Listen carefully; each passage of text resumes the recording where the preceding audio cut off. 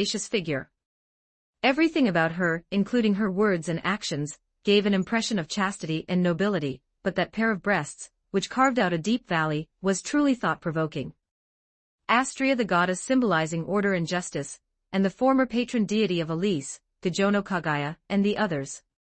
She was an existence who would be called Mama by a group of disgraceful male gods, and her outstanding beauty and temperament were often compared to goddess Artemis, who symbolized purity. By tomorrow afternoon at the latest, our great army should be able to enter Rio.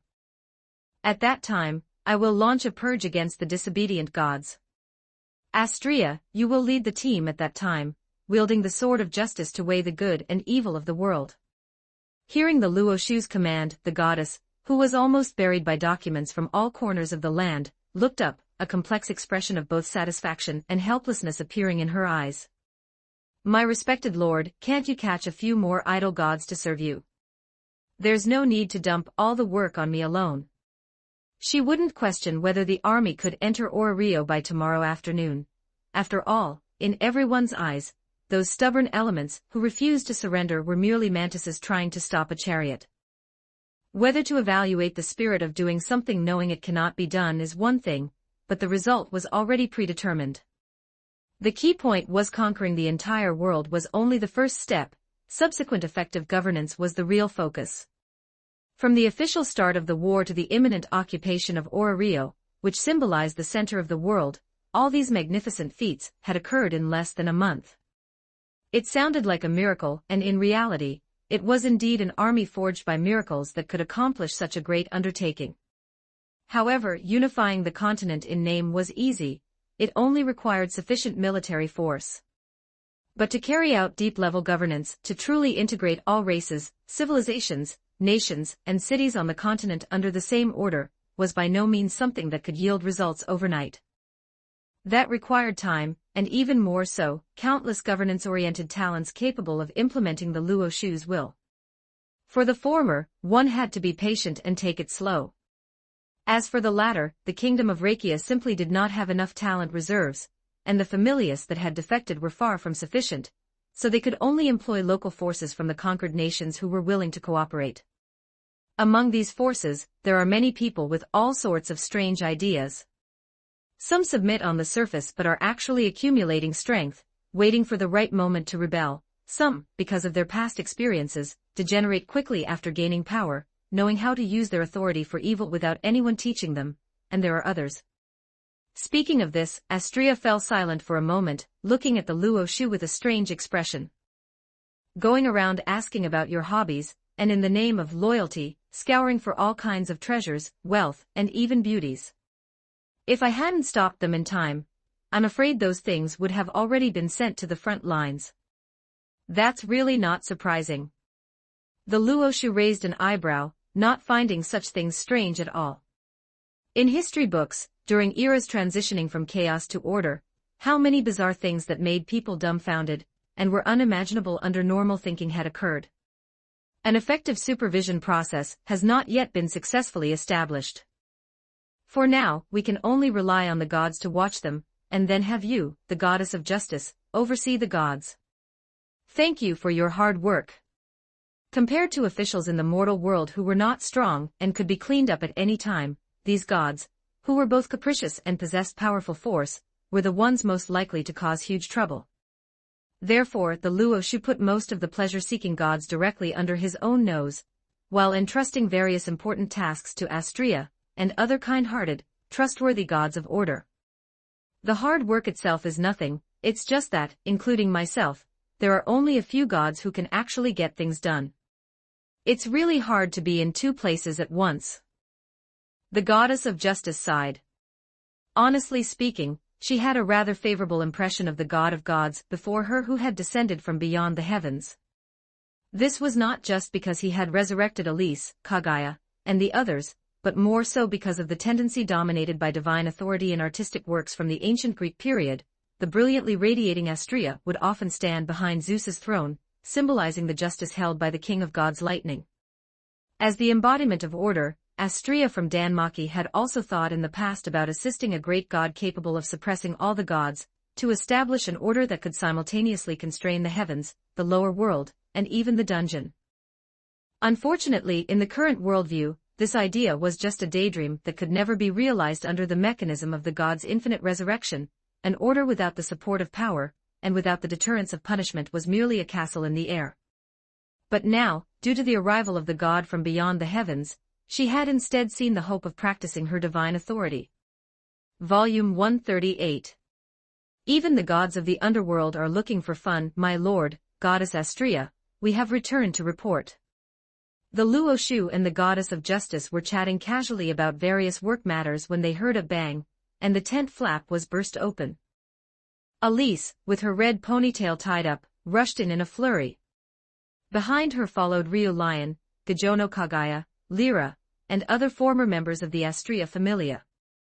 Everyone's armor was still stained with undried blood, and the air was filled with the mixed scent of rust and gunpowder smoke. Elise, you are too rude. Ryu Lion clenched her small fists, her knuckles turning pale from excessive force, but deep down, she quite enjoyed this familiar scene. It's back, everything from the past has really returned. It's good to be alive, being able to see everyone's familiar, active postures again. It doesn't matter even if we are no longer in the same familia after resurrection. Anyway, even Goddess Astrea has voluntarily submitted under the Luo Shu's command. They are still partners fighting together in the same camp. The captain is usually like this, but this time it's mainly because of confusion, right? The Jono Kagaya had changed into a black kimono, the red cherry blossoms embroidered on the hem soaked heavy with dark red bloodstains. The long sword at her waist had not yet been sheathed, and her face still exuded an aura of killing intent that had not yet dissipated. Reporting to the Luo Shu, the Far East region has been purged. Led by Amaterasu, including Konohana Sakuya-hime, a total of 12 gods have been sent back to the heavens.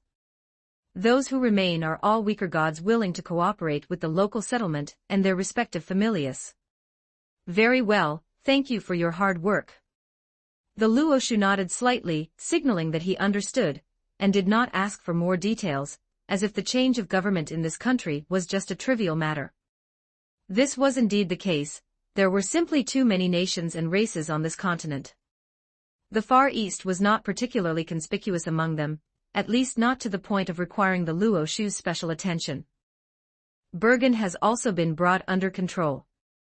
The Paolum Lyra spoke up next, her spirit appearing somewhat trance-like, causing her voice to sound as hoarse as glass scraping against rust. At the Luo Shu's request, we executed the heinous criminals inside, and the remaining personnel with minor crimes were exiled to the Bashi mountain range to mine, with special guards responsible for their hard labor reform. The city of criminals, Bergen, was the hometown of the Paolum Lyra. A place located in the east of the continent, which had the name of a city, but was actually a large prison for detaining cruel criminals, created by gods related to the underworld.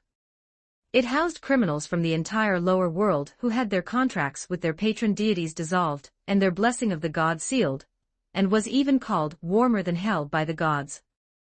If it were just that, a larger prison naturally wouldn't draw the attention of the Luo Shu. The key is that this place, called a prison, has essentially turned into a playground of sin where chaotic games are rampant. The gods in charge of guarding it, due to their own interests and hobbies, are trying to weave a so-called dystopia while observing the souls of the sinners. Seeking thrills, they deliberately bestow the blessing of the gods upon lawless villains, letting them form various factions to fight, and even secretly develop parts factories specifically for organ trafficking. The Paolum Lila was born in the toilet of this prison. Both parents were inmates there. After giving birth to her, her mother died without saying a word, and she was only discovered by the guards because of her crying. Then she was sent to the parts factory to be raised as spare goods. There were many other children like her inside, kept in crude, small cradles. Once an order came, they would be dismantled into parts and sold through back-channel routes to countries or individual magicians conducting human experiments and strange rituals. Letting criminals form factions to fight in prison, even allowing them to give birth to children, and then selling the prisoners and newborns as parts. In this world have even the death-type gods, who should be the most orderly, started abandoning their duties and recklessly seeking amusement. Glancing at Lila and the others, the Luoshu immediately knew what they had experienced in the last few days, and his voice involuntarily turned cold. Criminals must indeed be punished. But crimes of different degrees should be punished with appropriate measures according to the rules. Instead of ignoring the severity of the crimes and letting all inmates become playthings for the guarding gods. Not to mention that the lawless villains whom the gods find interesting are even granted the blessing of the gods, allowing them to live quite comfortably until they are defeated by opposing factions. It is simply too chaotic. Ahem, most death-type gods are actually still in heaven maintaining the reincarnation mechanism, and because gods are constantly descending to the lower world, many of them have to hold multiple posts. Astrea explained somewhat sheepishly on behalf of those colleagues who were still doing their duties. As for these underworld gods in the lower world, they all chose to be absent from work, so how can one expect them to be mentally normal? By the way, although Astrea herself is one of the gods in the lower world, in mythology, she was originally the goddess who held the scales to weigh good and evil in the human world, and was sent to the mortal realm to maintain justice. Therefore, even after descending to the lower world, it didn't hinder her from continuing to fulfill her duties. The key point is that there is absolutely no place for justice to be practiced in heaven anyway. It seems that because of infinite resurrection, even the death-type gods themselves have lost respect for the cycle of life and death. The Luoshu's tone was cold, and his expression showed no indication of his thoughts, but Astrea vaguely felt that the future life of the gods might become much more exciting. Well, this is a good thing. Since descending to the lower world, the goddess of justice had seen too many tragedies caused by the capriciousness of the gods. She had thought about intervening, but her status was low and her words carried little weight, so often she was helpless and could only silently cultivate adventurers with a sense of justice like Elise and Ryu Lion, hoping that after the Astrea Familia grew, she could let justice become stars in the sky to shine upon the world and drive away the darkness. And then the goddess welcomed the total annihilation of the Astrea Familia in sorrow. She didn't know what to say. But perhaps as early as the beginning of the Astrea Familia, when she saw those children embarking on the path of fighting evil and maintaining order with enthusiasm, she had already foreseen this scene. The emblem of the Justice Familia is the sword of justice and wings, which is to say in layman's terms only those who hold the ideals and the power to live to the end are qualified to speak of justice. Once she could only entrust the dream of maintaining justice to these young children. But now the times have changed. The Luoshu capable of building the supreme order has appeared, and for the first time, Astrea felt that the future she was seeking was so within reach. Volume 139. Sacrilegious Thoughts, Night Raid on Orario. My lord, after fighting this battle and achieving the unification of the lower world, will everyone be able to live a good life? After the companions present finished reporting their work, Elise spoke up suddenly, her voice sounding very confused. The young girl hung her head, her flame-like hair tips drooping like phoenix feathers soaked in a downpour. When they were adventuring in the dungeon together before, she had guessed from Gajono Kagaya and Lila's occasional remarks that the two might have had a quite tragic past. But because they didn't like to talk about their past as companions, she naturally wouldn't pick at such scars, so she didn't know the details. It wasn't until she followed them to the Far East Island country, and the city of sinners this time, that she realized she had been too naive in the past. What does it mean to have to constantly ingest poison from birth, and only be qualified to survive if you turn your body into a poison vessel?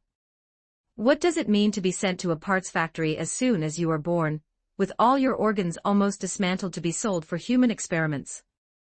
When she learned about the past experiences of her two companions, Elise really felt like she was going to explode, and she slashed at countless sinners along the way without mercy before she could barely regain her sanity. Later, the members of the Astrea Familia joined forces with the security forces to cleanse the parts of these places exposed to the sunlight, and only after seeing them look much cleaner, did they return to report their mission with full of resentment. Now Elise completely agreed with the idea of her lord plowing through the various countries and thoroughly integrating the entire lower world. If one didn't overturn each kingdom, who would have thought that so many tragic and inhumane tragedies could happen in those dark corners? But what will happen after the unification of the mortal world? Because no one in the history of the lower world had ever created such a great achievement, not just Elise, but basically everyone involved had more or less felt confused. To this, the response of the Luo Shu was simply, let's just wait and see. How the future turns out is ultimately up to you to create, but in any case, it won't be worse than it is now, will it? From the perspective of ordinary people's living standards, this world is still too backward. The Luo Shu felt that no matter how he messed around, the new era would definitely be more advanced and prosperous than the old one after all. He was a god above gods, and the only thing he cared about was the world itself. No matter what, he wouldn't go to snatch the meager pittance in the hands of mortals. It's just that everything has only just begun, and it's meaningless to paint a big picture for a few little girls. They don't have the billions of years of experience like gods, where they can know the ending just by seeing the beginning. The barrier of knowledge is still very difficult to deal with, even between parents and children. There will be a generation gap due to the development of the times, let alone between gods and humans, and between different worlds and different civilizations. Therefore, at this stage, you only need to place your trust in me, then earnestly execute orders, and strive to make the world before you better. As for the rest, it's useless to think too much.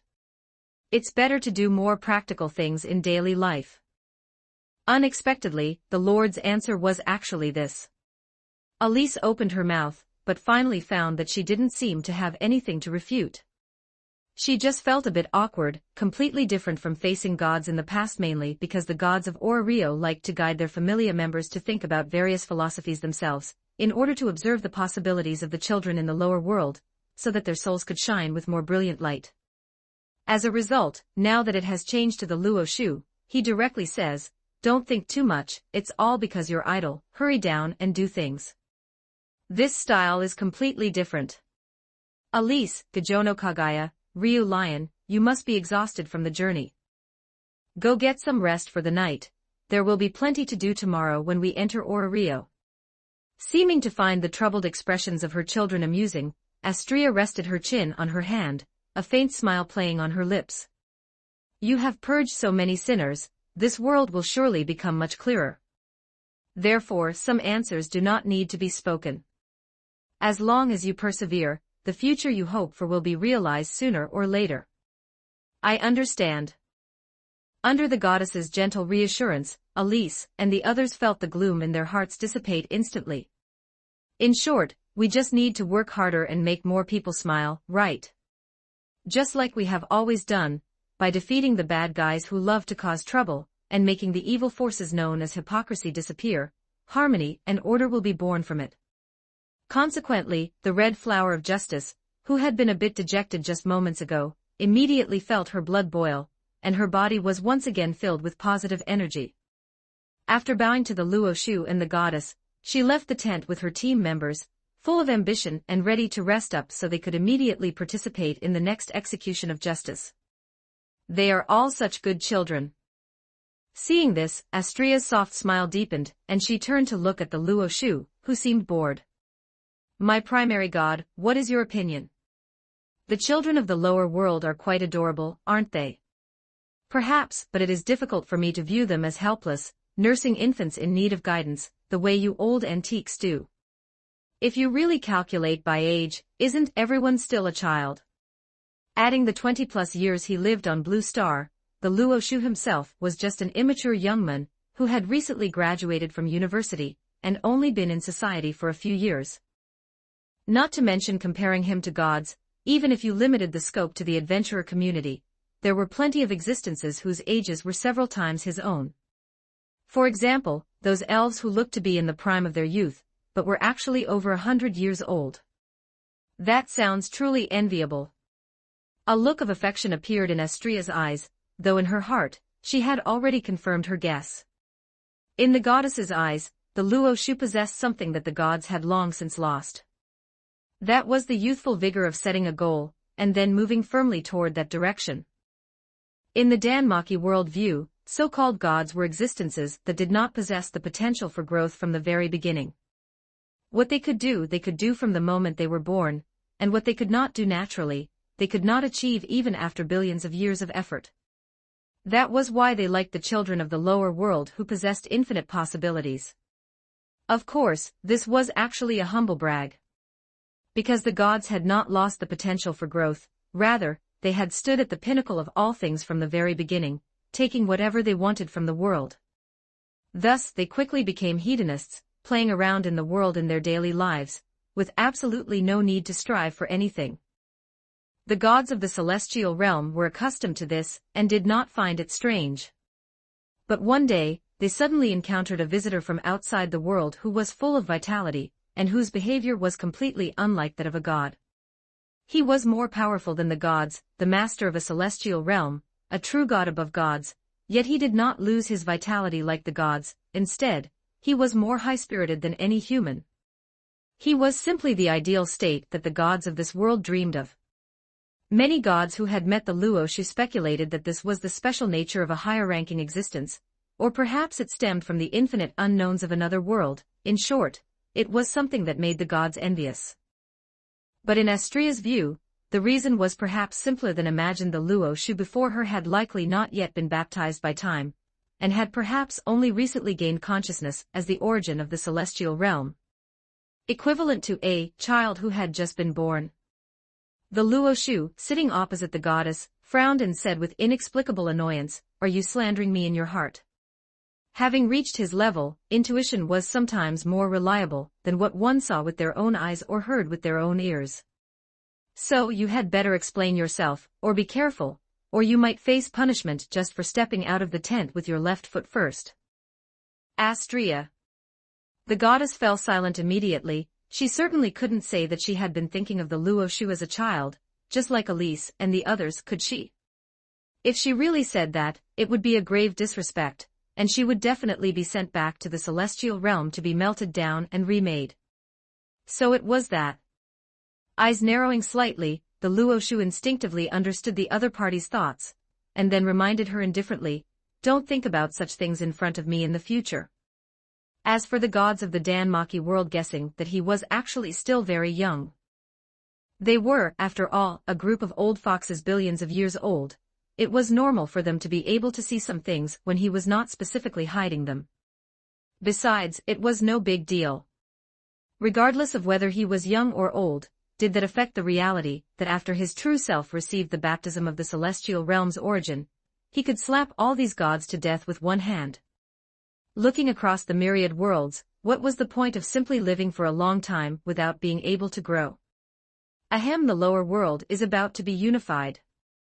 I wonder what arrangements the primary god has for the upcoming system.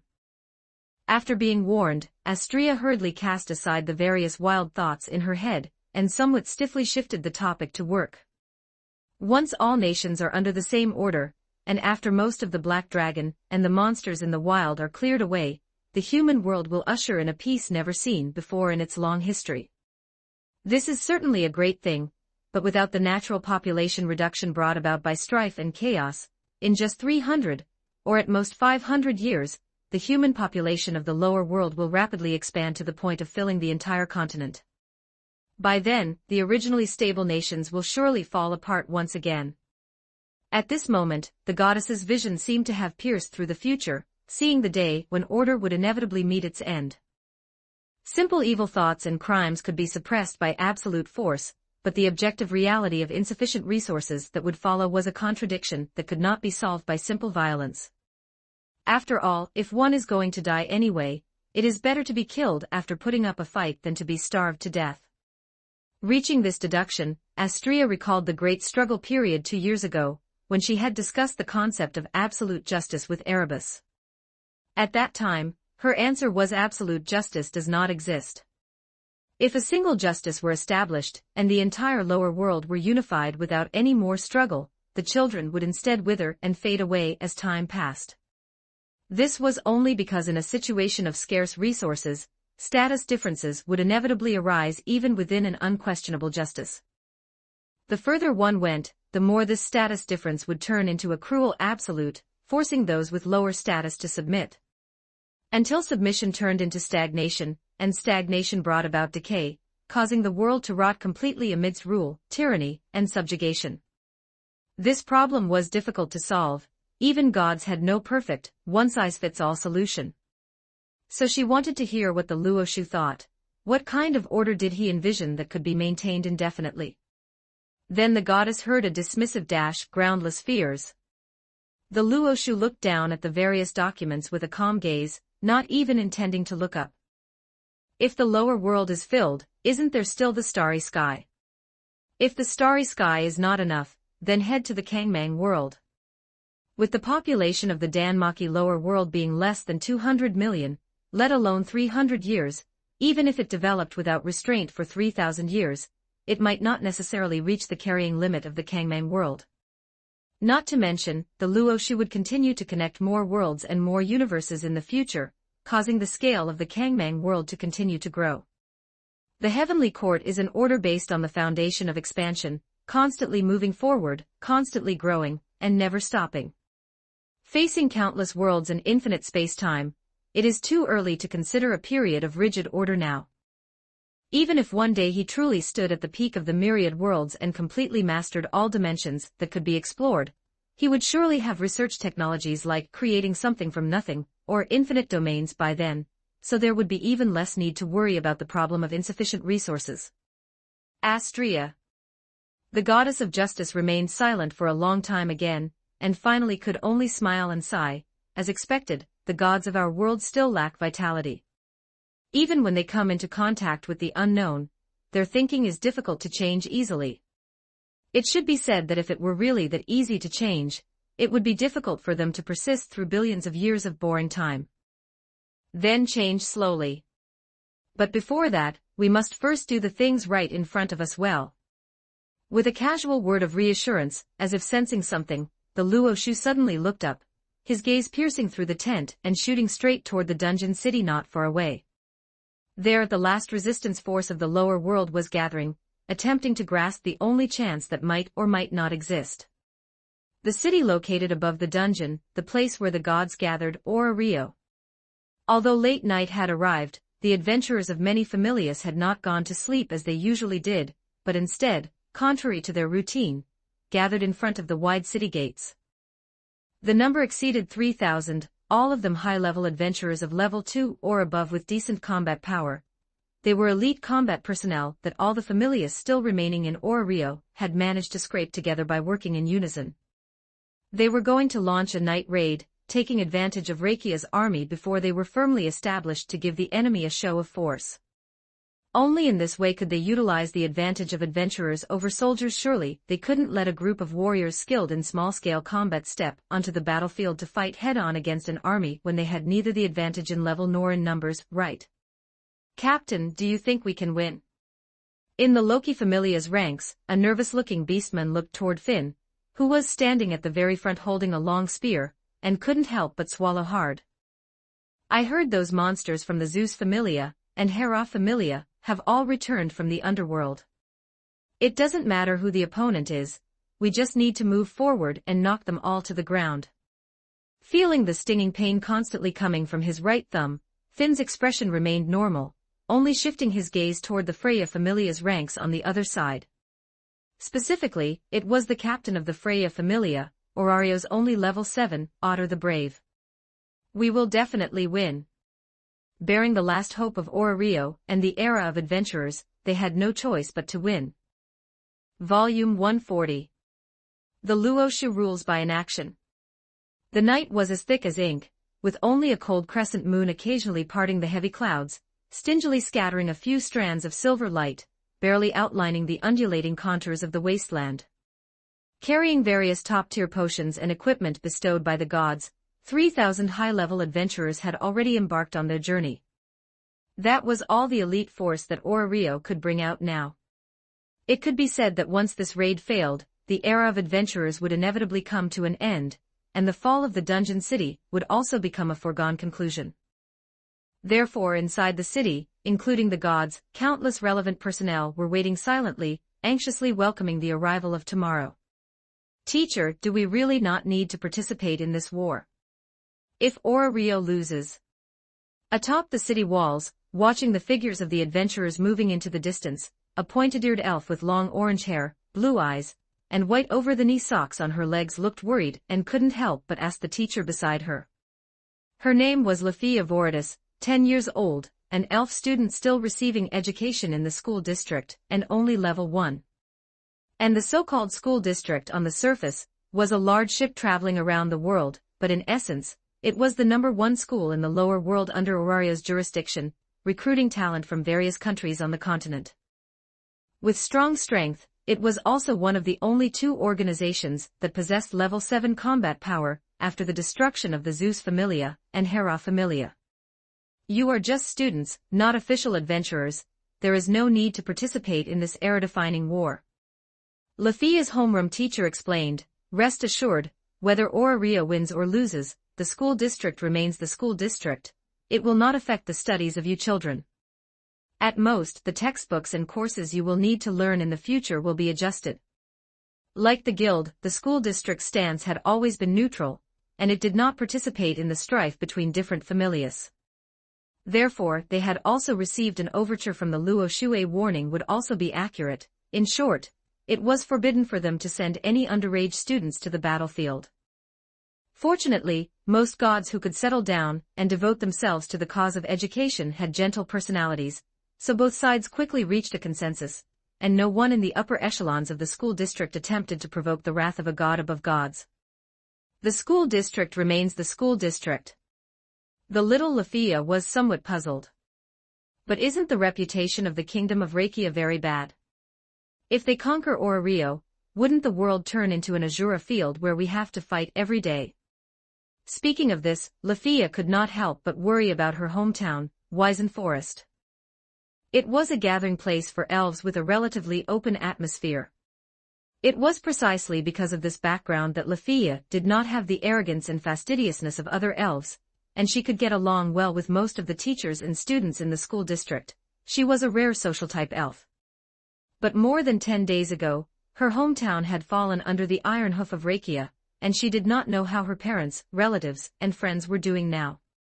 If it were the original Rakia, it would absolutely not have the ability to sweep across the nations of the continent. The new Luo Shu who has descended is the key. Rest assured, this change of eras should be considered a good thing for most people in the lower world. A glimmer of light flashed in the eyes of Lafia's homeroom teacher. As an adventurer who had received the blessing of the gods, there were some things that were not convenient for him to say out loud. But it could be expected that the era was indeed constantly moving forward. Just like the heroic age that was eliminated by the adventurer era. Even after 1,000 years of development, the adventurer community had still not produced a top-tier combat force comparable to the strongest heroes of ancient times. But the blessing system, relying on its stronger universality, was able to continuously cultivate fresh blood, directly kicking the hero system, which required the assistance of spirits, into the dustbin of history. Now, the spiritual energy system displayed by the other side was the same principle, and even more terrifying. Because they didn't even need the blessing of a god, they only needed to comprehend the knowledge known as cultivation techniques, and combined with sufficient resources and time, ordinary people could rely on self-training to obtain great power comparable to, or even exceeding, that of adventurers. This universality was countless times stronger than the blessing of the gods. Looking at just this, many class instructors and teachers in the school district felt that the new system was indeed suitable for the people of the lower realm. After all, whether it's initiation, renewal, leveling up, or changing affiliations, the blessing of the gods is restricted by the gods. Once a god returns to the celestial realm, an adventurer's power is sealed, and a lifetime of effort is wiped out instantly. To put it bluntly, this is a restriction intentionally set by the gods who seal their divine power so that mortals can support them, allowing them to have fun in the lower realm. Of course, the blessing itself is an explicit form of contract, and the relationship between a deity and an adventurer is mutual consent, but having one less shackle overhead is always a good thing. The key is that the number of gods is too small. Most people in the lower realm don't even have the opportunity to be restricted. In fact, this is also the reason why a significant portion of the gods in Aurario specifically pushed for this night raid. They are trying to demonstrate the superiority of the adventurer system to Luo Shu, in order to maintain the influence of the blessing of the gods. Even if they can't maintain the dominant position as they did in the past, they at least want to stand on equal footing with the new system. Do you think those guys' ideas will succeed? In the center of Aurario, at the top of Babel, Freya silently watched her familia's children step onto the battlefield, and suddenly asked Loki, who she had invited over, "Don't you think it's too stupid to try to use political maneuvering to restrain a god above gods who can flip the chessboard at any moment?" What else could they do? The god of fools spread her hands with a give-up attitude. They can't win in a fight. Besides showing off their capabilities and striving for better terms, do you really think those guys would be willing to just surrender without a fight? It is inevitable that Emperor Juntian will take control of this world. This is a reality that has been apparent to everyone since Luo Shu swept through the celestial realm. It's helpless, but the gods have been divided and wooed, unable to unite, and they can't even play their final trump card of resistance, so there is absolutely no way out. What they can do next is nothing more than finding their own place in the upcoming new order, leaving aside those lucky bastards in Rakia. Those who were easy to negotiate with have already defected. As for those remaining, aside from the power holders of Rio like Loki and Freya, there are only some who are overly greedy or harbor sinister intentions. It's easy to understand the members of Evolus hiding among them. These gods who love chaos and despair certainly don't want order to prevail. There is another group that is used to doing whatever they want and doesn't want someone in charge over their heads, so they are trying to strive for more favorable conditions at the very least. The blessing system shouldn't be kicked to the curb.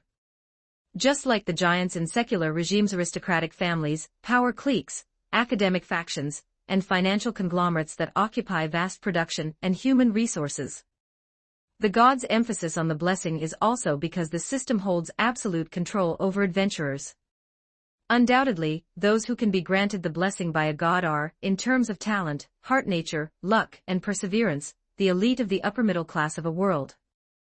Therefore, the blessing of the gods, when placed within a regime, holds a control over talent that is countless times more terrifying than so-called protégés and subordinates. If they can find a way to maintain its mainstream status, then the holy heavenly emperor would rule by doing nothing. That's a beautiful thought. It almost makes me want to waver. Loki curled her lips, the look in her eyes clearly mocking a group of idiots who didn't know whether to live or die. Their fists aren't as big, yet they engage in these calculations. Aren't they afraid the other side will just flip the chessboard and throw it right at their heads? After all, that person's intention is also to let the legion he painstakingly built clash with the adventurers of Rio, serving as the final coda to the unification of the lower realm. Freya blinked her beautiful eyes, a faint smile appearing on the corners of her lips. If they have consumed so many resources only to be defeated by a group of adventurers, then Luo Shu would have to consider abandoning his current approach and redesigning the celestial soldier path from scratch. It is precisely because the Emperor's attitude is laid out there that some gods think this is a good opportunity. After all, they could consider this as gauging the superior's intentions, testing the strength of the army outside the city by imperial decree, isn't that right? Let me see just how many surprises this unknown from another realm can bring to this world. With a wave of her hand, a mirror of the gods displaying the vast plains over a dozen kilometers away slowly appeared before the beauty goddess's eyes. But the next moment, not only she, but all the humans and gods remaining in Rio involuntarily stood up and looked up at the sky. What exactly is this? Volume 141. Instant suppression. They were only 5 kilometers away from the enemy army. 3,000 adventurers from Rio lay in the withered grass, carrying various gear to conceal their tracks. As they moved, even the slightest disturbance was smoothed over, like a group of ghostly apparitions drifting away from the mortal world. Findame, this short commander, hailed by the gods as the brave, was crouching at the very front of the team, his right hand spread open with his palm facing down, signaling everyone to lower their breathing. A little closer, the captain of the Loki Familia transmitted instructions with the help of an adventurer's magic, 4.5 kilometers, 4 kilometers. Remember, we have only one goal: create chaos and destroy the enemy's resource reserves in the process. Once the army reacts, retreat immediately. You must not get entangled. Compared to an organization like a legion, adventurers are better at small-scale group combat. To win this war, they must maintain a high degree of initiative and flexibility, using guerrilla warfare as their primary tactic to constantly harass the enemy unexpectedly. Considering this, Finn's hawk-like gaze swept over the tense faces, finally landing on Otter, who stood beside him as massive as a mountain. The secret to war is to use strength to bully the weak. Those cases of victory against the odds of the few defeating the many are essentially just forming a situation where the strong suppress the weak at a certain aspect of the battlefield, then accumulating advantages point by point until the trend of strength and weakness is completely reversed. From this perspective, Rio might not lack a chance of victory as long as they dispatch rank 6 and rank 7 elites to eliminate the enemy's middle and upper-level commanders, who only have rank 5 and rank 6 combat power. With the highest efficiency, the 600,000 troops in front of them would immediately come to a standstill. At that point, even if the rank 7, rank 8, and even rank 9 members of the Hera Familia and Zeus Familia react and defeat them by casting aside the Legion, the victors would still be the adventurers. That's right, Finn never thought about relying on Orario's meager strength to defeat those legends who returned from the underworld. That is simply unrealistic. His goal has always been to find a way to shatter the command structure of this army, thereby proving the overwhelming superiority of the adventurer system. As long as the soldiers who make up the vast majority of the base can be rendered useless, and the significance of the Legion's existence disappears, they will have succeeded. I will open the path in the front. Facing Finn's gaze, Orario's ultimate weapon, Otter, only nodded calmly, gripping his weapon tightly with his right hand, adjusting his state to the best moment it had ever been. He knew the terror of those monsters from the Hera Familia and Zeus Familia. In the past, he had challenged the two great familias during their peak era time and again, and every single time, the result was a natural defeat. Even at the end of the Great Conflict, when he finally defeated Zard, it was only because the other party was willing to become a stepping stone for the new era, enduring pain and seeking death voluntarily. But there won't be such a good opportunity now. Undoubtedly, what follows will be an unprecedented fierce battle. Thus, with complex emotions, the two leaders of the adventurers led their team forward in silence. The distance quietly shortened in the darkness, and the outline of the camp gradually became clear in their field of vision. Not far away, huge tents rolled and undulated like a black mountain range crouching on the ground, with dots of bonfires and the figures of patrol soldiers swaying on the edge of the light halos. The enemy didn't seem to notice, was victory within reach. However, just as they crossed a low ridge, and were less than 3 kilometers away from that vast camp, a sudden change occurred. Without any warning, the thin clouds that had been flowing peacefully across the sky were suddenly stirred by an invisible giant hand, accelerating and swirling violently. Deep within the clouds, it wasn't the gray darkness brewing thunder, but a heart-palpitating, almost eerie dark golden luster that began to flow and gather. It didn't bring the roaring winds like a storm, instead, a deeper, more thorough silence descended. In an instant, in the perception of adventurers like Finn and Otter, the air became exceptionally viscous and heavy. Every breath they took felt like swallowing cold lead blocks. What is this thing? 3,000 adventurers felt their shoulders sink simultaneously, as if a mountain had been forcibly placed on their backs. The shield-bearers were confused and tried to look up, but their cervical vertebrae made a crisp crack sound, and they were pressed to the ground. Warriors wanted to draw their swords, but their fingers felt as if they were welded to the hilts, unable to move at all. Mages gritted their teeth, preparing to chant, but their vocal cords were forcibly choked, and their eyeballs bulged. Stop quickly. Seeing this, Finn shouted sharply, his voice slightly off-key due to extreme shock. He raised his hand abruptly, signaling everyone to freeze. But it was too late. That high-speed swirling dark golden cloud, as if possessing life and will, completed some kind of incredible transformation in an instant. It didn't issue any warning, but in a way that transcended vision, it captured and locked onto all 3,000 living auras below. An indescribable low hum exploded directly in the depths of everyone's soul. 3,000 adventurers, regardless of rank or experience, felt a huge, irresistible threat stemming from the instinct of life at this moment. Like ants watched by a primordial beast, their strength was instantly drained, and even the thought of resistance was hard to muster.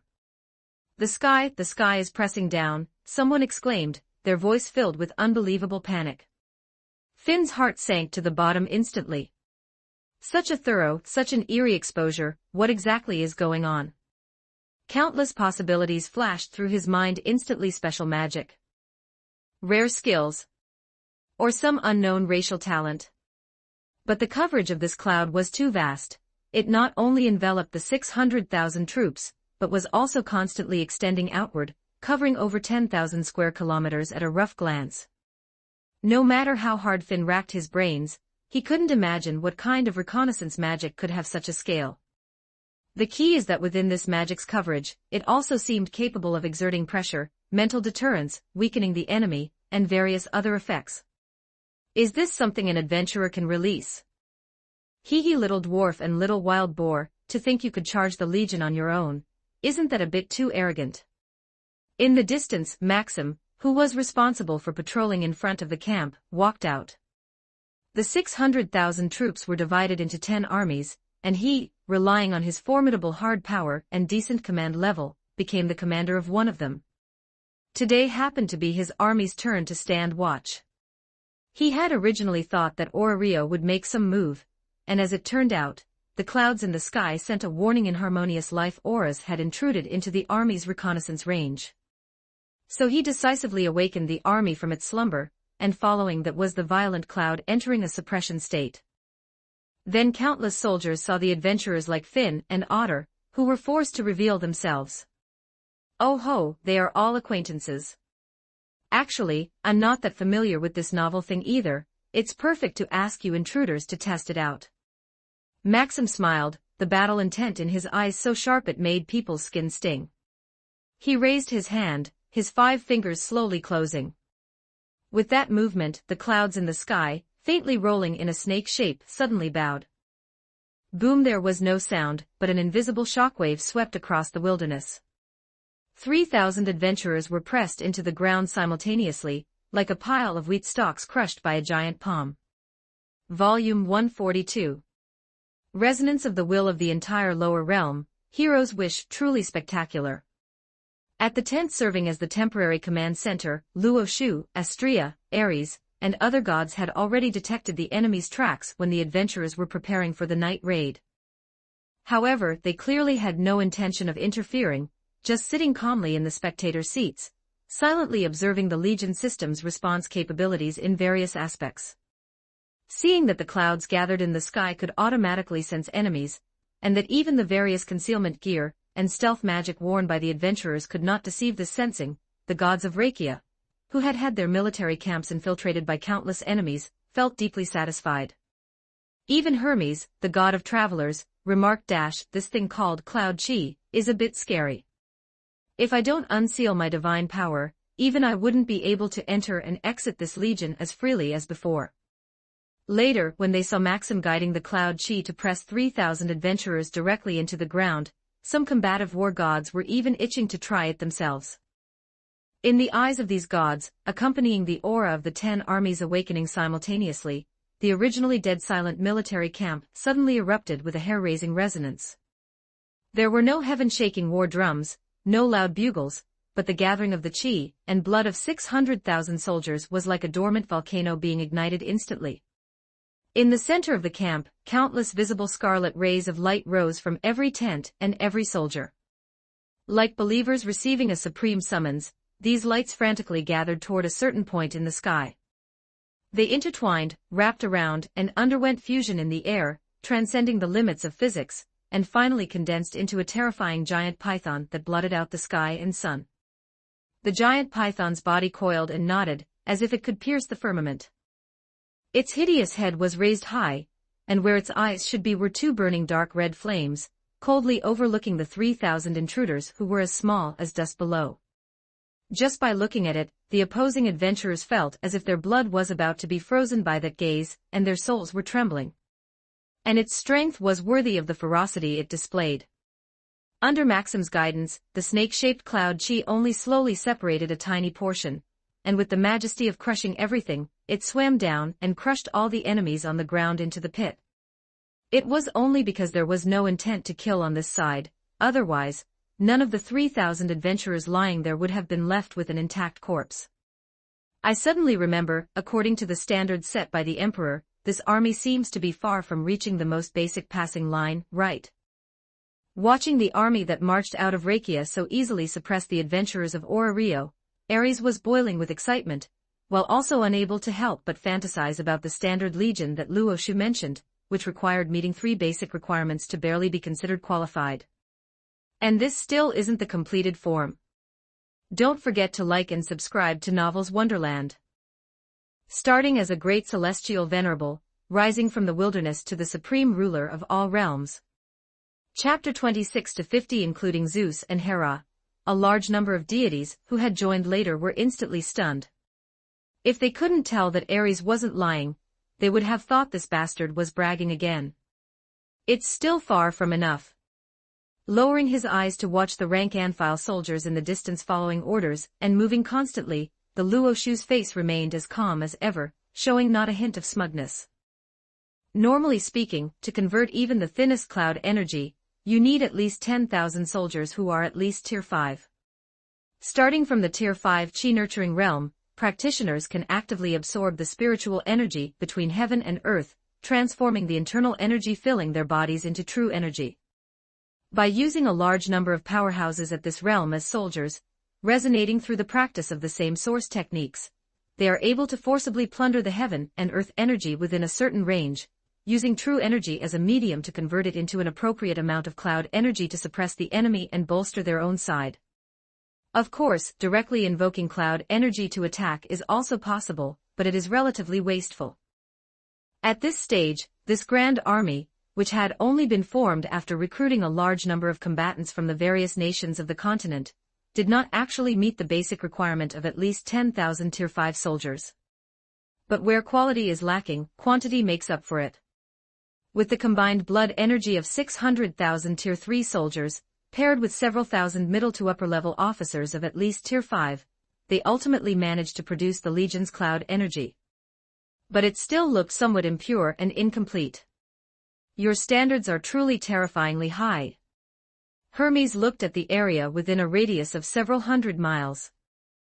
Wherever the cloud energy passed, the air was pushed aside, forming visible ripples that even deities possessing divine power could feel a slight suppression from. Without a doubt, in the eyes of the Danmaki deities, this thing was truly a bit overpowered if even its unfinished form was like this, once it fully met the 3 basic conditions and became a qualified legion in the eyes of the Luo Shu. Who exactly was it meant to deal with? Is it high? The Luo Shu asked back indifferently, clearly non-committal. To put it bluntly, the 600,000 soldiers before him were the concentrated essence of the entire lower world. If, after their potential was realized, they couldn't even deal with the most ordinary deity from the heavens, then they might as well all commit suicide and restart civilization. After all, the lower world is indeed inferior to the heavens, but in terms of sheer volume, crushing a single deity, or even a great deity is still easy.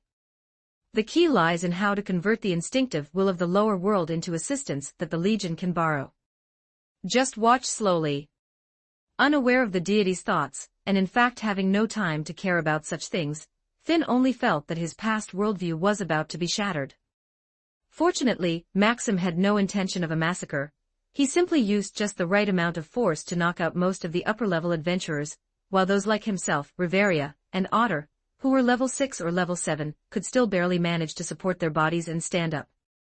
But looking at the combatants on the field who had become few and far between in an instant, even the brave could not help but feel lost. What should they do next? However, there were those who did not give up since reason had already declared defeat, then let instinct take over everything. Finn looked in astonishment at the final weapon of Rio, who had begun to swell beside him. At this moment, that robust body was like a piece of cast iron struck by lightning, every inch of muscle trembling. Accompanied by a roar that sounded like a wild boar and also like a war drum, the fierce pupils were completely drowned in blood red. Skill, War Boar Summoning. Can be activated at will, beastification, super high correction for all ability values. Each activation significantly reduces stamina and mental power. Skill, I fight, therefore I am, during battle continuation, temporarily possess the development ability healing. During battle continuation, temporarily possess the development ability spirit healing. During battle continuation, all learned development abilities are strengthened. The conditions for battle continuation change in proportion to ability values. An aura like that of a vicious beast ravaged the earth. The fierce, known by the gods as the final weapon, displayed an unprecedentedly powerful posture at this moment. That was the reason that established the Freya Familia as the king of Rio. Don't be impulsive. Watching helplessly as the beastified wild boar turned into a streak of black lightning, crashing toward the serpentine cloud energy that made all living beings bow their heads, Finn's expression changed instantly, and he shouted to stop him. But it was already too late. Boom. The violent collision he had anticipated did not occur. The moment the giant wild boar's charge, capable of splitting mountains and shattering stones, touched the dark golden cloud energy, that seemingly ethereal cloud wall displayed a texture tougher than adamantite. There was no earth-shattering explosion, only a dull, massive sound that made hearts stop. In the center of the cloud energy covering 10,000 square kilometers, an indentation of about 4 or 5 meters was struck, with ripples spreading across the surface, and even a faint, subtle crack appeared. But for just an instant, the crack healed as before, and the cloud wall itself did not even waver in the slightest. Conversely, looking at the beastified fierce, the momentum of his forward charge came to an abrupt halt. Then something even more terrifying happened. Otter's terrifying impact, capable of shattering a city, seemed to have collided with an infinitely massive wall of size. The tremendous countershock force surged wildly into his body along his tusks, skull, and neck. Dark red blood gushed out from Otter's 7 orifices like an out-of-control fountain. The berserk power on his body rapidly faded like a punctured balloon, his massive body lost balance in the air, fell heavily to the ground, and smashed a shallow pit. His whole person lay motionless, life or death unknown. Time seemed to freeze at this moment. Finn stood frozen in place, his outstretched hand still maintaining its original posture, his eyes reflecting the fallen figure of Orario's strongest and that towering, motionless blood-colored cloud wall, his lips trembling, but he could not make a sound. A cold chill rushed from the soles of his feet straight to his crown, instantly freezing all his hot blood, anger, and unwillingness. This was not the humiliation of defeat, but a deeper level of fear originating from the depths of the soul, bewilderment at unknown power, despair at absolute crushing. The levels, skills, and courage they had once been proud of were simply as fragile as children's toys in front of this eerie cloud wall. The era of the adventurer had completely ended. Realizing this reality, the brave closed his eyes in a daze, letting the spear in his hand fall to the ground. Strong is strong, weak is weak. Relying purely on compatibility and will, ultimately, only when the gap is not large can one grasp victory as a miracle from countless possibilities. Seeing that this crushing, which could not even be called a war, had come to an end, Emperor Juntian finally appeared with the gods. Right in the deathly silence and killing intent on the plains, a light, pure to the extreme, descended from the sky without warning. That light was not sunlight, nor moonlight, but a symbol of order, warm, holy, and containing infinite vitality. It poured down like a waterfall, and wherever it passed, the bloodiness and oppression in the air were instantly purified. Even the giant cloud python coiling above the legion seemed to be called, restraining its ferocity and becoming as gentle as a lamb. In the center of the light, a majestic figure, as if the co-lord of heaven and earth, stepped through the air. He was dressed in simple yet majestic black robes, his face handsome and compassionate, his eyes as if containing the birth and extinction of a heavenly realm. Behind him, faint yet equally majestic shadows stood side by side. Those were the gods who had unsealed their divine power, here to bear witness. The wind stopped, and there was silence within a radius of hundreds of kilometers. The Luoshu calmly watched the adventurers who had collectively fallen to the ground, lying in disarray, but he only glanced at them and passed over them. In fact, the adventurers who could rank at the forefront in Rio basically all had skills or magic that could be called cheating. But in front of the cloud energy gathered by the 600,000 regular troops, these things had no significance. Cheating also has big and small varieties. Facing the gap that could be called heaven and earth, the adventurers ultimately did not create a miracle, losing without suspense. My warriors. The Luoshu's voice was not loud, but it clearly entered the hearts of everyone present, whether it was the unconscious adventurers or the army standing in strict formation. Today, you have crushed the last pride of the old era with absolute power. His gaze swept over the 600,000 solemn soldiers below, that gaze carried appreciation and also expectation. The center of the world, Ora Rio, and the name of the strongest of the adventurer era, have all fallen at your feet. From today on, you are the new strongest of the lower world. The moment the words fell, 600,000 hearts skipped a beat simultaneously. 1 second later, the entire army's heartbeats synchronized again, but they were louder and heavier than before, like war drums made of Kuei oxhide struck by celestial gods. Naturally, after defeating the remnants of the old era, as the pioneers of the new era, you should also take over the responsibilities in their hands and do better than them. The Luoshu raised his right hand, palm upward, an invisible radiance illuminated the night, guiding the minds of all the warriors present, letting them recall the past and face the visions they had once made but were forced to abandon under the blows of cruel reality. The world longs for the arrival of heroes. Even if the Luoshu did not speak these words out loud, all the soldiers and officers still subconsciously understood this point. That was the last remaining item among the 3 great adventurer quests, and also the sorrowful wish of all the people of the lower world to eliminate the one-eyed black dragon. This black dragon walked out of the dungeon, and had been ravaging this land for thousands of years, even being called the living end, and people all hoped to be able to subjugate it. This was precisely the mission the adventurers bore, and also the expectation of the various nations of the continent, and all the people of the lower world toward the many familiars of Ora Rio.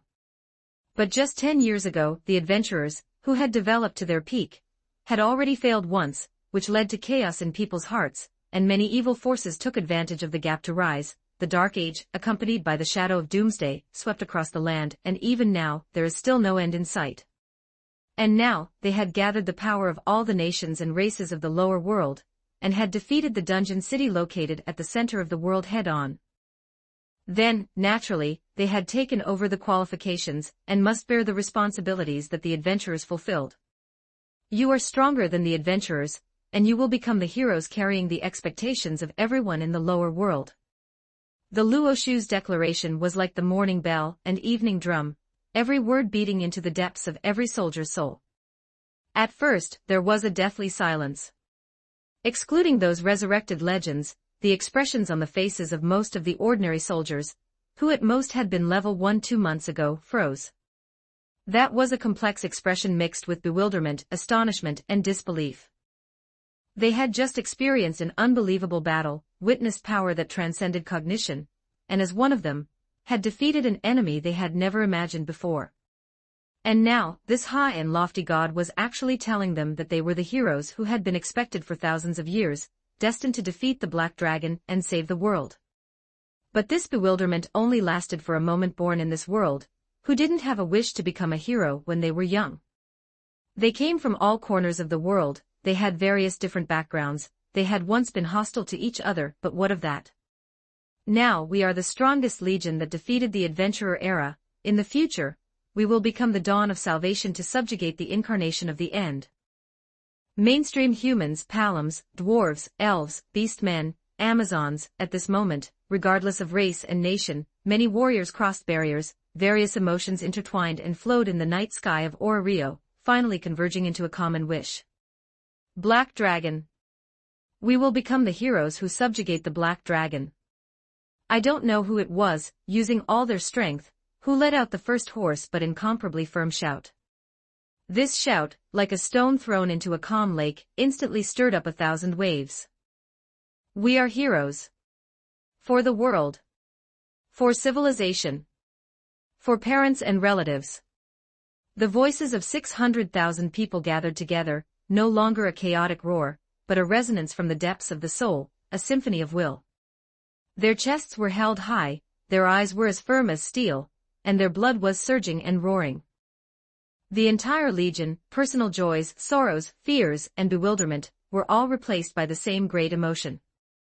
The next moment, under this unprecedented resonance of will, a miracle happened with the Luoshu as the center.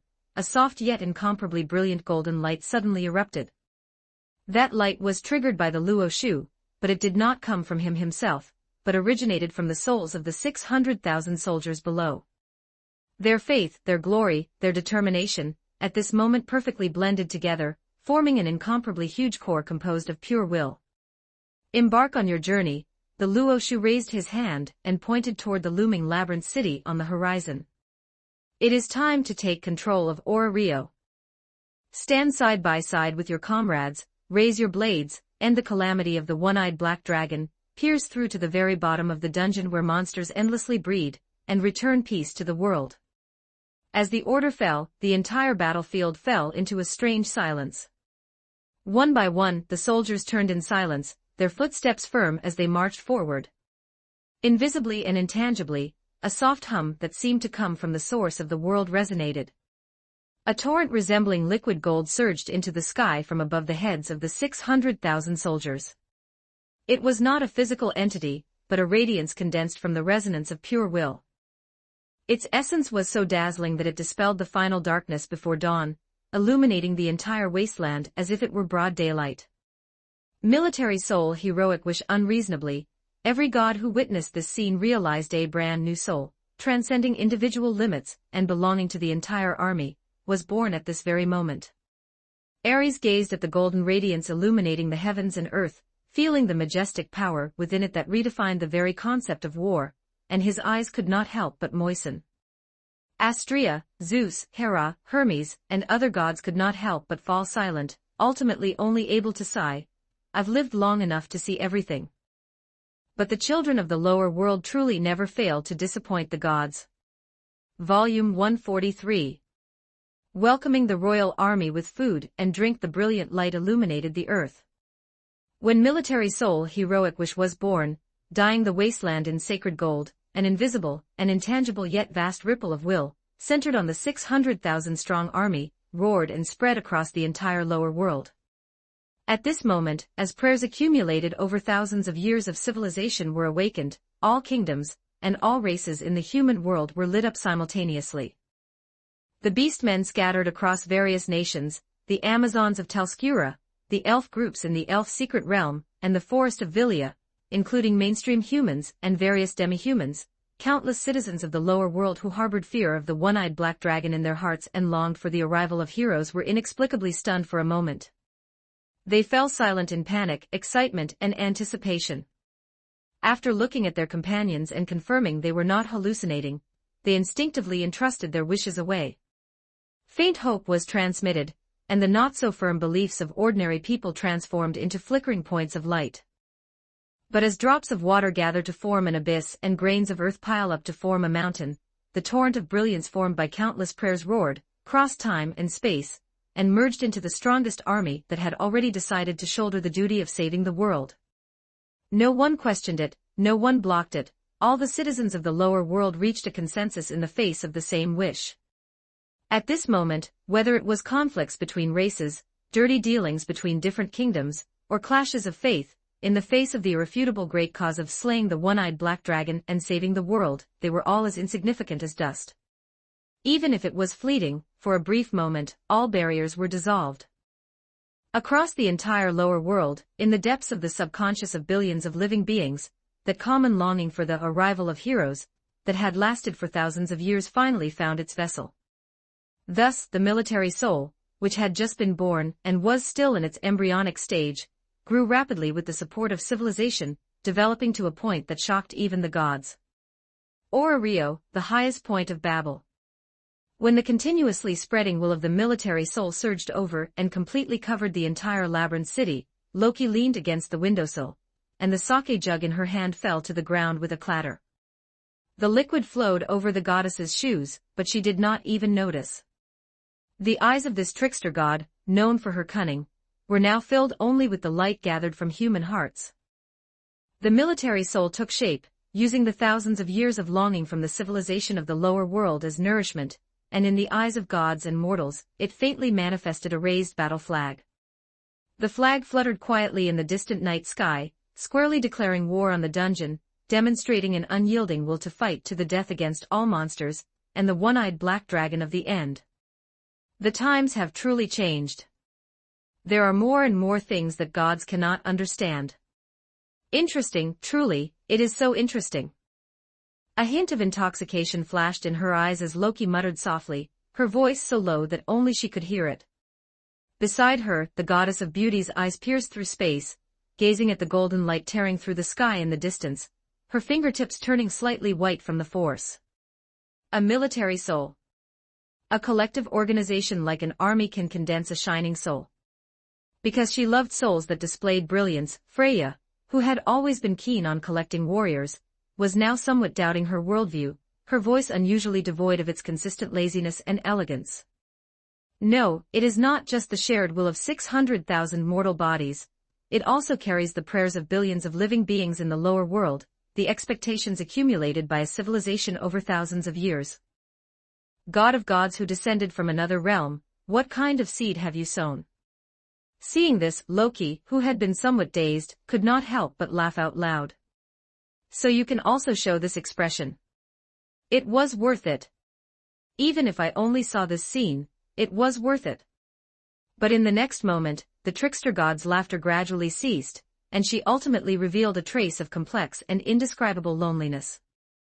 I never thought that the children of the lower world could grow to this point. It seems the games of the old days are truly coming to an end. Freya remained silent. She raised her hand, attempting to catch a wisp of the military soul's radiance with her fingertips, but saw that the invisible will swirled around her fingertips, and in the end, it actually forcibly repelled the goddess's unsealed divine power. The goddess lowered her eyes, a helpless yet relieved curve forming on her lips. The times have already changed. She repeated softly the statement that had been appearing in the mouths of the gods ever since that one descended, making no more futile efforts.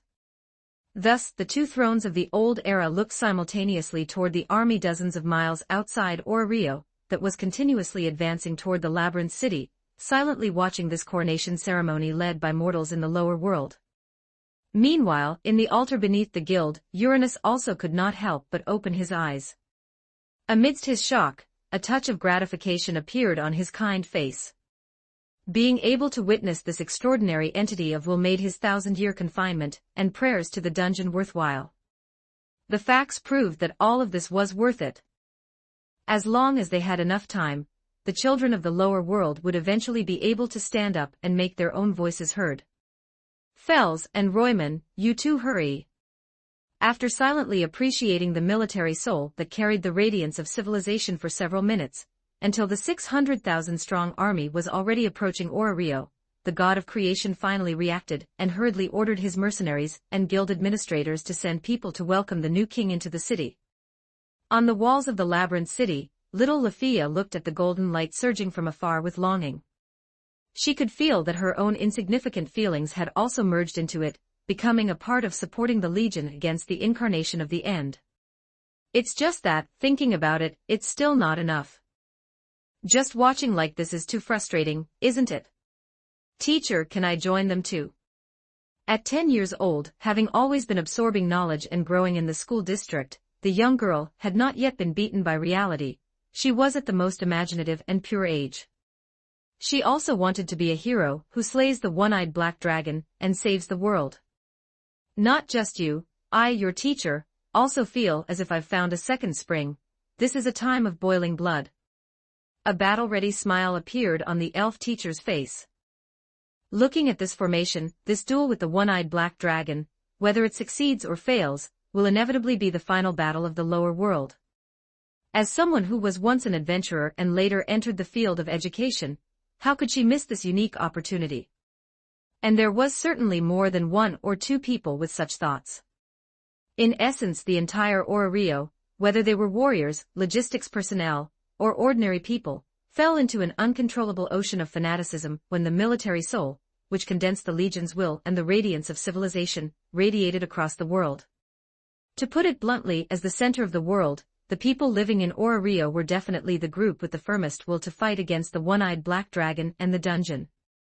It was only because they had been influenced from a young age that they instinctively recognized their mission to slay the end and save the world. Who else but them? Now, this mission had been taken over by someone even stronger than the adventurers who had been defeated.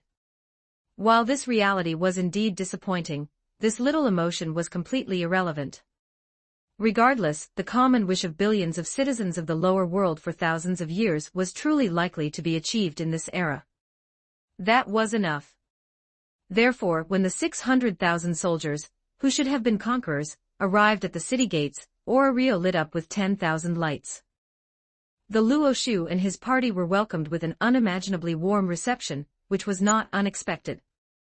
The so-called welcoming the royal army with food and drink was probably just like this, and even that was far from enough to describe it. Volume 144. Starting the Great Purge, Philvis's release as the Legion took control of Rio, the lower world finally ushered in an unprecedented unification. Then, the Luo Shu immediately issued his first order in this labyrinth city, known as the center of the world: eliminate the filth, and clean the house. Thus, all members of the evils, whether mortal or god, were out of luck. The next few days were filled with swords and shadows in endless bloodshed. The base of the Dionysus Familia. The elf girl titled White Witch, upon seeing the familiar figure walking in, immediately knelt on the ground in a breakdown. How is this possible? You are still alive. You are Philvis Chalia. You have come back to life. Ha ha ha, then who am I? Am I merely a joke, a monster? Standing with a sword before her was also a pure elf girl. Her facial features need not be described, and her jewel-like crimson eyes and fair skin complemented each other perfectly. Including the short cloak on her body, her attire was entirely based on pure white, and she exposed very little. A long collar covered her entire neck, clearly reflecting the elf race's fastidiousness about not liking to expose skin. Her jet-black hair, reaching to her waist, was straight and smooth, and paired with that clean white clothing, it even reminded one of a shrine maiden. That's right, with the exact same face as the White Witch, it was indeed the resurrected Philvis Chalia. 1 year ago, Orario's evils committed suicide on the 27th floor of the dungeon, triggering a large-scale monster rampage, and creating the tragedy known as the 27th floor nightmare. At that time, Philvis rushed to the 27th floor with her Familia seniors, attempting to save the adventurers, but encountered the incarnation of a corrupted spirit on the way. Facing a formidable enemy, the elf girl chose to stand up and fight, and then, unsurprisingly, was countered and killed in the dungeon. But this was not the end of the story. After Philvis died, the corrupted spirit implanted a magic stone into her corpse, modified it, and finally made her resurrect in a state similar to a monster. In reality, the true elf girl had already completely died, and her soul had been led to the celestial realm. The so-called resurrected Philvis was just a monster with the memories of the elf girl before her death, equivalent to a corpse gaining consciousness. Later, Philvis, possessing the memories and various habits from before her death, felt despair after discovering she had become a monster and repeatedly attempted suicide, but failed each time, and could only wander back to her Familia alone. However, the nightmare did not end there.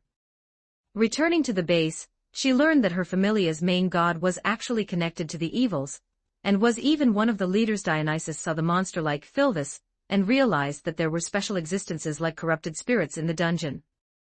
So he used his identity as a main god to bewitch his Familia member, who had lost the will to live, and she accepted his point of view: destroy the labyrinth city, let the corrupted spirit rule the surface, turn all other humans into existences like you, and in the overturned world, you can become an affirmed existence. At this stage, in order to achieve his goal of destroying Rio, Dionysus had just made contact with the underground forces controlled by the corrupted spirit through Philvis, not long ago. He was just preparing to arrange for the remnants of the evils and the underground forces to join hands after the two sides reached an agreement, but he did not expect that before anyone could react, the entire lower world would change its face, and the Luo Shu who descended from another realm would directly conquer all cities, including Rio. At this juncture, the struggle between the evils and the forces of justice lost its meaning, and all of Dionysus's layouts became garbage on the side of the road, kicked into the trash heap with a clean and decisive kick. But for Philvis, there could be no situation more ironic than this. In the world the team was wiped out in the dungeon, she was transformed into a monster by her enemy, and after returning to the Familia base to seek guidance from her main god, she found that the other party was actually the world's greatest terrorist. She thought this was the bottom, but just as the elf girl had accepted the main god's bewitchment with a dead heart, and had not yet fallen into darkness, she suddenly found that the entire world had been forcibly unified under a deus ex machina. Thus, the radiance shone on the earth, darkness had nowhere to hide, and the Dionysus familia naturally ushered in a reckoning. Why was the person who came to give her relief her? Am I just a fake born from a corpse, a pure monster? You are the true Philvis Chalia, the real white witch, the existence that has never been defiled by corruption, right? The girl with the sword before her was speechless. Facing another herself who was born from her own corpse and possessed all her memories, she did not know how to comfort the other party. I'm sorry, if I could have been stronger and not died there without authorization, you wouldn't have had to experience this kind of hell. Yes, she had already learned from the Luo Shu about all the experiences of Philvis since her birth a year ago. At this moment, besides awkwardness and anger, her heart felt even more pity and tenderness for the other self in front of her. No one understood Philvis better than herself. So she could fully imagine how desperate the other self, who possessed all her memories, must have been over the past year to have given up on herself and accepted Dionysus's fallen concepts. Thinking of this, the real Philvis's eyes suddenly erupted with infinite murderous intent in her previous life. She had not realized the true face of her familia's main god, letting the other self endure the betrayal of the last person she trusted in the world in a helpless state where her teammates were wiped out, and she was transformed into a monster. Only that person, absolutely unforgivable.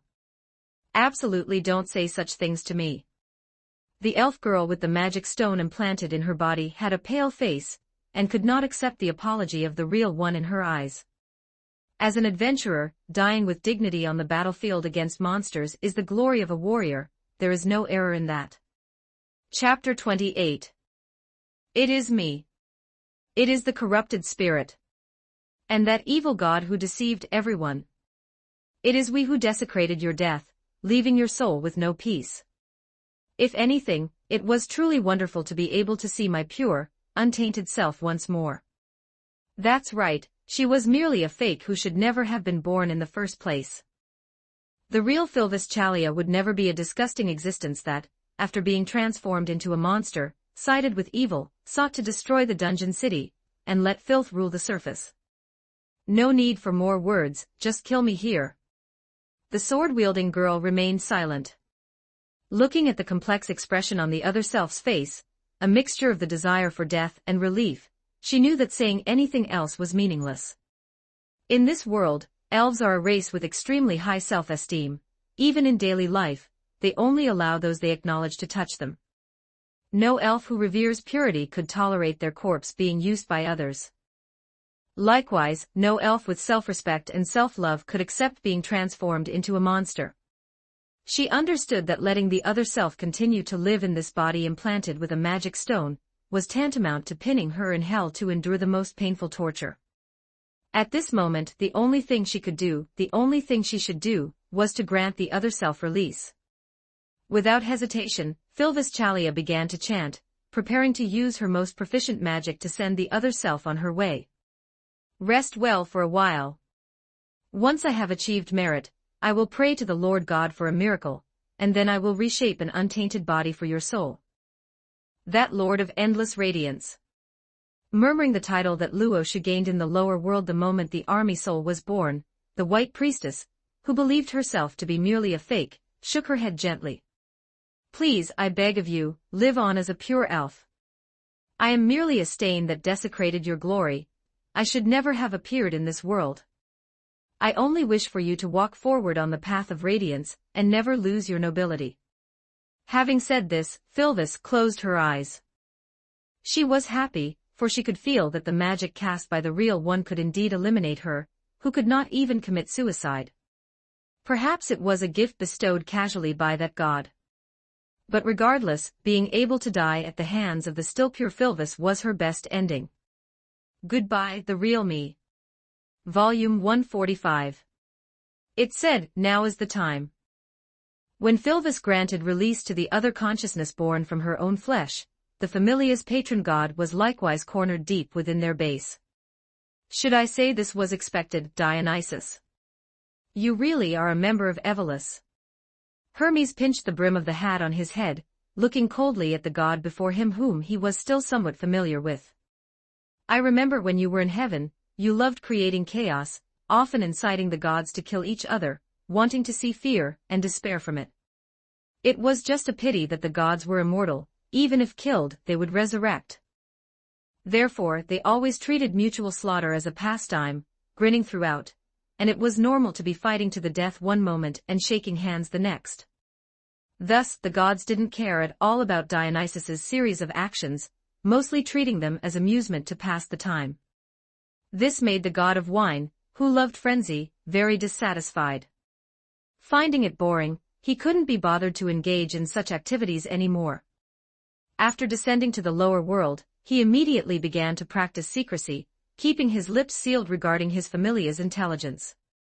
Even the guild only considered the Dionysus familia to be of average strength, located in the middle tier of the entire Ora Rio. Apart from the ability to brew soma, the entire familia had no prominent members who had achieved glorious deeds. We thought you had changed your nature. For the gods in the lower world, this was a very normal situation. After all, even a being like Loki, with her inherently fierce nature, could become a mischievous parent who cared about her children. But now it seems you were just feigning gentleness on the surface, while actually plotting in the shadows to destroy Ora Rio, just to incite the frenzy you love most. To the accusations of the god of travelers, Dionysus paid no attention at all. He merely watched the interaction between the two Philvises in silence. Only after the monstrified Philvis had her body, which was implanted with a magic stone, obliterated by the true one whose soul had returned, and was completely released, did he sigh helplessly. Clearly, this was not the script he wanted to weave. Not seeing a more painful, maddened expression from his familia member was truly regrettable. Only then did he have the leisure to cast his gaze upon Hermes before him. I am curious, how were you all able to confirm it was me? I am very certain that in my daily interactions with others, my every word and deed were undoubtedly those of a god on the side of order. To achieve his goals, Dionysus had been disguising himself as a benevolent god under the jurisdiction of the guild ever since he descended to the lower world. For hundreds of years, this mask had never been exposed. Even the familia members who lived with him day and night, generation after generation, were easily deceived. This was aided by soma. The soma brewed by Dionysus could intoxicate even gods and control them, even more extreme than the actual soma. In order to deceive other gods in daily life, he often used soma to intoxicate and hypnotize himself. In that state, he was completely a different person, not even feeling that he himself was lying, let alone the other gods interacting with him. But to Dionysus's confusion, Hermes only replied with one sentence. The gods have their limitations, but the Lord can do anything. That Lord of the heavenly realm who descended from a foreign land. Ignoring Hermes's somewhat pretentious flattery, the god of frenzy's expression darkened for a moment, but he finally accepted the reality helplessly. In the eyes of mortals, gods are beings approaching omniscience and omnipotence. We know we are not, but for mortals, there is not much difference. Perhaps in that one's eyes, we are also just mortals. No matter how much effort is spent hiding the truth, it remains meaningless. Although that was the case, he truly hated it. Why was it that whenever he was about to get his wish, a bunch of inexplicable people would always pop up and casually disrupt his plans? 3,000 years ago, the dungeon suddenly appeared in this world, and countless monsters ran out, causing the people of the lower world to fall into fear and despair. Dionysus, who witnessed this scene, thoroughly enjoyed it. But not long after that, fool Uranus chose to descend to the lower world, not only bringing the blessing of the gods to mortals but also concluding a secret pact, sealing the earth, and continuously suppressing the dungeon with the prayers of gods. This made Dionysus hate him to the core, so he followed him down, bent on destroying Ora Rio to return the world to the era of rampaging monsters. By the time Uranus stopped participating in disputes between familias due to the guild's neutral stance, those two old things, Zeus and Hera, had risen, forcing him to hold back for nearly 1,000 years, unable to act. 10 years ago, the two great familias of Zeus and Hera failed their expedition against the Black Dragon, and were almost completely wiped out. The dark forces long suppressed in Ora Rio emerged, even leading to the great faction war incident led by Erebus. Dionysus was ecstatic, thinking his dream was about to come true, but he hadn't expected Astrea, who presided over justice, to join hands with Loki and Freya to maintain the situation. It didn't matter. These three familias combined couldn't compare to either Zeus or Hera. With a little calculation, they could be easily resolved. Sure enough, a few months ago, the Astrea Familia was destroyed, and with the help of Philvis, he had already made contact with the corrupted spirit lurking in the deep layers of the dungeon. As long as he accumulated a few more trump cards, he could achieve his goal of destroying Rio and returning the entire lower world to frenzy. And yet, this time, even the Luo Shu from another dimension popped up. Did I offend those fates bitches at some point? You reap what you sow. Watching Dionysus's furious appearance, the god of travelers shook his head, and decisively stated the mission for which he had come. The Lord has said, if you are willing to leave with dignity, you shall have dignity. If you do not want dignity, then I shall help you have it. We are acquaintances after all, so I advise you to surrender immediately and return to heaven. Do not persist in your errors, otherwise. The rest of the words were not spoken, but Hermes believed the other party could understand what they meant. Before that one, the infinite resurrection that gods always relied on could not be their get-out-of-jail-free card. And what if I return to heaven? Dionysus sneered, after that one controls the lower world, would he spare the heavenly realm, which serves as the hub of this world? It was merely that he didn't want to cause too many waves in the lower world, so he left the cleanup of the divine level for last. Hermes did not deny this, but his words were very straightforward. If you go back to heaven, you might still have a chance to struggle, but if you stay in the human world and refuse to listen to reason, then even this last bit of free time will be erased. The god of frenzy fell silent. He looked up toward Babel, vaguely able to sense an unimaginable will silently watching this place. Its essence was too majestic, preventing even gods from harboring a heart of resistance. It seemed that as long as there was the slightest disrespect, one's body would be shattered and one's soul scattered. The gap was simply too great. Weak is weak, no matter how many ideas he had, if he couldn't execute them, it was meaningless. I understand.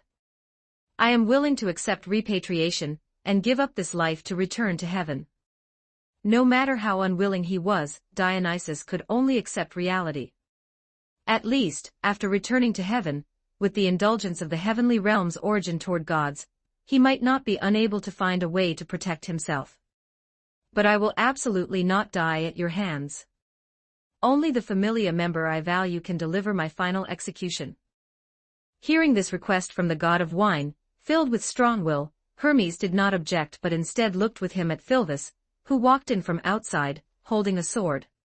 Having just sent the other self to release, the elf girl was at the height of her murderous intent. What a pity, looking at his pure familia member who had returned to life, Dionysus's face was filled with desolation. I still preferred the you who considered yourself corrupted, and whose heart gradually withered because of my actions. When realizing all your companions were dead, and you yourself were transformed into a monster, only to face the betrayal of the Lord God you trusted, the wails you emitted in pain were so melodious. It is truly something one never tires of hearing. That's right, what obsesses me most is the frenzied cry of the children of the lower world. Sickness, aging, death, resentment, separation, heartbreak, unable to live yet unable to die. Every time I see these, I cannot stop myself. A low voice, a sinister smile. Dionysus revealed his true, crazy side before his last familia member, as if even now, he still wanted to seek amusement from the girl's anger. Hermes was just silent about this. Beings like gods are just like this. In billions of years, very few can remain normal. Philvis was even more speechless. She raised the rapier in her hand, her cold, crimson eyes filled with determination. This hatred is not bad. The god of frenzy still had that twisted smile on his face, although it hasn't brewed to the most wonderful degree. As the last meal before returning to heaven, it is barely acceptable. Wisps of golden light flickered on the weapon, and the elf girl's expression was indifferent. The other me is not corrupted. But you, evil god Dionysus, are absolutely unforgivable. How is this that power called army soul? Heroic wish, civilization's radiance, miracles, and hope. I can even feel the divine will of the gods within it. This is truly surprising. At this moment, a look of surprise appeared in Dionysus's eyes for the first time. Instead, Hermes had an expression of taking it for granted. Since the dungeon appeared, the gods have interfered in the lower world for thousands of years. Our hearts and minds have long been intertwined with the children. It is only normal for such a situation to occur. Therefore, the first army soul of this world contains not only the will of 600,000 soldiers, but also the wishes of the billions of people in the lower world, and even more so, the expectations and gratification of hundreds of gods regarding the children's growth. Of course, it does not include existences like Dionysus, who never entrusted any goodwill from the beginning to the end. But even so, it cannot change the noble essence of army soul heroic wish. If in the eyes of the gods, the overwhelming clouds over Rio only made people feel a little uncomfortable, then this army soul is a terrifying power that, in the true sense, is enough to allow mortals to slay gods and send them off to resurrect. Truly impressive. It seems my plan cannot be completed. Even if the day of judgment arrives, the dungeon will not be able to submerge this world. Thinking of this, Dionysus could not help but feel dejected, unable to summon any motivation in his whole body. But Phyllis paid no more attention to him. The girl just gripped the rapier in her hand tightly. It said, "Now is the time." Thus, the golden glowing blade immediately pierced into the evil god's chest. Under Hermes's witness, Dionysus coughed up blood, and in an instant, countless particles of light wrapped around his body. The next second, intense light burst forth from the surroundings, eventually turning into a pillar of light that shot straight into the sky, symbolizing the repatriation of a god. And throughout the entire Rio, the pillars of light that appeared during this period were by no means just one or two. The secret base of the Rudra Familia, a dark underground space. Elise, Ryu Lion, and other members of the Justice Familia were slaughtering, showing no mercy to these archenemies who had caused great damage to Rio in the past.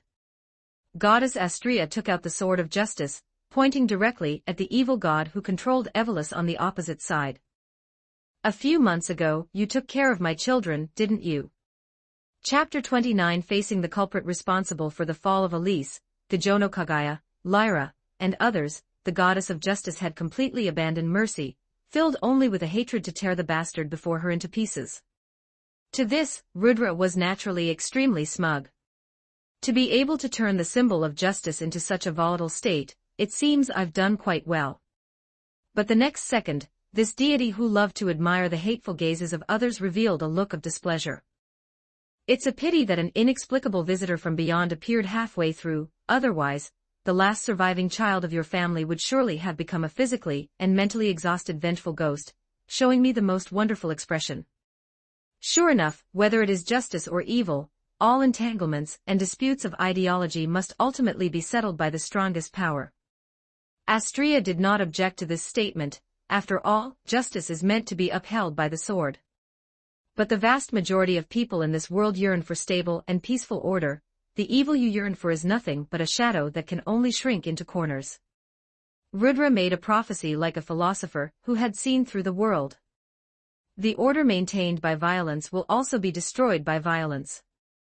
I look forward to the day when that Luoshu loses patience with the noise of the world. Rest assured. Whether that day comes or not, you will definitely not see it.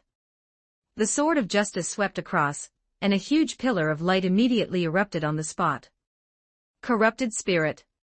Something like this is actually hidden in the dungeon. Inspecting the strange thing in front of her somewhat nonchalantly, Althea finally expressed with disinterest, "Forget it, this kind of noise, just eliminate it directly." Accompanying the Great Purge, dozens of gods were sent back to heaven one after another. The citizens of the Labyrinth City were almost becoming numb in the face of this rare spectacle. But when the members of the notorious Evolus were dragged out one by one and executed in judgment in the great plaza in front of everyone, the entire city immediately fell into an ocean of carnival, as if celebrating the new year. The Luoshu has arrived and Rio is peaceful. The Luoshu has arrived and there is happiness. Since the failure to crusade against the one-eyed black dragon, the 10-year dark period has finally ended completely. Standing on Babel, looking at the bustling scene of the entire city, Finn, Riveria, and other adventurers who had fought against Evelyn's time, and time again could not help but rise with countless inexplicable emotions in their hearts. From this perspective, it was a great thing that Oraria welcomed its new master. The Luo Shu, who was being talked about, did not pay much attention. He just wanted to make his territory cleaner. He didn't take action personally because it wasn't necessary. He had enough talent under his command. It was also because he had more important things to do now. That is, as the winner, to accept the fruits of victory. Volume 1, for Wallenstein. According to the rules of this world, the deity of a familia that is defeated in a war game must fully accept the demands put forward by the winning side. Under normal circumstances, the defeated god is sent back to the heavens or becomes a subordinate god, then the familia changes allegiance, and the entire familia is annexed by the winning side. The 100,000 combat personnel of the Kingdom of Rakia, and nearly 20 subordinate gods came about this way. And this time, the Luo Shu directly took down the entire lower world. In other words, the gods who are still staying in the human world are basically his subordinate gods. All adventurers in Orario must also erase the marks of their original gods and convert to the new master god. The Luo Shu would naturally not be polite about this. In large Orario familias like Loki's and Freya's, there are indeed many talented people.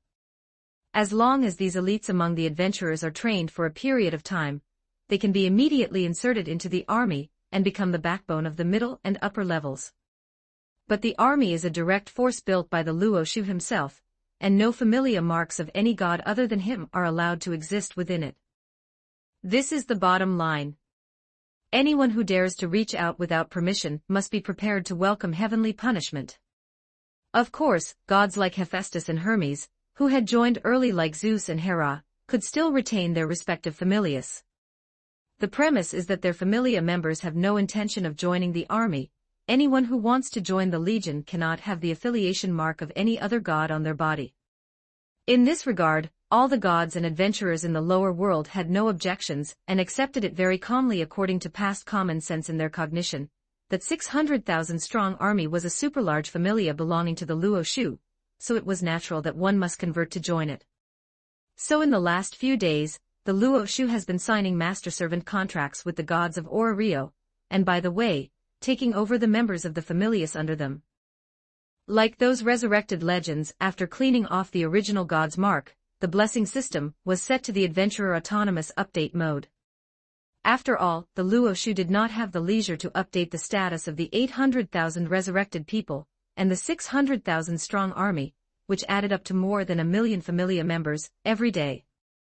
Well, goodbye, my Ace-chan, my Mama Riveria. Wow, I'm really just a lonely old person left, how pitiful. On Babel, a heart-wrenching howl pierced the silence.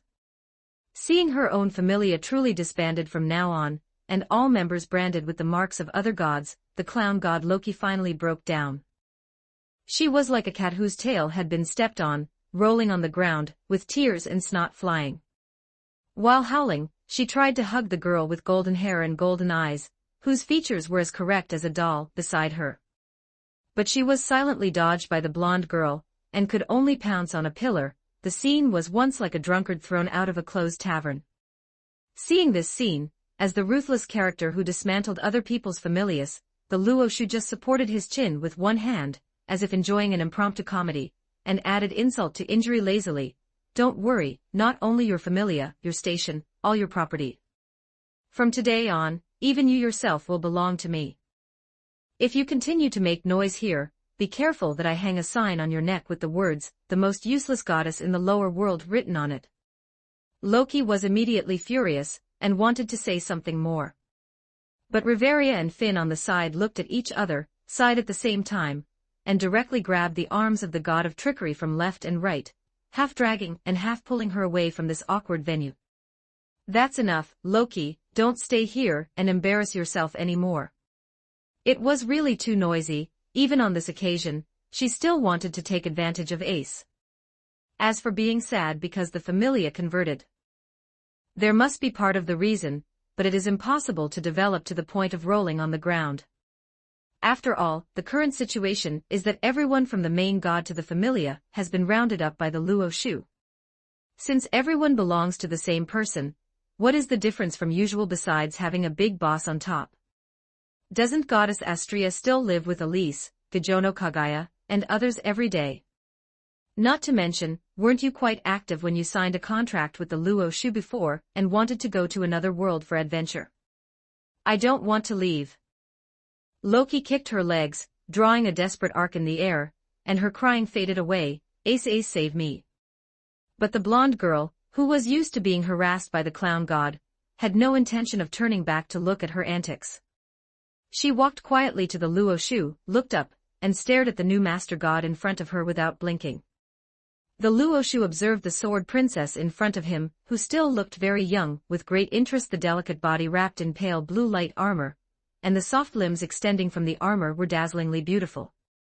The silver breastplate engraved with the emblem that pressed against the full breast asserting self-will in her slender body, as well as the gauntlets and saber with the same color emblem. The straight golden hair reaching to her waist radiated a brilliance comparable to any golden treasure. Above the body, which could be called slender even from a female perspective, was a doll-like face that had not yet grown up but could still be seen as a beauty in the making. Her name is Ace Wallenstein, possessing an appearance not inferior to a goddess, and a temperament like a spirit in a heroic tale. Or rather, there really is power derived from a spirit in the girl's body. Her father was Albert, the strongest hero who ruled an era 1,000 years ago, who once repelled the one-eyed black dragon symbolizing the end, took away one of its eyes, and also brought the heroic era to an end. Her mother, Arya, was a member of the spirit race, recognized as the race closest to gods in the lower world, accompanying Albert to create an unprecedented and temporarily unrepeatable great feat. As for why the heroic bloodline of 1,000 years ago appeared here and still looked so young, it was because the girl was sealed at the age of 7, and was not officially unsealed until 4 years ago. In other words, she is a supreme genius sealed from ancient times, inheriting the bloodlines of 2 strongest legends, born in this era, harboring hatred for all monsters, and her only goal in life is to slay the Dark Supreme, one-eyed black dragon, and quell the dark turmoil, dungeon submerging the lower world. You seem to have some doubts to ask me. After staring at the golden-haired sword princess for a long time, seeing that she had no intention of speaking, the Luo Shu had to take the initiative to ask about her intention. No way, this girl looks very cold, as if she holds a cold attitude towards everything, but in fact, she is an airhead person who doesn't talk much. Because she devoted all her energy to becoming stronger and crusade against monsters, her common sense and social skills were basically failing. If he didn't take the initiative, the other party might stare at him for a whole day. And then. Elise Lovell, Gajono Kagaya. Okay, I know what you want to ask. Rubbing the girl's little head, the Luo Shu said with some headache, but let yourself ask it. They all died but now they appear again. Little Ace's voice carried a hint of imperceptible urgency, and there was a faint tremor in it. May I ask, have you seen 2 people who look like me? Volume 147. The Gift of the Gods, 1 Body, 2 Souls. May I ask, have you seen 2 people who look like me? Hearing this somewhat strange way of asking, the Luo Shu did not show any doubt on his face. On the contrary, he understood the meaning of the golden-haired girl very easily. In short, because the Luo Shu resurrected a bunch of adventurers including Althea and Elise, Ace Wallenstein wanted to ask if her parents were among them. Theoretically, as the strongest ancient hero in this world, the souls of Albert and the spirit Arya would definitely be collected by the gods. But the fact is, the 800,000 souls the Luo Shu picked up in the heavenly soul pool did not include Ace's parents. If they were really there because their daughter was still alive in the world, they would definitely have returned to the Danmaki lower world with them. Unfortunately, the souls I brought down from the heavens were all in the public area without determined ownership. Your parents' souls have likely been collected by some god. In this regard, I suggest you ask Loki or Freya. Spirits are recognized as the race closest to gods in this world, and have titles such as children most loved by gods and avatars of gods. In ancient times before the descent of the gods, they always listened to the will of the gods to eliminate monsters and guide humans, acting as the help for heroes to create great achievements. Therefore, behind Ace's parents, there is a high probability that one or even multiple gods acted as the background. Albert was the strongest hero in ancient times, and such a precious soul, if it really ascended to the heavens, would definitely be snatched by the gods, and then hidden in the winner's temple. Reality is not playing a game, and the Luo Shu does not have the habit of rummaging through other gods' rooms, so it is normal that Ace's parents were not resurrected along with them. Of course, if this guess is wrong, there are two other possibilities, that is, the souls targeted by the dungeon may not be able to return to the heavens, or because 1,000 years have passed and time is long, the two have long been reincarnated. But there is no need to say this in front of Ace. Loki, Freya. After hearing the suggestion, the golden-haired sword princess was silent for a moment, and then turned her gaze to the beauty goddess leaning on the balcony on the other side. The clown god had already been dragged down because of being too embarrassing, but Freya was indeed still staying here. This goddess, who loved brilliant souls, was lazy, looking at the direction of the Luo Shu from time to time, with a tangled arc hanging on the corner of her mouth. It seemed that she was facing a huge problem, wanting to do some small actions but unable to muster the courage. Obviously, the eye addiction was triggered.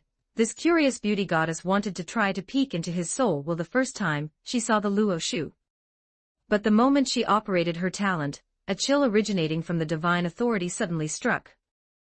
That was not fear, but a warning that was almost instinctive: if you dare to court death, you will really die.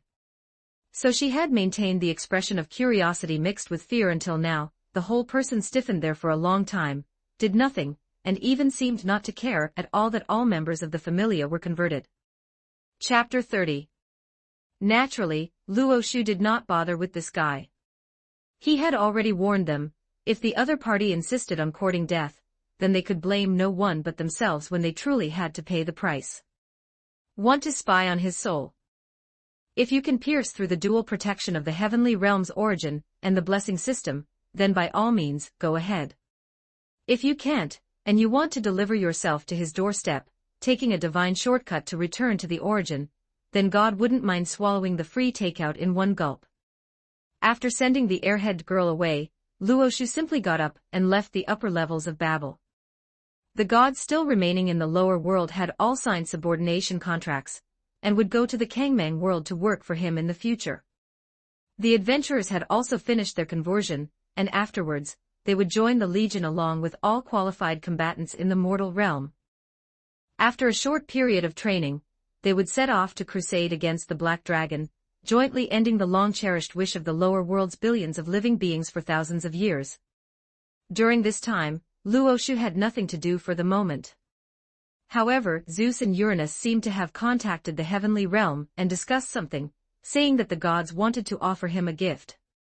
Thinking about these trifles, Luo Shu arrived on the surface and happened to run into Philvis, who had just returned from the Dionysus Familia's base. Lord Luo Shu.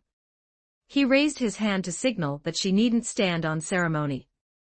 Looking the black-haired, long straight-haired elf in front of him up and down, a golden light shot from the youth's eyes. The next moment, another transparent phantom immediately appeared beside Philvis. It was another elf identical to the girl, wearing white clothes, and her state clearly belonged to that of an unconscious, floating soul. Under Philvis's surprised and delighted gaze, Luo Shu gently patted with his right hand, directly pressing the soul of the other Philvis into the girl's body. It seems that because a magic stone was once implanted in her body, her soul did not go to the heavenly realm after she died, but has been continuously attracted and captured by the dungeon. Thinking about it, I decided to gather her soul into your body. You can communicate with her in the depths of your consciousness. If you find the state of dual soul symbiosis inconvenient, finding a way to separate and reshape a body for her later is a very simple matter. One body, two souls, deep in the pure girl's consciousness, hiding another darker, slightly colder personality. This kind of setup seems quite common in many worlds. It was mainly because the other Philvis didn't want to live anymore, so Luo Shu didn't think about reshaping a physical body for her directly. Let's wait until the two of them reach a reconciliation in the depths of their hearts. Philvis froze in place, her fingertips trembling slightly. The Lord's movements were simply too fast. He had only patted her shoulder, and the whole process was already over. The moment that layer of transparent phantom completely disappeared beneath Philvis's black hair, this elf girl, who had always been aloof and proud, shuddered violently and suddenly clutched her chest. For some reason, she felt a long-lost sense of completeness reviving from the deepest part of her soul. The other me. She muttered to herself, her beautiful crimson eyes filled with incredible ecstasy. Although she was still a bit confused, for the kind-hearted elf girl, it was naturally impossible to let the scarred other version of herself become a wandering ghost, or even be devoured by the dungeon. This was perhaps the best ending. The huge emotional impact left her speechless for a moment, and she could only stare blankly at the man in front of her who had changed her destiny. Seeing this, Luo Shu was about to move his palm away from the girl's shoulder. But the next moment, as if pulled by some force, Philvis took the initiative to reach out with her fair, slender, and soft hands, which looked like they were carved from fine white jade, carefully cradling Luo Shu's palm and pressing it against her chest. Elves are the race closest to nature. They are born with a reserve that borders on a cleanliness obsession, and skin-to-skin contact is regarded as the most intimate symbol of trust, never easily given to outsiders. Yet at this moment, facing this palm, she not only had no resistance or disgust, but instead felt a surge of indescribable peace. So warm, feeling so light, she had never had such an experience before. Lord Luo Shu. The girl's voice carried a trace of imperceptible trembling, her eyes quickly turning red, and crystal-clear tears rolled down uncontrollably. You saved her. And you saved me. I don't know how to thank you. This kindness, Philvis will never forget for all eternity. The elf girl raised her tear-blurred face and solemnly made a promise, no matter what you need, no matter what price I must pay, as long as it is something I can do, I will go through fire and water, and I will not refuse. Feeling the unreserved trust and warmth coming from Philvis's embrace, as well as the slightly cool touch of her fingertips, Luo Shu's face remained as calm as an ancient well. He did not look at her tear-filled eyes, gently opening the palm being held by the elf girl. There is no need for this, it was merely a small effort. Strive to become stronger in the future, and do not encounter such helpless perils again. Even as strong as Luo Shu, he would not change every tragedy or eliminate all despair in the mortal world. But since these things dared to appear before his eyes and hinder his mood, then God naturally wouldn't mind snuffing them out with a wave of his hand. No other reason was needed, just simply because he felt like it. All factors that made him unhappy, whether it be regrets, life and death, fate, or anything else, were unreasonable and needed to be corrected. As for whether doing so conforms to the laws of natural operation, or even the underlying logic. If there is a problem, it is the world's problem, and it could not possibly be the Luo Shu's problem. He believed that the obedient and sensible world would comply with his will and automatically correct its own mistakes. After speaking, Luo Shu patted Philvis on the shoulder and then turned and left casually. Soon, the youth's figure blended into the dim stairs leading to the bottom of the city, as if he had never stayed there at all. In place, only Philvis remained, still maintaining the posture of holding her hands out in the air, standing there blankly. She stared for a long time in the direction where the Lord had disappeared, her gaze intertwined with various emotions. Until a breeze blew by, brushing through her black hair, it startled the elf girl out of her trance. Slowly lowering her hands, the girl looked down at her palms, where a trace of peculiar warmth and touch seemed to remain. Taking a deep breath, suppressing the waves in her heart, and closing her eyes, Philvis began to try to communicate with the other self in the depths of her consciousness. Meanwhile, Luo Shu followed the spiral downward stairs and soon arrived at an ancient altar located deep underground at the guild. The candlelight here was dim, and the air was filled with the scent of time and dust. As the starting point for the adventurer's confrontation with the dungeon, it had witnessed the changes of the gods' descent to the lower world over the past millennium. Nice to meet you, please forgive my rudeness. Because I must maintain the prayer to the dungeon, I cannot leave this altar to personally go to meet you. The person speaking was the founding god of Rio sitting on the divine throne, Uranus, who had introduced the blessing system to the lower world a millennium ago. Beside him, the old man Zeus, who had arrived early to discuss something, waved his hand, his facial expression inexplicably giving people a sense of lewdness. There is no need for such polite pleasantries. Luo Shu's tone was flat, bluntly stating the purpose of his visit. I am very curious, what exactly is the gift offered by the gods that you speak of? At this stage, God and the gods of Danmaki had basically negotiated various cooperation conditions. After solving the dungeon, as long as he made one more trip to the heavenly realm, the conquest of this world could come to a temporary end. And regarding the gift mentioned by the two great gods, Luo Shu also had some guesses. It was probably just some sincerity to increase mutual trust between the two parties, right? After all, they would be going to a truly different world together later. At that time, whether the inherent infinite resurrection mechanism of the Danmaki gods would still be effective would depend entirely on God's mood.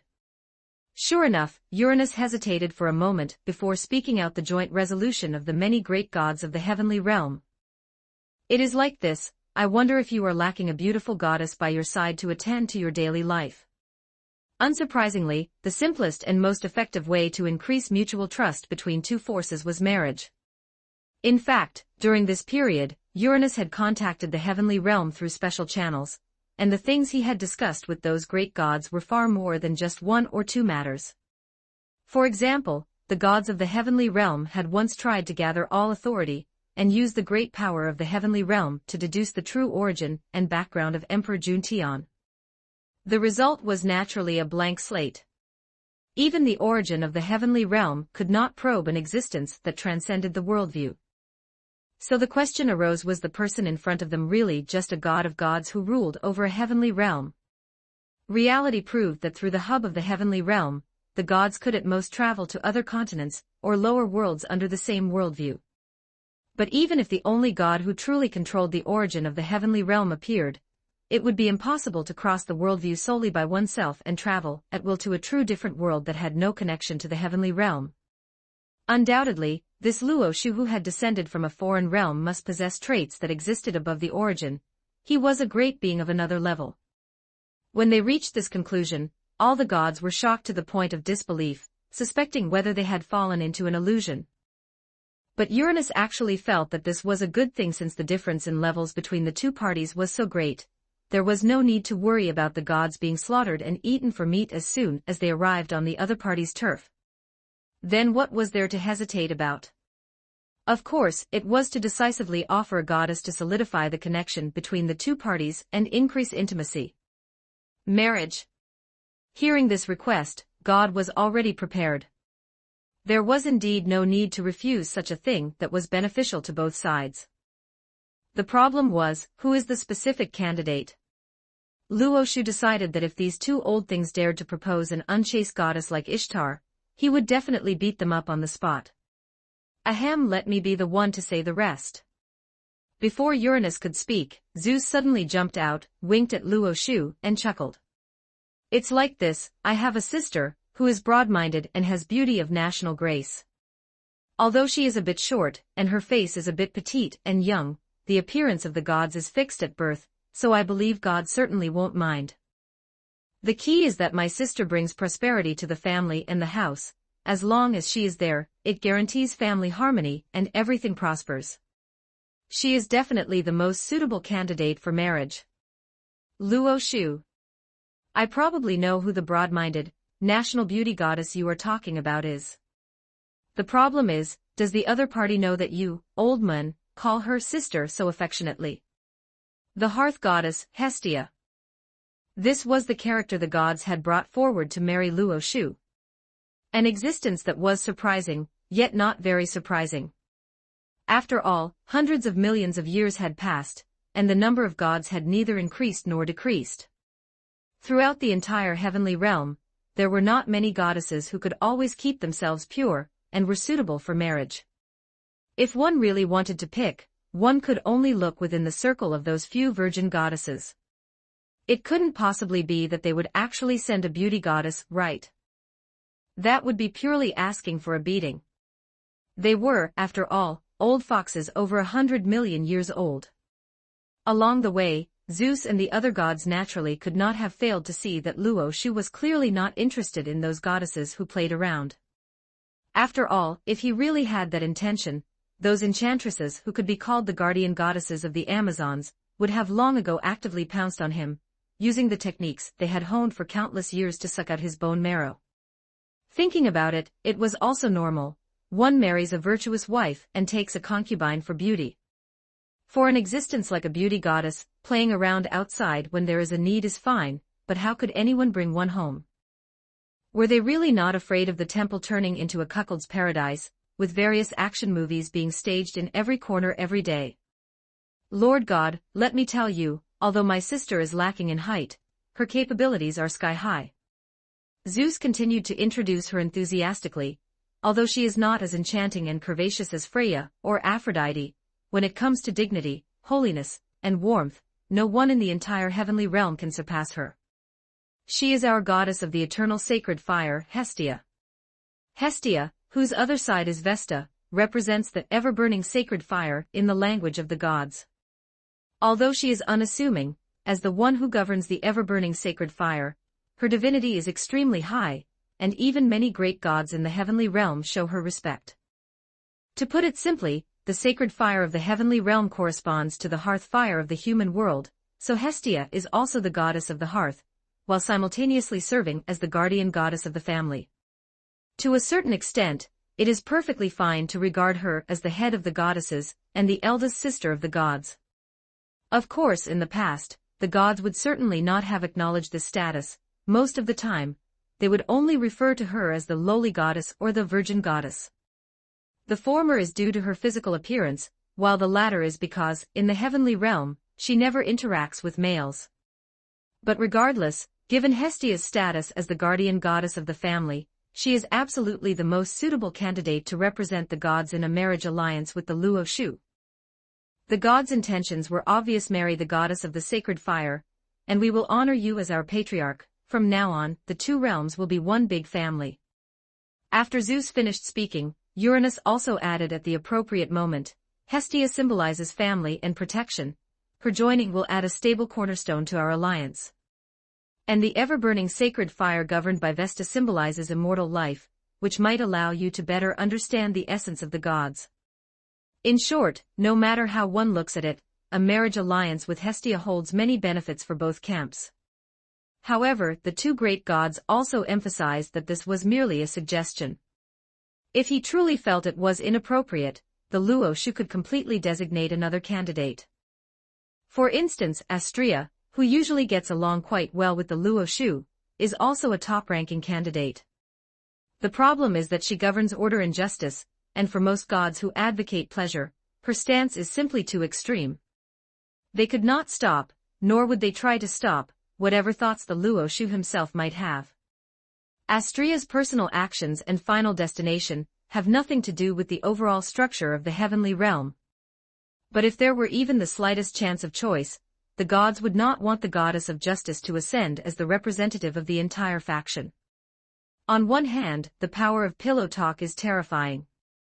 On the other hand, much like the relationship between an emperor's consorts and their maternal relatives in the secular world, the goddess who represents the entire world in a marriage alliance with the Luo Shu would naturally become the new power core of the Danmaki world. If a goddess of justice were to gain the power to keep the gods in check, perhaps it would be better to choose someone more neutral and less capable. From this perspective, Hestia remains the most suitable. Because her personality is not extreme at all, as long as her other side, Vesta, isn't provoked, she is just a lazy mascot who likes to stay home and read books.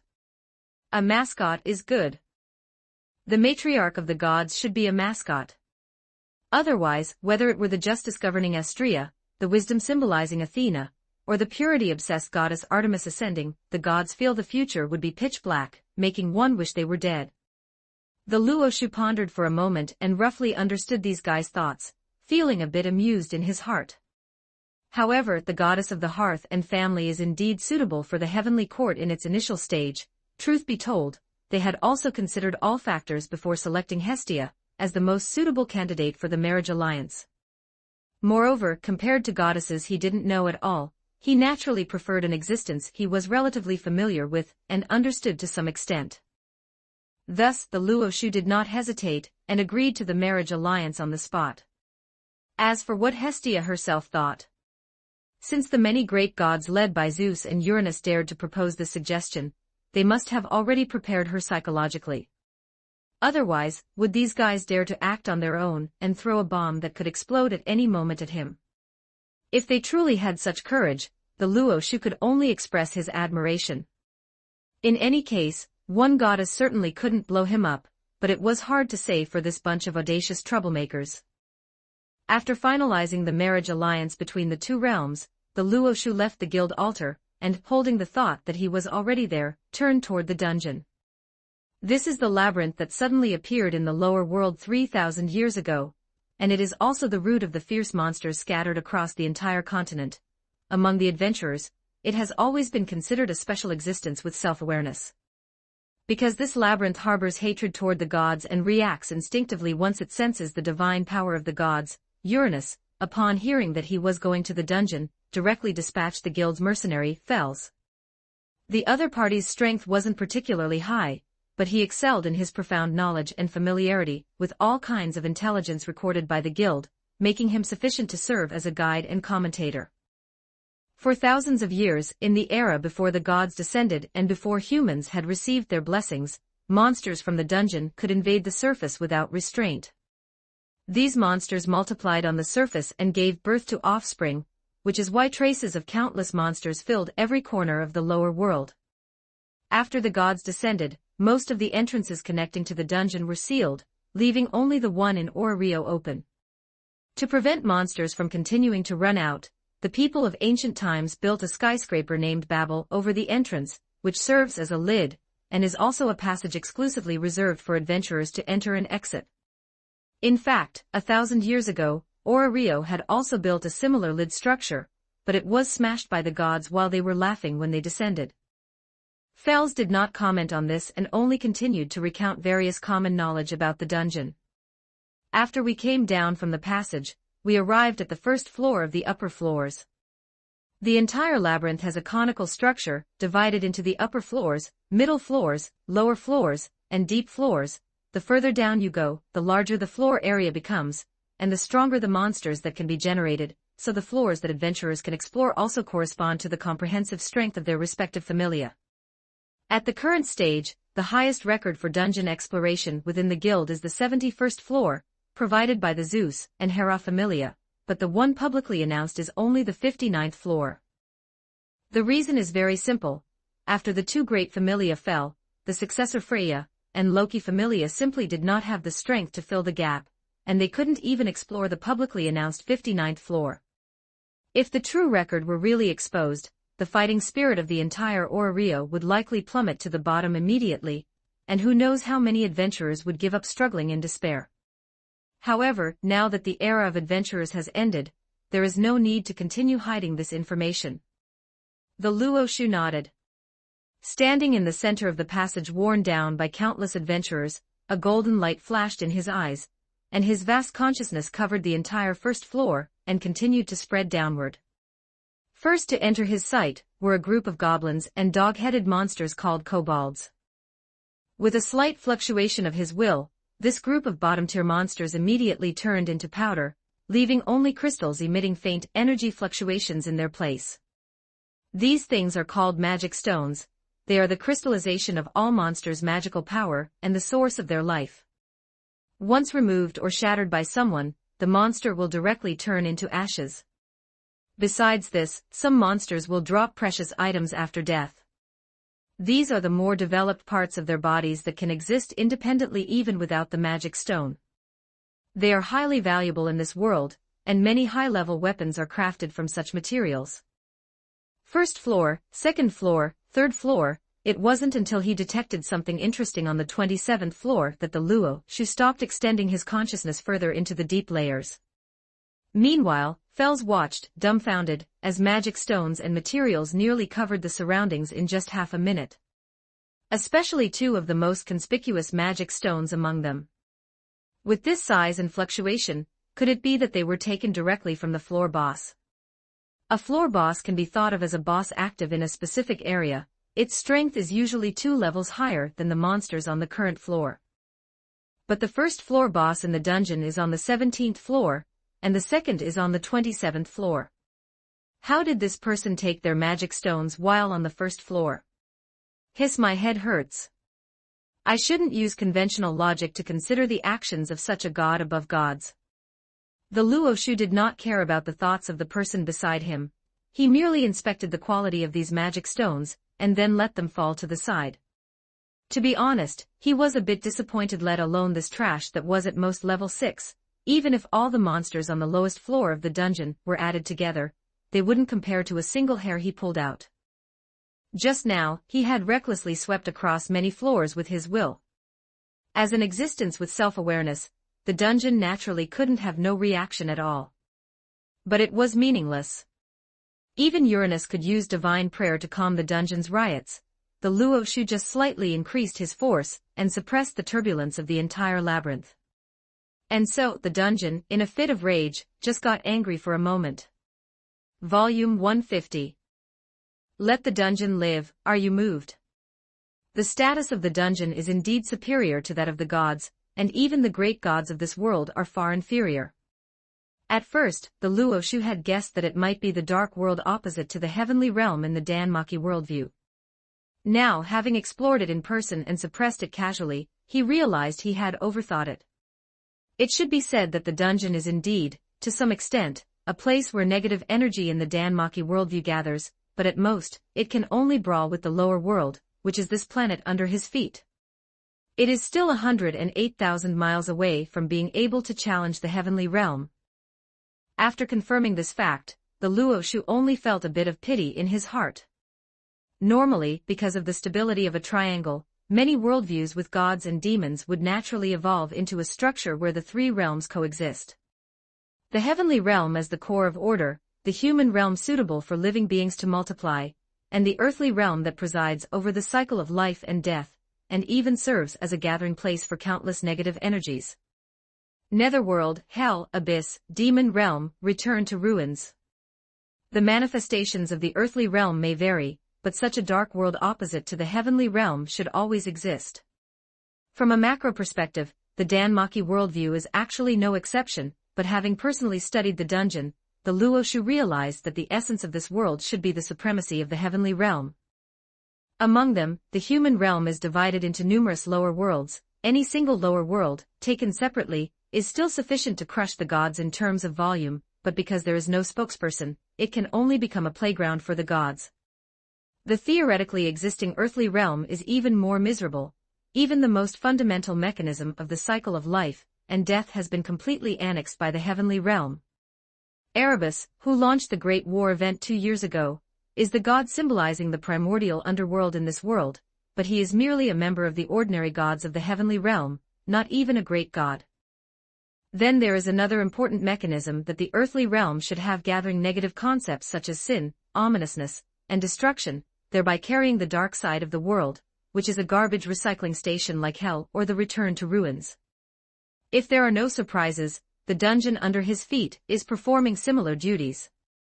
The problem is that the dungeon is not a product of the lower world, it is actually an uninvited guest that suddenly popped out 3,000 years ago. Judging from its hatred toward the gods, the origin of this thing must be related to the heavenly realm.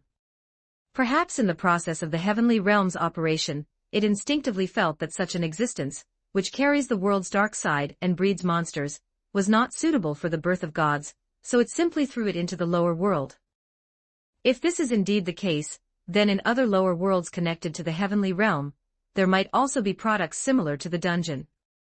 The heavenly realm is supreme and high above, while the human realm and earthly realm are divided into various fragments, and then balance each other.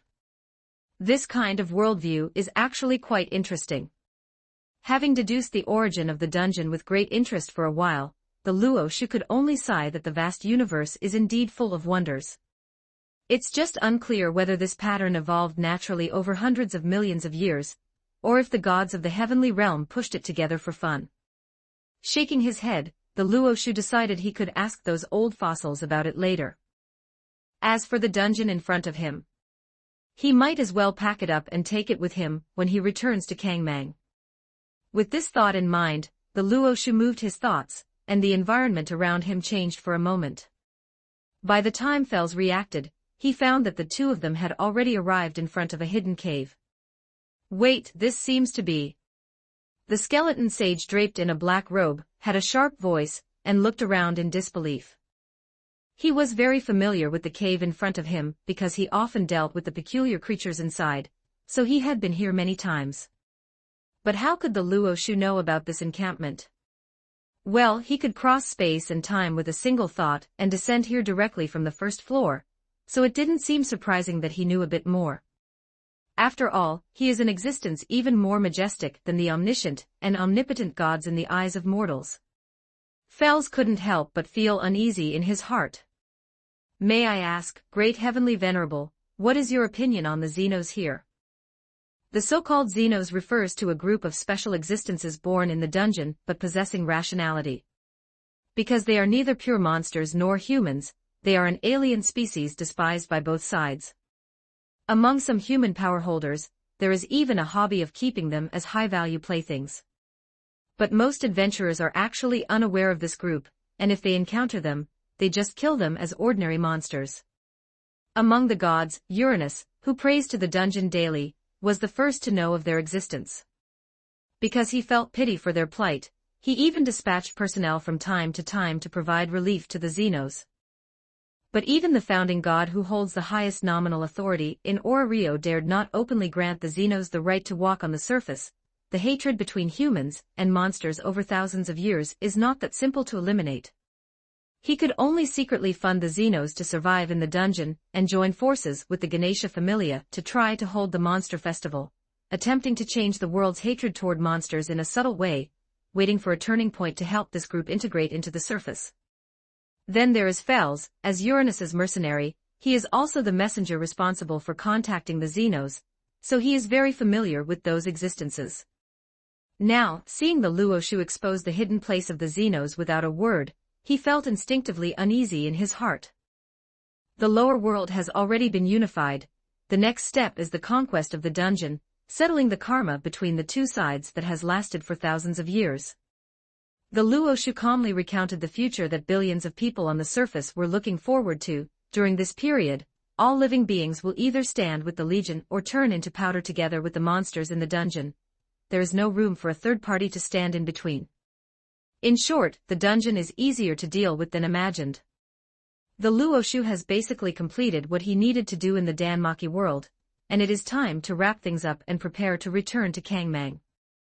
When his consciousness swept across many floors earlier, he happened to discover the activities of these Xenos, so he came over to deal with this group while he was at it. Do you mean those children have a chance to stand with the Legion?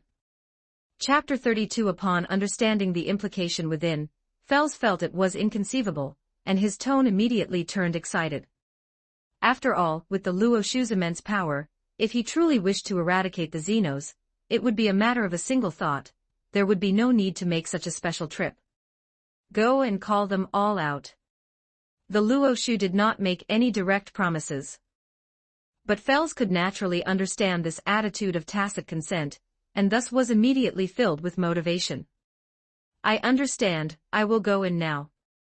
In the blink of an eye, this skeleton frame skillfully rushed into the cave. Because there was no prior notice, it immediately caused a commotion.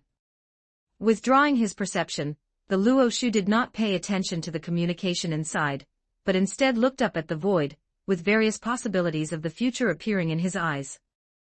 As the Luoshu, he did not feel the need to completely wipe out the Xenos, a group similar to monsters. However, due to his human origin, it would be a lie to say he highly recognized these intelligent life forms that emerged from the monster population.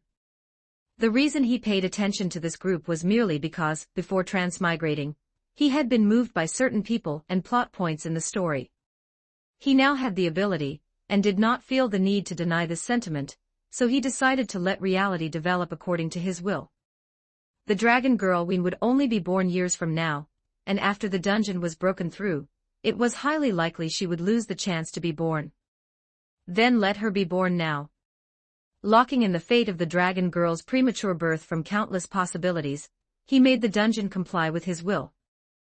Accompanied by an invisible disturbance, there was another bout of impotent rage in the unseen realm, but the Luo-Shu just lightly stomped his foot, and his immense power was secretly transmitted to the deepest floors. Thus, even this faint reaction was forcibly suppressed. The next moment wah! A cry filled with a milky tone suddenly came from the sky. The Luo-Shu opened his arms, and a dragon girl with clear eyes actively fell into his embrace.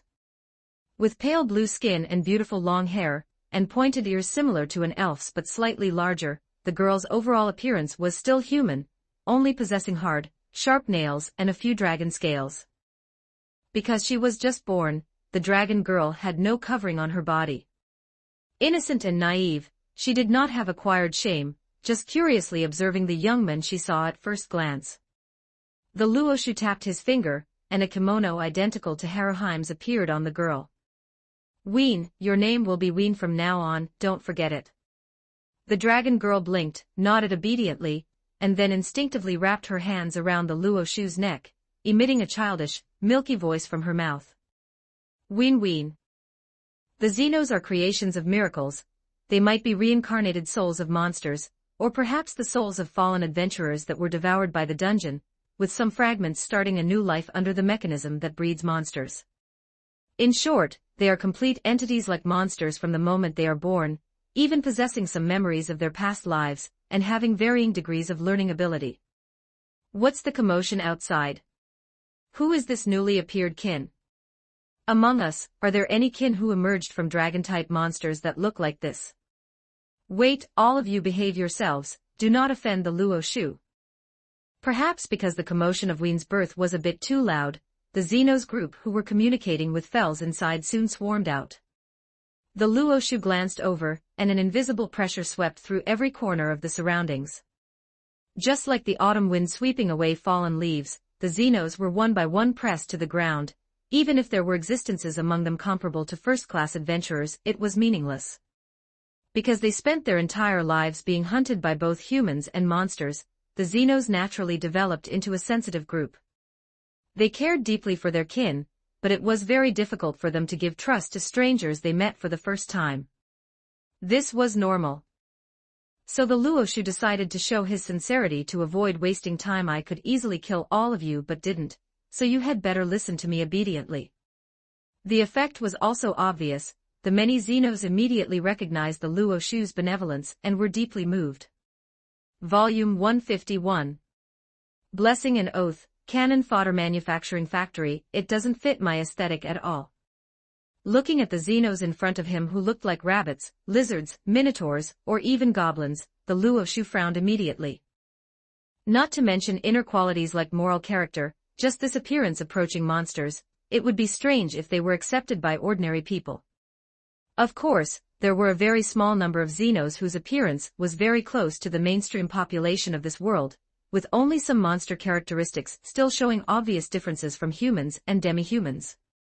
But these existences that had a unique charm among the non-human groups, like mermaids, sirens, and harpies, were actually more easily coveted by some people with special tastes because of their own beauty.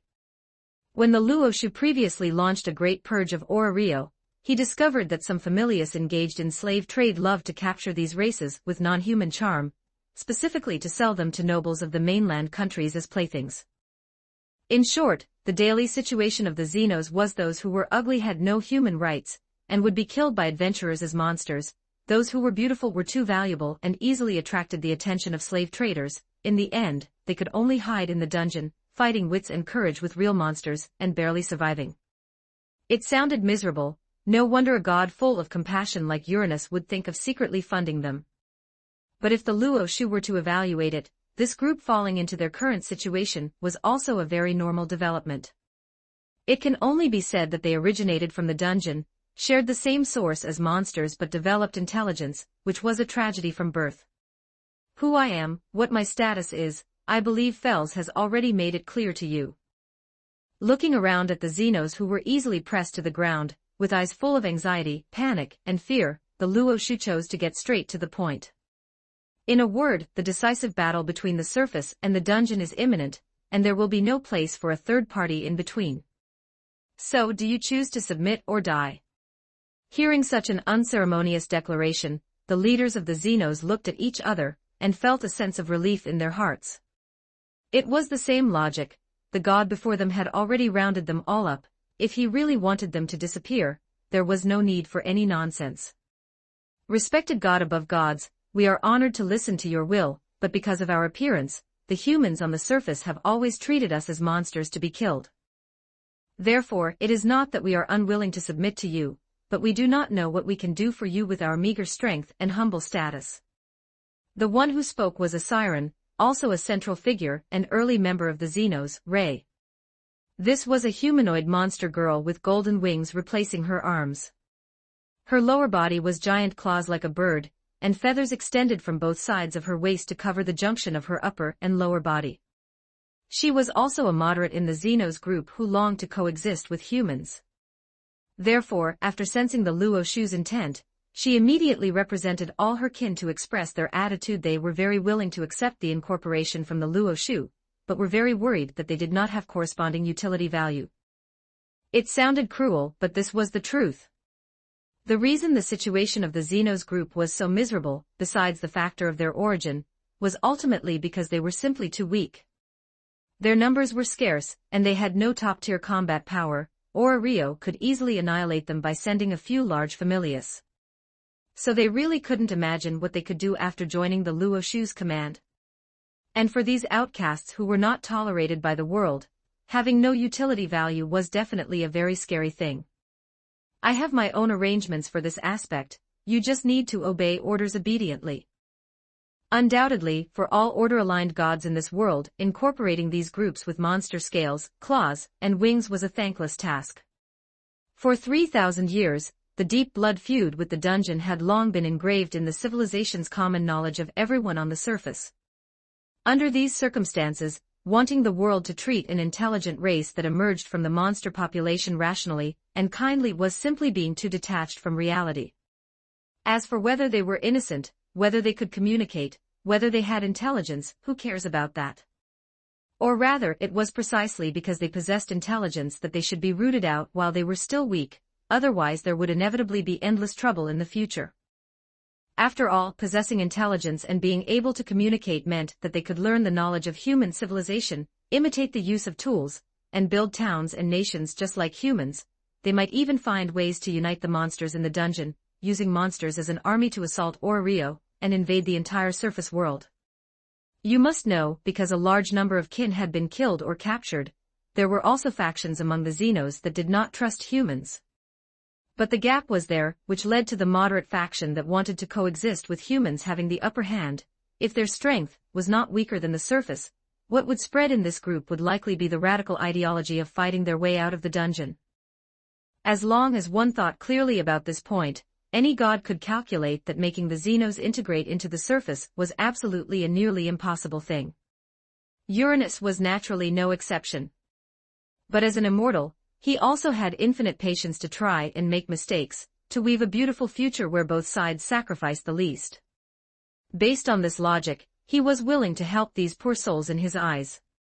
By the same logic, the Luo Shu was willing to intervene in this matter, also upholding the leeway and willfulness of the strong. He had enough confidence to bear the cost of the choices he made, confident that he could suppress all dissent with absolute strength. There is only one chance. The Luo Shu's voice seemed to come from above the 9 heavens, yet it clearly entered the ears of every Xenos. I will bestow the power of transformation, allowing you to walk under the sunlight in the form of humans. As the price, he reached out his right hand, and runes emitting golden light appeared in his palm. From now on, your lives are under my control. You will act as my sword and blade, to crusade against the disobedient for me, until you are broken. Once these words were spoken, in the Xenos group, whether it was the moderate faction craving coexistence with humans, or the radical faction that felt humans were untrustworthy, they all widened their eyes instantly, unable to believe it. After a brief silence, the entire underground space immediately erupted with a deafening response, "We are willing." Ray was the first to kneel down, her voice trembling with excitement. Finally, we don't have to hide anymore. The lizardman Lyd, as the strongest of the Xenos group, also had flames of desire burning in his slit pupils. If we can go to the surface, if we can become humans. Finally, it was the radical leader, the stone dragon Grow, who let out a low roar, an unprecedented heat appearing on his rock-like face.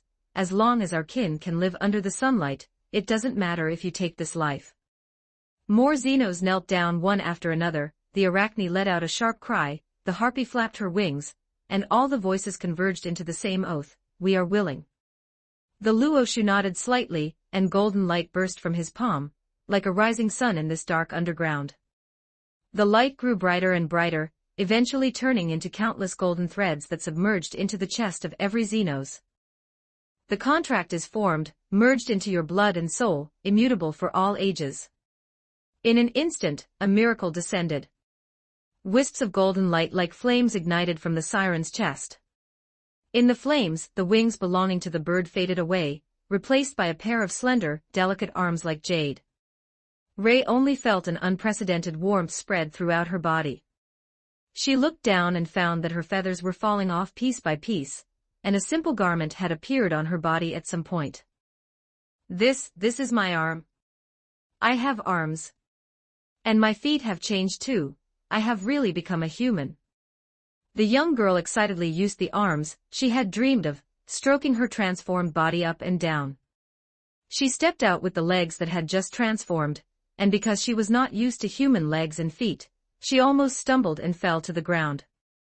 But she didn't care about this at all, only focusing on feeling her brand new hands and feet, deeply afraid that everything before her was just a drunken, beautiful dream. At this moment, emotions like hers, as if across a lifetime, spread to all existences in the Xenos group. The entire underground space was completely illuminated by the golden light. The lizardman Lyd was shedding his thick scales, revealing healthy bronze skin underneath. The rock patterns on Grow's body slowly faded like melting glaciers, revealing a resolute face with sharp angles. The Arachne's bloated body was constantly reshaping, and the twisted parts gradually became proper. A harpy named Fair looked with surprise at her newly born fingers. They were no longer sharp claws on wings, but human palms that could flexibly bend. She cautiously touched everything around her, as if getting to know this world for the first time. Becoming a human, and then going to the surface to live, is this a dream?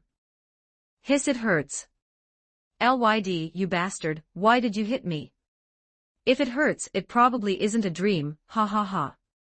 You bastard, if you want to verify if it's a dream, slap yourself, what's the meaning of hitting me?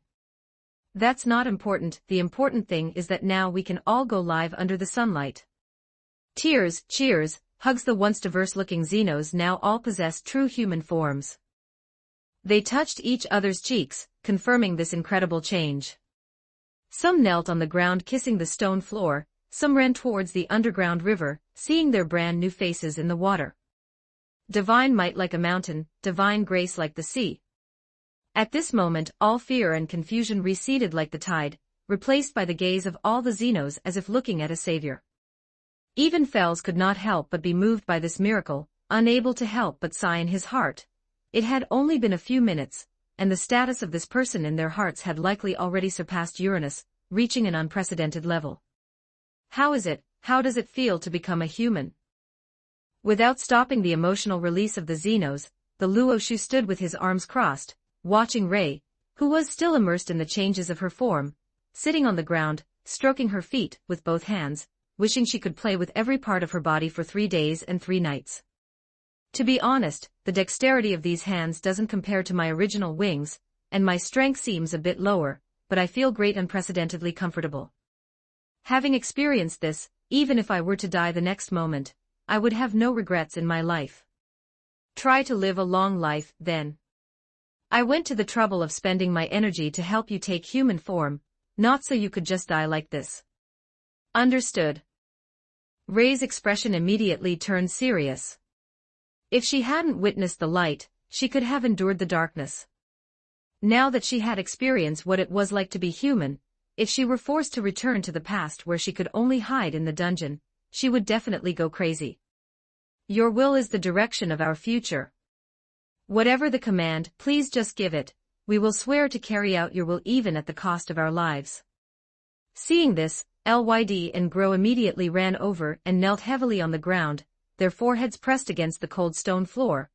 We shall become your sharpest sword and your sturdiest shield, until our lives end and our souls dissipate.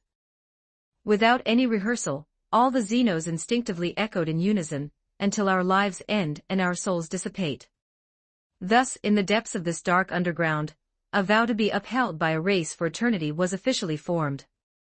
They were once monsters, cursed existences, but now they had finally obtained the new life they had dreamed of. The price was to become weapons in the hands of the Luo Shu. But not a single Xenos regretted it. To be able to take human form, to be able to live under the sun as a human even if they died immediately after a brief moment of satisfaction, they would be willing. Then I shall look forward to your future performance.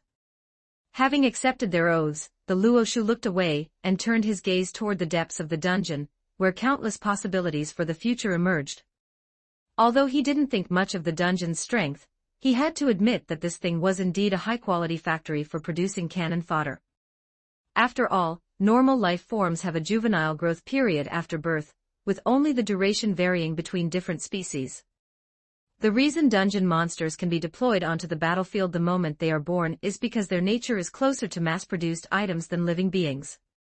The entire maze-like secret realm is a living, massive arsenal capable of continuously manufacturing biological weapons to launch assaults on the surface. The Xenos are a bit special. They are byproducts accidentally created when the dungeon produces monsters. Not only do their bodies possess the nature of monsters with physical functions nearing perfection from birth, but they also possess the intelligence and learning ability of normal life forms, allowing them to continue growing through effort. From this perspective, these Xenos can be considered decent sources of troops. At this stage, the Kangmang world is truly lacking in people. The Luo Shu had already decided that when he returned, he would pack up and take the entire dungeon with him. It could not only serve as a waste disposal site to absorb negative energy, but also continuously breed monsters to manufacture cheap cannon fodder. As for the Xenos, they would be responsible for enlightening their own kind from among the monster hordes and, when necessary, commanding this cannon fodder in battle. More importantly, the transformation results of these non-human beings might be able to answer a question he had been considering. Volume 152. Goddess Artemis, I will do anything. On an afternoon in Ora Rio, sunlight filtered through the stained glass of the guild headquarters, casting colorful light and shadows onto the desk. After arranging for the Xenos, the Luo Shu left the dungeon. For the next several days, he remained at the guild, browsing through the countless documents collected there while waiting for the Legion to finish reorganizing. However, this tranquility did not last long. The office door was slammed open, and the panicked figure of a goddess rushed in like a gust of wind. She was quite an eye-catching presence. Glossy, jet-black hair covered her ears, and the twin tails on either side reached down to her waist. With a petite build, a childlike appearance, and walking barefoot, her large, transparent blue eyes brewed an atmosphere of fantasy within her breathtakingly beautiful features. Perhaps because of this, people's gazes were easily drawn to her fullness, which was evident even through her clothes, and the blue ribbon that passed under her chest and tied around her arms. She was the famous virgin goddess of the celestial army, and also the candidate put forward by the gods for an arranged marriage with the Luo Shu, named Hestia. Since the marriage arrangements were finalized, the young girl had descended to the mortal realm through a series of expedited processes. The two had only officially met a few days ago, and they had been getting along quite pleasantly. But at this moment, the goddess's face, which was usually filled with a warm smile, was written with panic. Her jet-black hair was messily scattered over her shoulders, and her blue eyes were brimming with tears. Luo Shu, something is wrong. Goddess Artemis, she has been devoured by the assassin of the gods. Pausing his movements in some surprise, the Luo Shu set aside the documents in his hand and looked up in confusion. When did this happen? Just a moment ago, Hermes notified me. I heard that she sensed a monster riot in the Great Tree Labyrinth area, and took the initiative to take her familia members to investigate, only to run head-on into the assassin of the gods. Hestia hurried over to the young man, gripping his arms tightly, her pretty face full of unease. What should we do?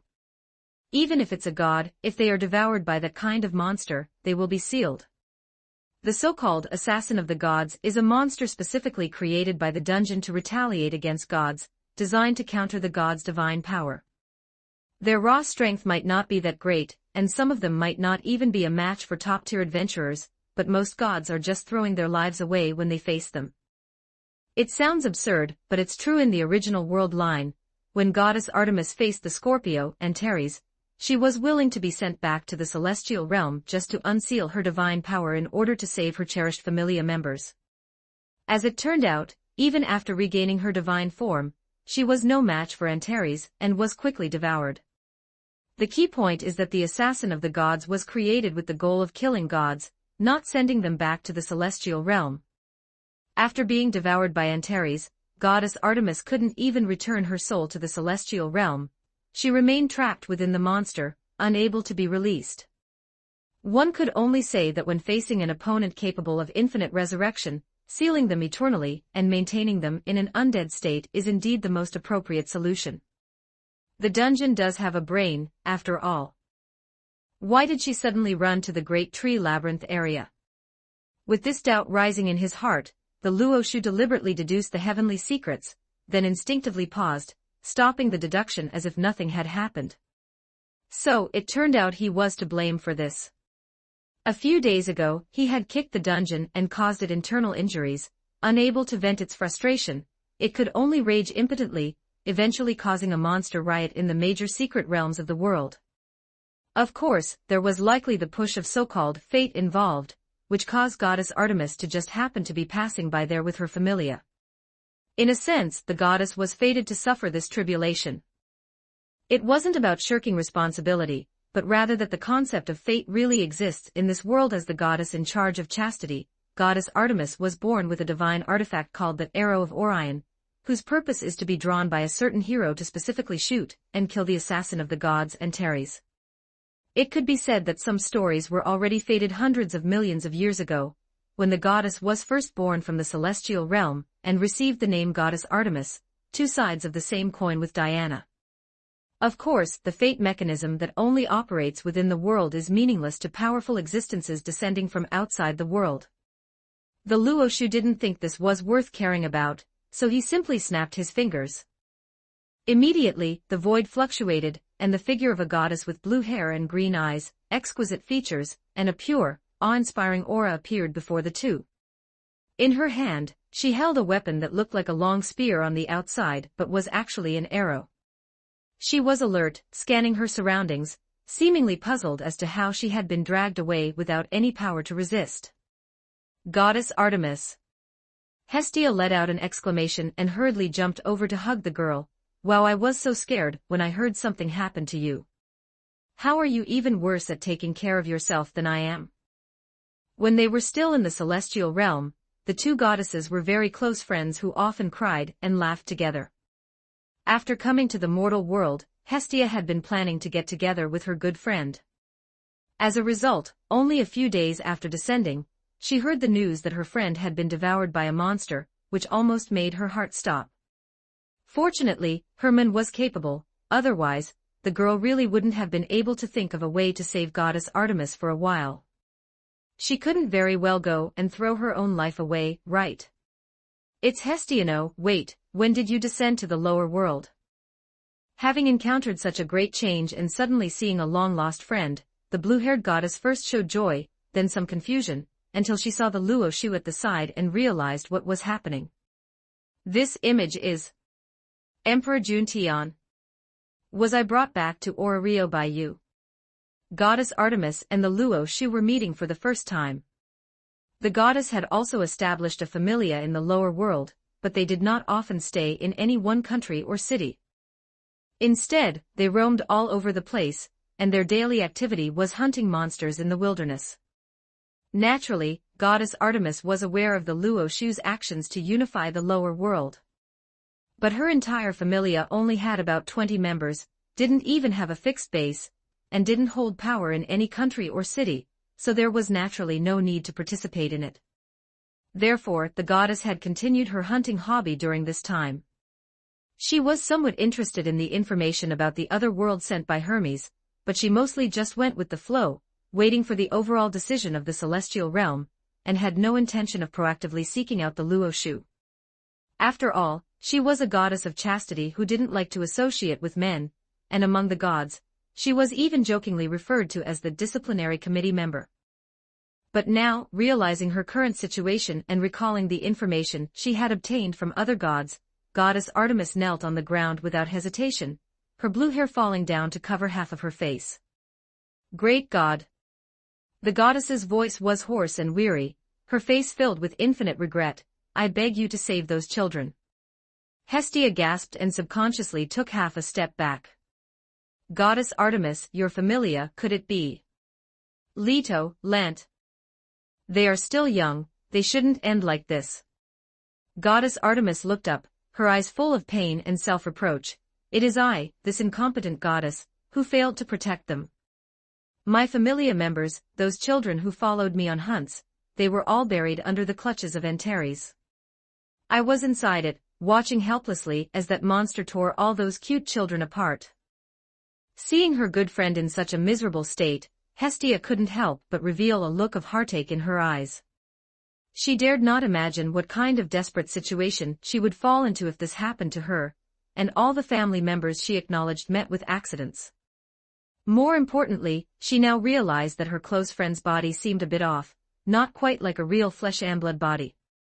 Goddess Artemis, what about you now? My soul is still inside the monster. Before being completely sealed, I escaped with a portion of my divine power, entrusting it to a divine artifact to form a thought body, and only then contacted Hermes' messenger to seek aid from Rio. Of course, the physical bodies of gods in this world are inherently fragile, belonging to shells that can be discarded at will. A thought body composed of pure divine power is actually not much different from a real flesh and blood body. Goddess Artemis didn't care much about her own life or death. Gods are immortal, and even if sealed, it is only a temporary slumber. But those children who died because of her recklessness were innocent. The goddess of chastity, whose eyes were usually as sharp as arrows, was now filled with tears, her voice choked with sobs. Great God, I beg you, save them. Please take my authority and divinity, as long as you can bring them back, I am willing to do anything. The Luo Shu looked at her quietly and reached out to stroke Hestia's little head at his side. Even though this girl was already teary-eyed, she was still holding back, biting her lip, not thinking of speaking up to influence his decision. During this time, with the unification of the nations of the earth, many figures have fallen in the lower world. When we go to the celestial realm, I will conduct a trial of merits and demerits. At that time, all souls that have established merits will be able to get a chance to restart their lives in the Kangmang world. This was a matter that had been decided long ago. Whether it was the innocent who were caught in the crossfire, the sacrifices in the Legion, or those who were kind by nature and capable of being educated but stood on the opposing side due to their beliefs, all needed to be judged one by one. The Luo Shu had no intention of changing his mind for the goddess, and besides, they had more important things to do right now. His gaze crossed over the kneeling goddess, spanning tens of thousands of miles, and cast toward the distant great tree labyrinth. In the depths of that flourishing sea of trees, the Luo Shu sensed a distorted and insane aura. It was malice that had expanded to the extreme after devouring a god. This is the most special aspect of the assassin of the gods. After sealing a god within their bodies, they can borrow the god's authority, instantly evolving from small fries that even top-tier adventurers could deal with into a calamity capable of destroying the surface. It could be said that Goddess Artemis's act of throwing her life away directly allowed this monster to complete a super-evolution. Scorpio Antares, the Luo Shu said, his tone inexplicable as he watched the monster whose aura was constantly expanding. I really don't know what you all did to the dungeon to make it specifically evolve this type of anti-type species. In many worldviews, there is a saying that countering is greater than heaven, and special attacks can defeat gods. But seeing a mortal creature that specifically evolves by devouring gods, the Luo Shu had to admit in terms of design and creation, the dungeon's ability is quite strong. But this is still meaningless. Even if it brings its authority of targeted breeding to the extreme, what existence in this world could possibly perform a special attack against the Luo Shu? The theme of Danmaki isn't Indian mythology, after all. Thus, a wisp of murderous intent fell from the Luo Shu's eyes, like a sword of divine punishment cutting through the sky. There was no earth-shattering roar, no brilliant light effects. Deep in the great tree labyrinth, that scorpion capable of destroying the surface only had time to let out a shrill screech before the entire monster dissolved rapidly like snow meeting fire. A huge explosion resounded through the sky, the entire great tree labyrinth area trembled violently, countless giant trees collapsed, and dust and smoke shot up into the sky. With the death of Antares, a brilliant pillar of light shot up from the ruins, straight into the clouds. That was the soul of goddess Artemis. After being devoured by the assassin of the gods, her life had been tied to that monster. Now that Antares had been eliminated and the seal lifted, she had lost one life as a result, and was about to return to the celestial realm, waiting for her resurrection 10,000 years later. Across the land, gods looked up at the sky, their faces wearing various inexplicable expressions. Aside from a few who were sad and tearful, most were just a group of spectators watching a loser. The great reckoning was over, and everyone was about to go play in another world, yet some god managed to get kicked off the ride at the very last moment and sentenced to 10,000 years of solitary confinement. That luck is just too terrible, right? Are you sure they aren't being targeted by some goddess of fate? Goddess Artemis.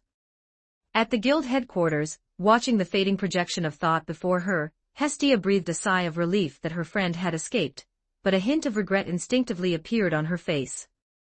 After being separated for so many years, even though they had just met, they hadn't even shared any intimate whispers between best friends, before the other had to return home to slumber immediately. Seeing this, the Luo Shu condensed a wisp of golden divine power at his fingertip, and shot it rapidly toward the pillar of light piercing the sky. I have placed a mark on your soul, the young man said bluntly, facing the somewhat puzzled goddess of chastity. After you return to the source of the heavenly realm, this mark will guide you to reshape your physical body at the fastest speed.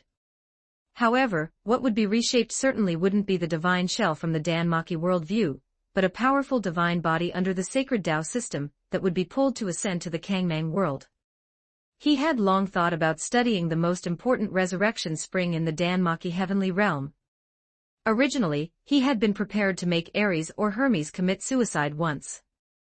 Now, it was fine, since goddess Artemis had encountered this, there was no need to trouble anyone else. Thank you. A look of sincere gratitude appeared on the blue-haired goddess's face. If there are any commands in the future, I will not hesitate even if it means being smashed to pieces. It didn't matter if she died once, but her familia members were all humans, they couldn't wait 10,000 years for her. Under normal circumstances, they would have long since died of old age, having reincarnated who knows how many times. I'm sorry, Hestia, I made you worry because of my immaturity. It's okay. It's okay. Just come back to life sooner. I still have so many things to talk to you about. We are best friends, right? That's right, we are best friends. Accompanied by the lingering sound, the goddess's projection of thought completely vanished. At the same time, the pillar of light in the distance trembled slightly, as if bidding farewell to the mortal world. Subsequently, it continued to ascend and finally disappeared at the end of the horizon. Volume 153. Creating a New Myth, the end of the Danmaki world. After the loser in the eyes of the gods returned to the heavenly realm, the entire mortal world became much calmer. The crusade against the one-eyed black dragon was imminent, and everyone knew that the appointed day was approaching. No god wanted to cause trouble at this critical moment. If they were like goddess Artemis, taken away by the dungeon's death throes, and sent to lie in a coffin for 10,000 years on the eve of victory, wouldn't they just cry themselves to death? Just like that, as the atmosphere in the lower world became increasingly heavy, the Legion continuously recruited troops from all over the world. By the time the numbers expanded to 800,000, they had basically completely gathered all the usable power in the mortal world. The serpentine cloud of energy centered on Ora Rio, turning the vast area of 10 million square kilometers into a battlefield. Military soul heroes, which was also stimulated to the extreme, and the hope accumulated by civilization over thousands of years had been poured into it. Combined, the two even began to naturally echo the source of the lower world, deriving an effect similar to a domain, capable of correcting all factors unfavorable to their side during battle. Without a doubt, the time had come. The army's morale was high, their wills united. Today they would raise their troops and change the world. Are we just going to watch like this, doing nothing? When the right time arrived, the 800,000-strong army, under the command of the Luo Shu, split into two routes. One route consisted only of the strongest First Army. They would lead 80,000 troops north to strike directly at the one-eyed black dragon and sever the head of this incarnation of the end. The other route consisted of the remaining 9 legions, setting out from the first-floor entrance of the dungeon, swearing to fight to the death, only advancing and never retreating. There would only be 2 final outcomes: either they would break through the entire dungeon, ending the thousands of years of grievances with this maze, or the elites of the mortal world would be wiped out, and from then on, the lower world would have no power to resist. Seeing both armies singing war songs as they stepped onto the battlefield, all the residents of Rio, including the gods, tacitly walked outside. Carrying various expectations and worries, they either shouted directly or offered blessings to all the warriors in their hearts, praying together that these brave souls and heroes could return triumphantly as soon as possible without harm. Witnessing this scene, Hestia, who had only been in the lower world for a short time, but was quickly infected by the mood, felt her heart surge with emotion, and she desperately wanted to do something for these lovely children. And then she was rejected by the Luo Shu. This is the karma that the people of the lower world and the monster groups have been entangled in for 3,000 years, and it must be severed by their own hands. I have already extinguished the possibility of the dungeon taking action itself. All they need to do is break through all the floors, clearing out all the monsters encountered along the way, until they completely destroy the monster spawning grounds located at the very bottom of the dungeon. In this process, the dungeon could still continuously produce monsters, but according to the ancient times and the agreement set by the gods, the upper limit of these monsters was at most the level of the one-eyed black dragon. If it were in the past, such agreements were easily exploited, and whether to abide by them depended entirely on self-discipline and the willingness to pay the price. Just like how gods were not allowed to enter the dungeon according to the agreement, but if a god dared to risk being hunted by divine assassins, no one could stop them from courting death. Therefore, under normal circumstances, the dungeon also had the possibility of simply tearing up the agreement and flipping the chessboard. But now the Luo Shu was watching in Rio, so naturally, he would not allow the other party to act presumptuously. I am willing to set rules to give you a chance to play, so you better obey the rules and play properly, otherwise, I don't mind slapping you across the face to help you refresh your self-awareness. Breaking through the entire dungeon, that is something even the gods cannot do. Astrea, who walked over from a distance, had a subtle mood, and a look of worry could not help but appear on her face. Can those children really succeed? One must know that Elise, Gajono Kagaya, and the others had all joined the Legion and participated in this final decisive battle. If they failed, wouldn't that mean she would lose them for the second time within a year?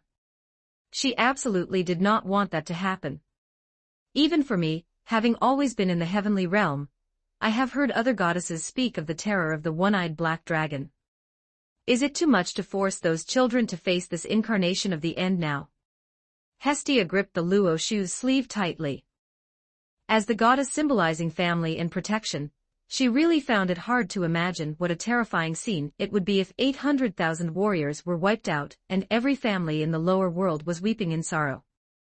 Not just them, but all the gods in Rio, including Hermes, Ares, Zeus, and Hera, were standing on the city walls with solemn expressions at this moment, gazing into the distance toward the north. The last of the 3 great adventurer quests, the incarnation of the end, was currently slumbering in the Dragon Valley at the end of the northern lands of the continent. That was the nest of the dragon species, and besides the one-eyed black dragon that reigned at the pinnacle, countless powerful dragon species that had survived since ancient times also inhabited it. In the past, it wasn't that the gods hadn't thought about helping the people of the lower world to clean up all these monsters. The problem was that they couldn't do it. The connection between the dungeon and the heavenly realm was no less deep than that of the gods. The gap between them was roughly similar to that between a doted-upon legitimate son and an abandoned illegitimate son. The treatment of the two was indeed vastly different, but it was also true that the dungeon was stronger than all the gods. In the heroic age, the gods had also used spirits as avatars to take action themselves, but the result was that they instead birthed the three monsters symbolizing the apocalypse, almost causing the civilization of the lower world to be completely destroyed.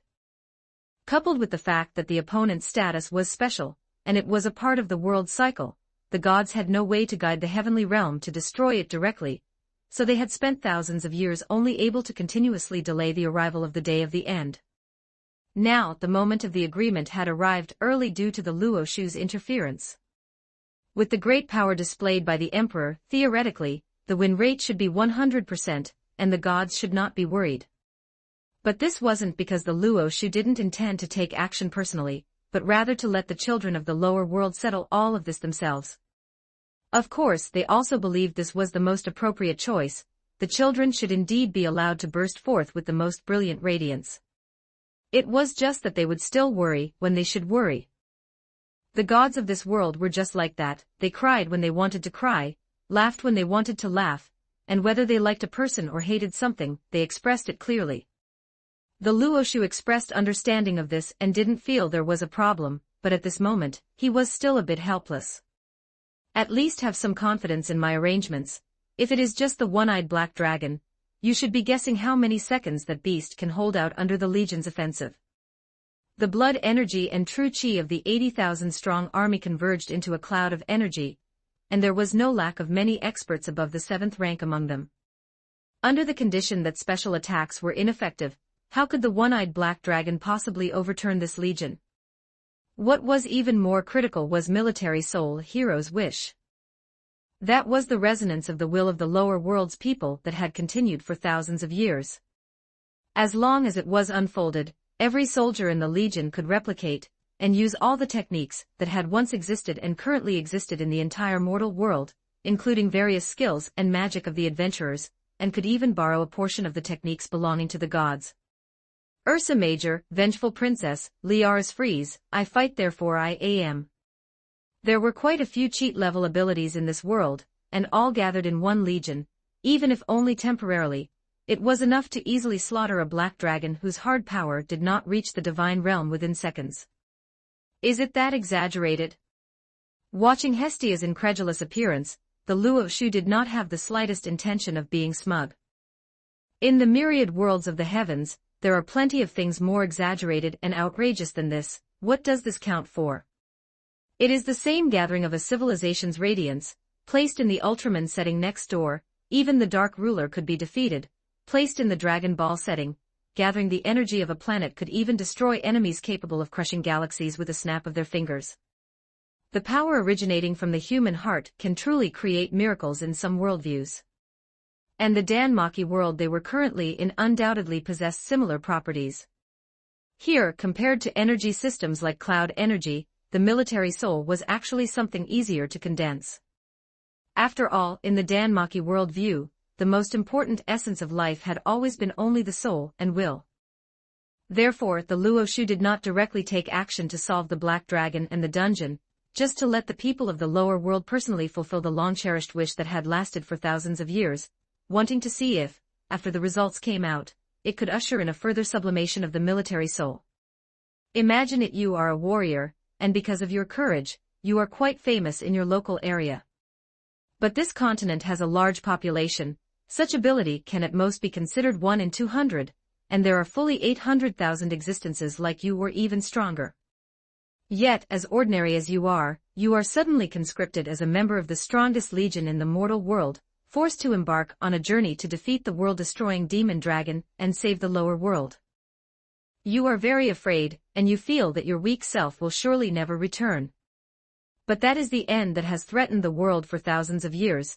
If it cannot be crusaded against, everyone, including your friends and family, will lose their future. So you bite the bullet, step onto the battlefield with the determination to die, and prepare to die there. The result is that the Legion won, and you luckily survived.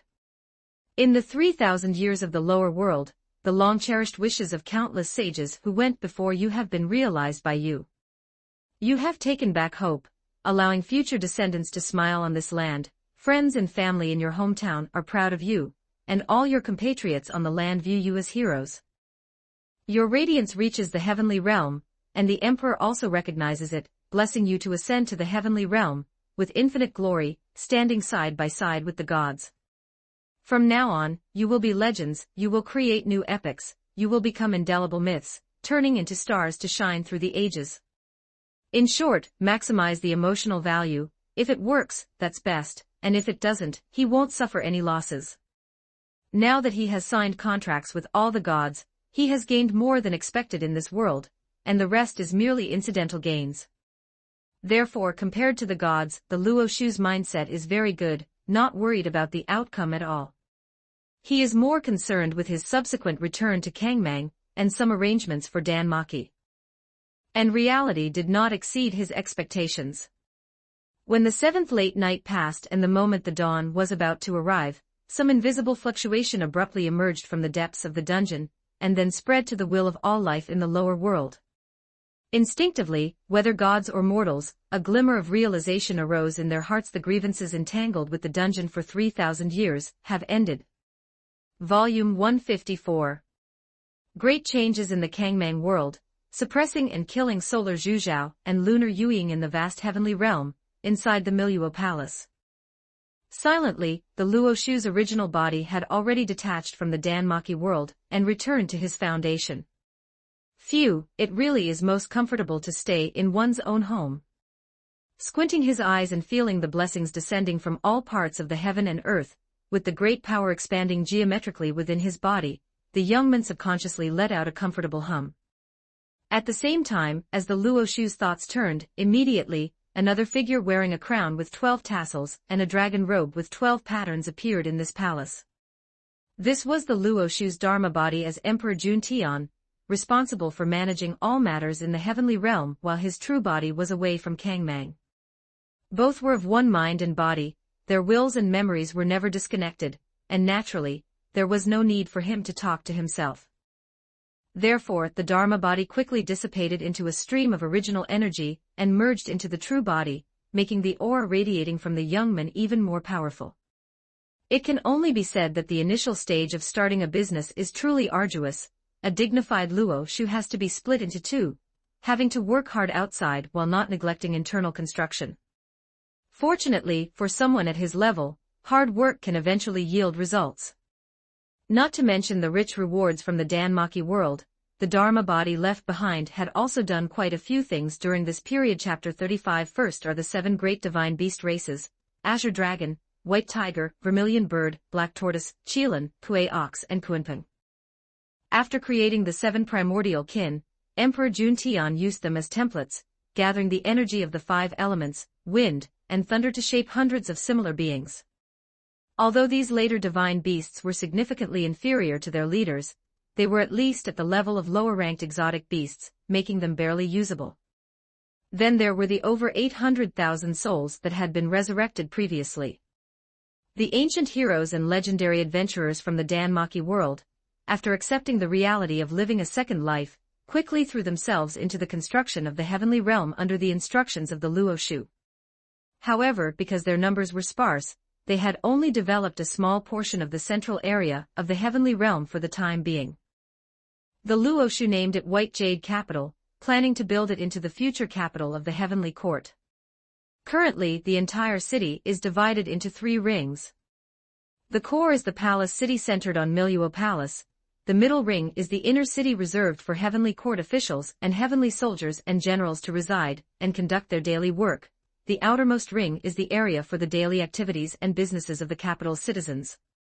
Because it was built on a scale to rule the 3 realms, the entire White Jade capital is not even 1% complete, but it can still easily accommodate a population of 800,000, and it even feels a bit desolate. It is obvious that for a very long time in the future, the shortage of manpower will be one of the main problems in developing the Kangmang world. Scanning over the resurrected individuals who had already settled in the heavenly realm, the Luo Shu pondered for a moment before summoning kin like the Azure Dragon and White Tiger, instructing them to notify the many citizens significant changes would occur in the heavenly realm soon, which were normal phenomena, and no cause for alarm. After making these arrangements, the Luo-Shu did not hesitate and immediately used the system on the spot to convert the world force into travel attempts. Normally, these travel attempts are temporary. Each consumption can open a dimensional channel, piercing through two worldviews that have no connection within the chaos sea. But in its essence, this great power is actually a source of space-time that surpasses imagination and stands above all phenomena. As long as enough attempts are accumulated, one can actually do what he is about to do, that is, to directly fix the dimensional channel and allow the two worldviews to connect at the levels of energy, space-time, and even rules. Without hesitation, as the travel attempts were consumed, the Luo-Shu immediately sensed the familiar worldview on the other side. The next moment, the two worlds were completely connected under the influence of an indescribable great power. At the instant the space-time connected, an inexplicable roar from the depths of the origin exploded directly in the depths of every living soul in this world. The Luo-Shu looked solemn, and with the help of his own authority, he cautiously channeled the power from the Danmaki worldview. Consequently, a continuous stream of energy, rules, and even origin immediately flowed through the invisible dimensional channel and surged into Kangmang. The billions of laws that only high-ranking gods could observe lit up at this moment, constantly weaving and perfecting themselves as the two worlds interacted, together deducing countless brand new possibilities. The entire three realms began to continuously expand and swell under the infusion of this external great power. Inside White Jade Capital, hundreds of thousands of Heavenly Realm citizens who were building their homes looked up simultaneously. They saw that beyond the vast firmament, which was beyond the reach of sight, nearly endless heaven and earth vitality surged in. At first it was wisps, but in the blink of an eye, it turned into a vast celestial river, watering every inch of land in the heavenly realm, causing countless immortal herbs and spiritual roots to grow wildly, bearing vibrant fruits that made one drool at first glance. Starting from the edges, the territory of the heavenly realm extended rapidly outward, expanding by tens of billions, hundreds of billions, trillions, and even tens of trillions of square kilometers in an instant, while the extended void could only be measured in light years. Power is continuously surging out from within my body. Not only that, I feel my brain has become much sharper, and my wisdom is growing. One should not accept a reward without merit. First we were resurrected, and now there is such a blessing. The Luo-Shu's kindness is truly impossible to repay. Because they had been notified in advance, the many citizens in White Jade Capital were not panicked. They believed this was the Luo-Shu bestowing great power and performing miracles, and in fact, it was exactly that. Amidst waves of exclamations, everyone immediately seized this once-in-a-lifetime opportunity, and devoted all their energy to cultivation. In the blink of an eye, visions of breakthroughs rose everywhere in the heavenly realm, adding another touch of color to the process of the world's evolution. Within the earthly realm, the corpses and souls of countless dead exotic beasts were instantly decomposed into primitive spiritual particles by the vast great power. These particles converged and finally condensed into a rushing yellow spring that traversed the three realms and extended to all space-time. In the future, if any living being dies, its soul will be guided by the world-traversing yellow spring at the first instance, arriving directly in the netherworld. An invisible will descended, carrying the laws of life and death from the Danmaki world, and referring to the reincarnation process there, the Luo-Shu began to shape his own order of reincarnation. And in the deepest part of the earthly realm, the darkness and sin originating from the 10 directions of the three realms gradually settled, and layers of hell were constantly being derived. The human realm. Countless exotic beasts instinctively sensed the many abnormal changes in the world and roared toward the sky.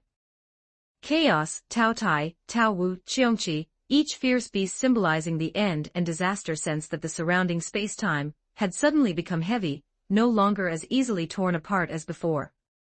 Just as they were about to vent their nature a little, they immediately fell asleep under the soothing of an invisible will. On the divine mountain in the very center of the human realm, a giant beast that had been sleeping for a long time moved slightly. It had a human face and a snake body, red in color, with vertical eyes. When it opened its eyes slightly, the 10 directions of the world turned into daylight. Unlike the vast majority of exotic beasts that only let themselves be driven by instinct, there seemed to be no eternal cruelty in its eyes. After waking up, it just silently watched the changes in the entire Kangmang world. At the edge of the starry sky, stars, whether blazing or lusterless, were born in the cycle of energy and matter. The originally narrow outermost void instantly swelled like a balloon, continuously exhaling and inhaling the vitality of the chaos sea to strengthen the world. Giant beasts patrolling the interstellar space sensed the increasingly spacious environment and couldn't help but roar with joy, then flocked to the newly born star regions, attempting to feast at the first opportunity. And within the sun and moon, the two supreme ancient stars that had hung high since ancient times, inexplicably profound auras were awakened.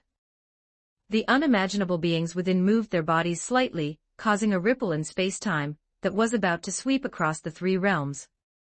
Seeing this scene, the Luoshu took a step forward and directly integrated the laws related to the yin-yang and 5 planets obtained from the Danmaki world into the starry sky. Then, as expected, the will originating from the Luoshu immediately connected with the Sun, Moon, Venus, Jupiter, Mercury, Mars, and Saturn of the Kangmang world. He successfully obtained the authority over these 7 most ancient stars, and because of his scale, he even had higher priority than the mysterious beings born within them. Realizing their home had been stolen, how could the 2 starry sky emperors, who had always acted without restraint, endure this? Their anger flared, and they were about to drive the sun and moon to crash into the eyesore that was the heavenly realm. To put it bluntly, if he had faced this strike before conquering the Danmaki world, the Luoshu would certainly have been quite embarrassed. It was not that he couldn't defeat them, but mainly that if the heavenly realm supreme, and the lords of the sun and moon fought, the Kangmang world, which was already on the verge of destruction, would certainly explode on the spot. But now the Luoshu directly invoked the higher priority sun and moon authority, stopping the movement of the sun and moon. The next moment, the 2 starry sky emperors, who had been one with the sun and moon since their birth, and had never been separated from them, were directly banished to the deep void at the edge of the world. It was only at this moment that the Luoshu discovered their true forms. The Lord of the Sun was a huge black sphere, named Zhuzhao. The Lord of the Moon was a white hollow ring, named Yuying. Heaven knows why the Kangmang world had to evolve these 2 things. Could the world's instinct in the dark be aqua before the Luoshu arrived? The entire Kangmang world was just a small world with only 3 times the volume of the solar system, yet it had managed to produce 2 giant beast emperors capable of moving the sun and moon and unleashing star-level destructive power. Counting the 5 in the human realm, a tiny Kangmang world had actually created 7 powerhouses capable of ending itself within a minute. Compared to this, the dozens of lower-ranked exotic beasts that could only destroy planets were completely nothing. The Luoshu. Even if it really wanted to seek excitement, there was no need to commit suicide in this way, right? Not knowing the thoughts in the Luoshu's heart, and having no interest in knowing, Zhuzhao and Yuying, who had been banished to the void, only wanted to completely destroy the enemy before them who had offended their majesty and seized their authority. The 2 starry sky emperors attacked together, and waves of invisible ripples immediately spread to every corner of the 3 realms. Sun, moon, light, darkness, daytime, night, life, death, various concepts flowed out from around Zhuzhao and Yuying, combining tacitly in resonance, and soon brewed a great power sufficient to return the entire starry sky to chaos. The Luoshu frowned slightly upon seeing this. Possessing such power and authority yet not knowing how to restrain it, truly, I cannot keep you. In any world, a divine being that can truly control the operation of the sun is a strong contender for the supreme godhead. The moon is hard to say, the situation in every world is different. But in the Kangmang world, the moon is undoubtedly the starry sky supreme that stands side by side with the sun, symbolizing the yin side of the 3 realms. If these 2 beings could communicate, the Luoshu actually wouldn't mind recruiting them to become members of the heavenly court gods. But now it seems it's better to forget it. Their power is too strong, a slight movement can cause devastating blows to the 3 realms. Such existences that act only on instinct must absolutely not be allowed to remain at large. With his mind made up, the Luoshu's killing intent suddenly erupted, directly invoking the calamity energy and destructive destiny that had been gestating in the Kangmang world for millions of years. In an instant, 2 deep, dark stars were born from the void, directly connecting with the aura of the sun, moon, and 5 planets. The symbol of calamity Ketu star. The symbol of destruction Rahu star. Under the Luo Shu's will, the 9 stars seemed to become one, forming a perfect formation that completely sealed off the entire starry sky. The blessing originating from the sun and moon was directly severed, and the aura emitted by Zhu Zhao and Yu Ying was in chaos for an instant, taking advantage of their illness to take their lives. After confirming that the fall of these 2 exotic beasts would not affect the sun and moon, the Luo Shu did not show mercy again, decisively invoking the origin of the entire Kangmang world to erase them from the level of consciousness. In the end, only 2 beast bodies were left, falling into the heavenly realm, and being decomposed into 2 brand new continents. As for fighting 300 rounds. Before going to Danmaki, the Luo Shu, while in the state of merging with the heavenly realm, was already confident of defeating these 2 things, but the world itself could not hold up. After returning from Danmaki, the gap between them became even wider. Now the entire Kangmang world is his property, and to prevent the enemy's death throes from breaking some fragile things, it is better to erase them directly. Thinking of this, the Luo Shu simply projected the system panel from the depths of his consciousness. Name: Luo Shu. Status: Luo Shu of the Kangmang world. World authority: Kangmang sovereignty, 98%, Danmaki sovereignty, 10%. Kangmang volume, 36, using the solar system as the standard unit. Core authority: Jun Tian force, sacred Tao system. Remaining travel attempts, 9. After fixing the dimensional channel and connecting this world with the Danmaki world at the level of rules in space-time, the volume of the entire Kangmang world transformed from 3 times the solar system to 36 times. It could have continued to increase, but the scale of the 2 worlds was too different. If they continued to merge, the Kangmang world might have been assimilated into the shape of the other side. If it were pulled over to become the lower world there, that would be turning the world upside down. Since the Danmaki sovereignty has been obtained, the next step is just to slowly digest it. There is no need to rush. Compared to this kind of shifting things from left hand to right hand, what is more important is indeed the sovereignty issue here. A single otherworldly conquest, by bringing in external capital, made his control over the heavenly realm completely perfect, and even raised his authority over the entire Kangmang world to 98%. By the way, it was actually 97% before. After Zhu Zhao and Yu Ying died, it became 98% by aggregating the authority of these 2. So the question is, where did the last 2% go? Volume 155. Setting lifespan limits for each realm. The heavy Hestia. Where did the last 2% of the Kangmang world's authority go? The answer to this question is self-evident, since Zhu Zhao and Yu Ying both had a portion of the world's authority, as existences of the same status as them. The 5 in the human realm naturally could not be any worse. Thinking of this, the Luo Shu immediately cast his gaze onto a certain magnificent divine mountain. Opposite it was a pair of vertical pupils, with the left eye being the sun and the right eye being the moon. Between their opening and closing, day and night alternated, and the breath flowed, deducing the distinct 4 seasons. These traces of time are a bit too rich. If nothing unexpected happened, before Luo Shu descended upon the Kangmang world, the authority of this realm was likely held by 3 factions. The 4 perils, as symbols of the end, occupied 1%, Zhu Zhao and Yu Ying dominated the starry sky, also totaling 1%, and finally, Zhulong controlled time, occupying 1% on its own. This was the result after Luo Shu connected the Danmaki world, diluting the authority in their hands significantly. Otherwise, given the original scale of the Kangmang world, the authority held by Zhulong might have reached 5% or even 6%, which would have been close to the state Luo Shu was in when he first assumed the position of Celestial Emperor. That is exaggerated.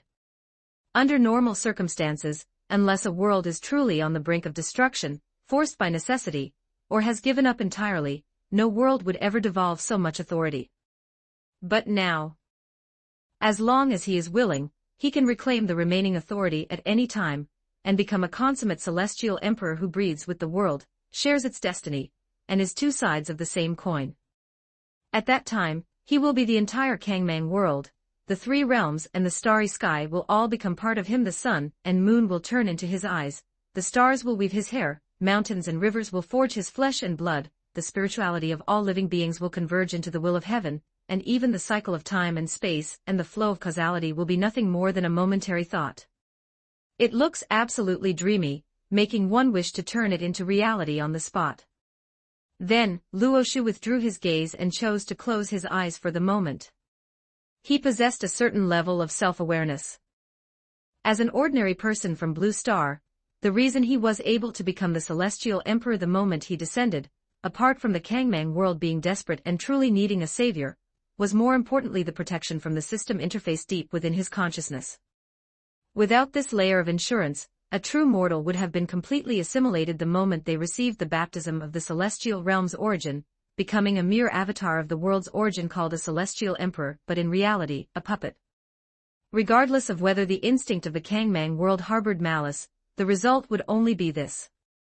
The key point is, how could the will of an ordinary person bear the weight of 3 solar systems? One can only say he overthought it. The reality is that if a few more exotic beasts filled with nothing but thoughts of killing and eating came along, they could drive a person to develop a split personality. Of course, as long as he is willing to be protected by the system interface, for a short time, or even a very long time, the god does not actually need to consider this problem. The cheat will naturally help him isolate these negative effects on his consciousness. It is just that Luo Shu does not know where the upper limit of this thing lies. If the Kangmang world evolves into a consummate great universe, a multiverse, or even a higher level in the future, whether it will be able to hold up is unknown. Regardless, one still needs to make some long-term plans with such a good start. One cannot just completely lie flat and make zero effort right. 100% world sovereignty. After squinting to examine the slumbering for perils and Zhulong on Mount Zhong one last time, Luo Shu began to deduce the various possibilities of the future in his consciousness. Generally speaking, there are only 3 important nodes for grasping world authority. First is existence and non-existence. As long as one possesses it, even if it is only 1 in a billion, it will bridge the gap between God and man. Then comes the node of exceeding 50%, which represents absolute control over a world, such that all other existences combined cannot resist. Finally, there is 100%, symbolizing complete unity with the world, where there is no distinction between the two. Intuition told him that if he could seize that opportunity, he would be able to welcome an extraordinary transformation. But if he chose to rely on the system to resist assimilation, the effect of the transformation would inevitably be greatly diminished. Interesting. After thinking it through, Luo Shu closed his eyes again, and the vast, boundless power within his body immediately began to transform. I assented, just reversing cause and effect, becoming the Celestial Emperor first, and then figuring out how to obtain a will capable of carrying the 3 realms. What a simple matter. Since the Saint Dao method was created, he himself had not actually cultivated much.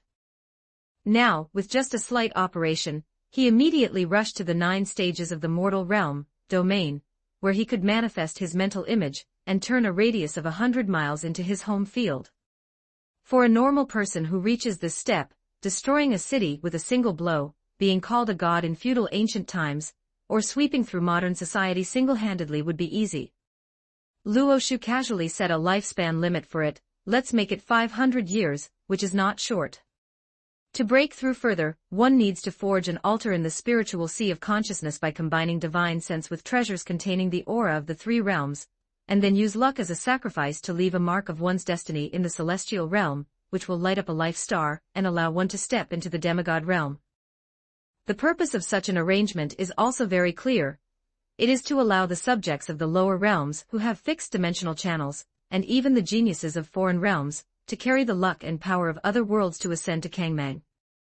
As for how luck comes about, this thing can grow with cultivation strength, can be accumulated through time and status, and can also be transformed through the faith of all living beings and the influence of civilization.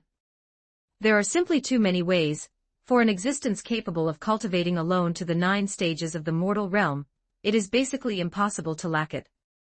If one is a person of great natural luck, one even has the opportunity to light up 9 life stars upon entering the demigod realm, stepping to the peak.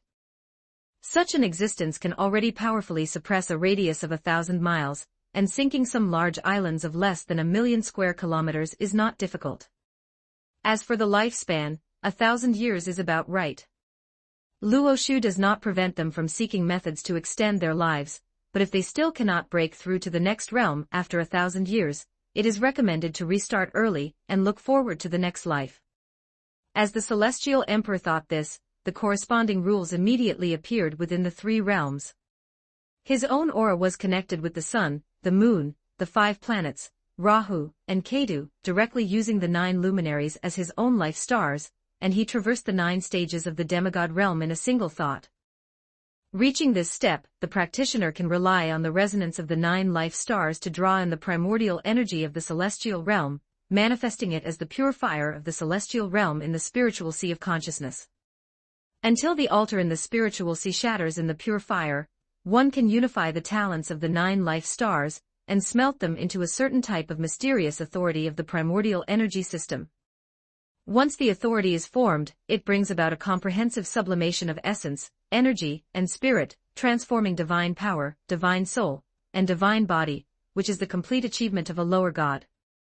Because the authority of a lower god is limited to primordial energy fields such as the 5 elements, wind and thunder, and light and darkness, this stage mainly involves cultivating the changes in divine power.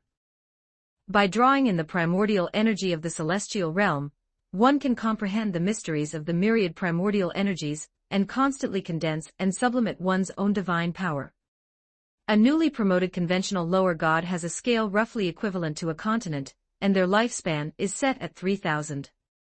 Forget about direct immortality. Luo Shu does not want to be overcrowded with gods later, where he would have to specifically promote calamities or plain wars to carry out internal cleansing. When a lower god condenses their divine power 9 times, and then uses the core authority as a Tao seed to take root and sprout sub-authorities, they become a middle god.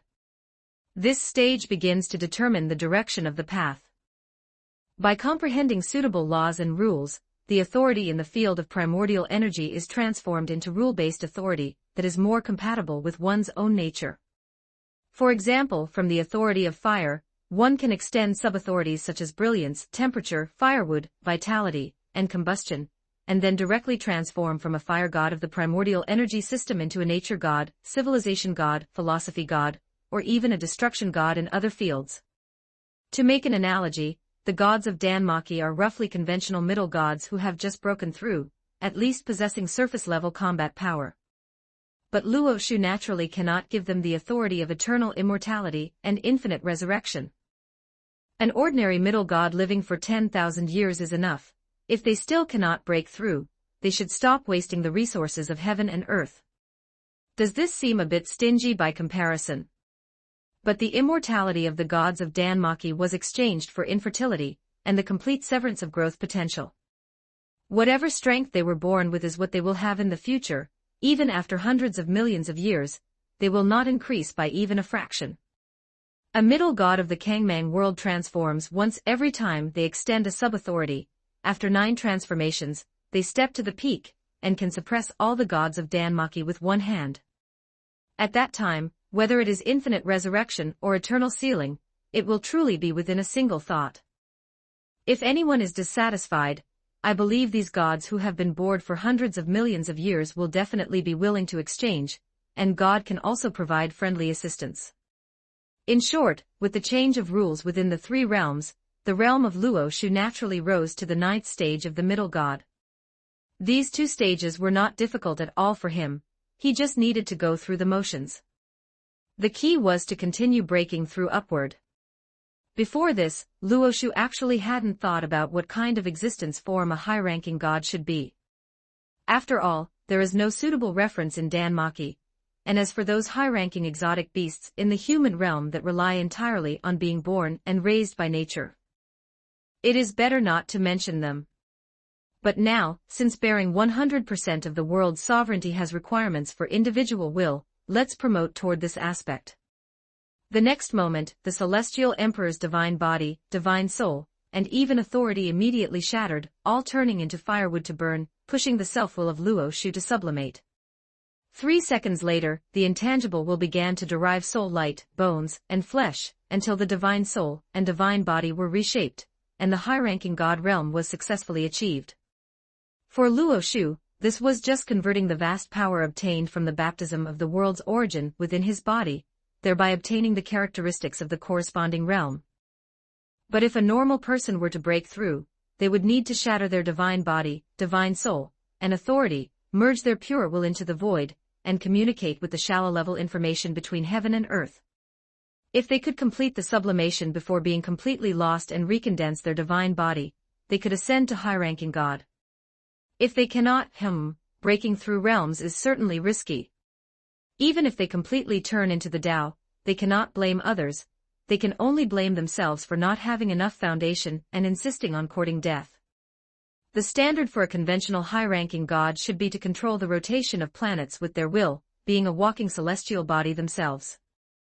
The lifespan is set at 129,600 years, exactly one epoch. Afterward, the main practice is to cultivate the mysteries of spirituality, whether it is grasping one's original intention and pursuit, firming one's self-obsession, or simply relying on the baptism of time, or even borrowing the 7 emotions and 6 desires of all living beings and refining the heart in the red dust, no matter which method is used. The point is to find a way to strengthen the will and sublimate 9 times. Thus, Luo Shu took 9 steps in the void, and when he returned to the Miluo Palace in the celestial realm, he had directly completed the 9 stages of cultivation of the high-ranking God. After all, no matter how mysterious the essence is, as long as it is a concept that exists within the world, for the celestial emperor, it can be recognized as a part of what he controls. The so-called will is merely a special concept that can be controlled and transformed. Now that the transformation is complete, the small amount of power left in Luo Shu's body from the baptism of the world's origin immediately pushed him to the peak of the high-ranking God, sublimating his will to a level close to the rotation of a star. In this state, even if he goes to a different world, setting aside all the blessings originating from Kangmang, he only needs to casually release a magical power that can amplify destructive power, and destroying the entire solar system would be easy. Compared to the relatively pure power in the past, after being regularized according to the cultivation system, there is a different flavor, and the application and mastery of power have indeed improved significantly. Taking another look at the 4 perils in Zhulong, Luo Shu snapped his fingers, and the final 2% of authority fell into his palm. However, he did not completely integrate it into his body right now, only letting it maintain a 99% state now that the sacred Tao system has been basically built, but the celestial court spanning multiple worlds has not yet been established. This is not the right time to make the celestial emperor position completely consummate. As Emperor Juntian, perhaps it is only necessary to completely integrate the Kangmang world and be 2 sides of the same coin with it. But for Luo Shu, whether it is Emperor Juntian or the Kangmang world, they are just a part of him. Exhaling gently, Luo Shu withdrew his thoughts from the deduction of the future path, and turned his attention to Hestia, and the others in the Danmaki world. Since the 2 worlds completed the connection at the level of rules in space-time, traveling back and forth will no longer require consuming the travel times on the system interface. Theoretically, any existence that has touched the ceiling within the 2 worlds or possesses sufficient space-time authority can directly descend to the other world. This is a good thing, as it helps the future celestial court's interference in foreign worlds, allowing the Kangmang world to draw resources from the lower realms to grow stronger. But it is also a bad thing, assuming the world on the other end is strong enough, it could even launch a counter-invasion against the Kangmang world. Such strong individuals naturally do not exist in the Danmaki world. But if the opposite side is the likes of Honkai Star Rail, a certain magical index, or Saint Seiya, I fear that the moment space-time was connected, someone would have already attacked. From this perspective in the future, when fixing dimensional channels, one must at least determine the power level of the opposite side first.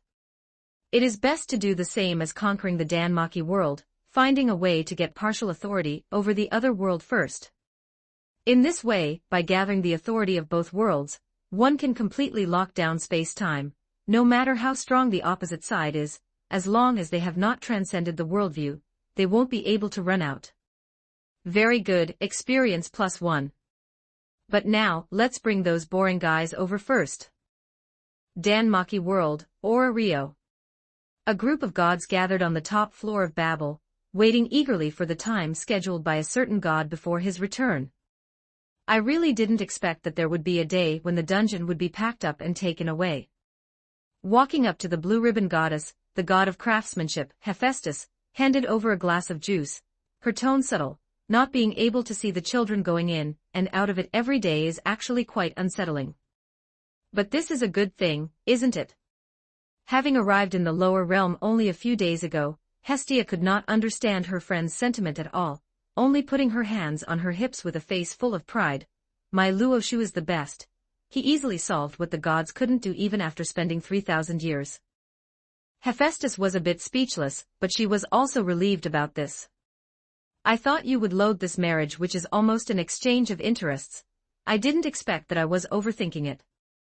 Thinking about it, it is also normal. In this world, the love of the gods has always been fleeting. Precisely because they have lived for such a long time, falling in love and harboring affection are matters of an instant, which is why it is easy for the gods to fall in love with the children of the lower realm at first sight. For them, even the entire life of a mortal is so short that it passes in the blink of an eye. If they were still indecisive in this situation, they might not even react before the other party directly dies of old age and reincarnates. Therefore, as long as a god develops feelings for someone as a member of the opposite sex in a certain moment, they will quickly devote themselves wholeheartedly, more passionately and decisively than any human. And given the actions and various conditions of that god, if one were to say that Hestia had no affection at all, that would definitely be nonsense. I am not goddess Artemis, the form of marriage doesn't matter. The blue ribbon goddess showed a faint smile on her face. What is important is family, a family that can walk hand in hand for a lifetime. I feel that I have already found it. Is that so? Then congratulations. Hephaestus nodded, not feeling surprised. In this world, the so-called virgin goddess is actually closer to a nickname because they do not associate with male gods. They are given this teasing title, which in the human world means older spinster. It definitely does not mean that they cannot fall in love and get married. It is just that the three most famous virgin goddesses each have their own reasons for remaining single throughout the hundreds of millions of years. Chapter 37. Among them, Athena was the most rational, adhering to the principle that a wise person does not fall in love. Goddess Artemis symbolized purity, yet she was the one who yearned most for sweet romance. Hestia was the simplest yet also the most heavy-hearted. She was not obsessed with pure romance, but hoped to meet family members who could support each other and build a true family of her own. Parents, brothers, sisters, spouses, children. For gods born from the heavens who were infertile and had no siblings, so-called family was essentially a marital relationship, or perhaps children from the lower world would suffice. But those male gods in the heavens definitely wouldn't do. After all, not one of those guys was willing to truly build a lifelong family with her and never betray her. A god's lifetime was not just 100, 1,000, or 10,000 years, even hundreds of millions of years were not enough. It was something that truly had to last until time itself withered away and the heavens collapsed. Even for the emotionally rich gods, this level of commitment was simply too heavy. That said, I wonder if that Luoshu was scared off. Thinking of this, Hephaestus couldn't help but secretly chuckle in her heart. But the next moment, sensing the sudden changes in the heavens and earth, all the gods present, including the two of them, changed expressions. It's here. Volume 156. A win-win situation. The gods of Danmaki enter Kangmang. It's here. As the dimensional channel was stabilized, the two worlds completed their integration on the levels of rules and space-time. As administrators with authority whose souls were essentially connected to the Danmaki world heavens, the gods immediately felt the various hidden changes occurring between heaven and earth through their respective authorities. The world's instinct is angry, yet also somewhat joyful. What a contradictory feeling. Because the dungeon had been packed up and taken away by the Luoshu, Uranus, who had stepped out of the altar for the first time in 1,000 years to wait for the results with the other gods, frowned. As one of the few great gods in the Danmaki world heavens, his authority was much higher than that of ordinary gods, so he could see more from the changes in the world. Indeed, it's like having a tube of blood drawn, only to be fed a sweet date afterward. This is the first time I've received such a complex emotional description from the source of the heavens. Zeus stroked his beard. As a fellow great god, he was no weaker than Uranus, and in the end, he just laughed heartily and concluded, in any case, our world has likely lost quite a bit of its foundation, but in the long run, it might not be a bad thing. The gods had actually anticipated this situation long ago. After all, that Luo Shu from another realm descended upon this world, it was impossible that he was truly here to run a charity, helping humanity defeat the dungeon while also bringing the unknown and replenishing vitality for the gods. You say the gods aren't going to the other world to work for him.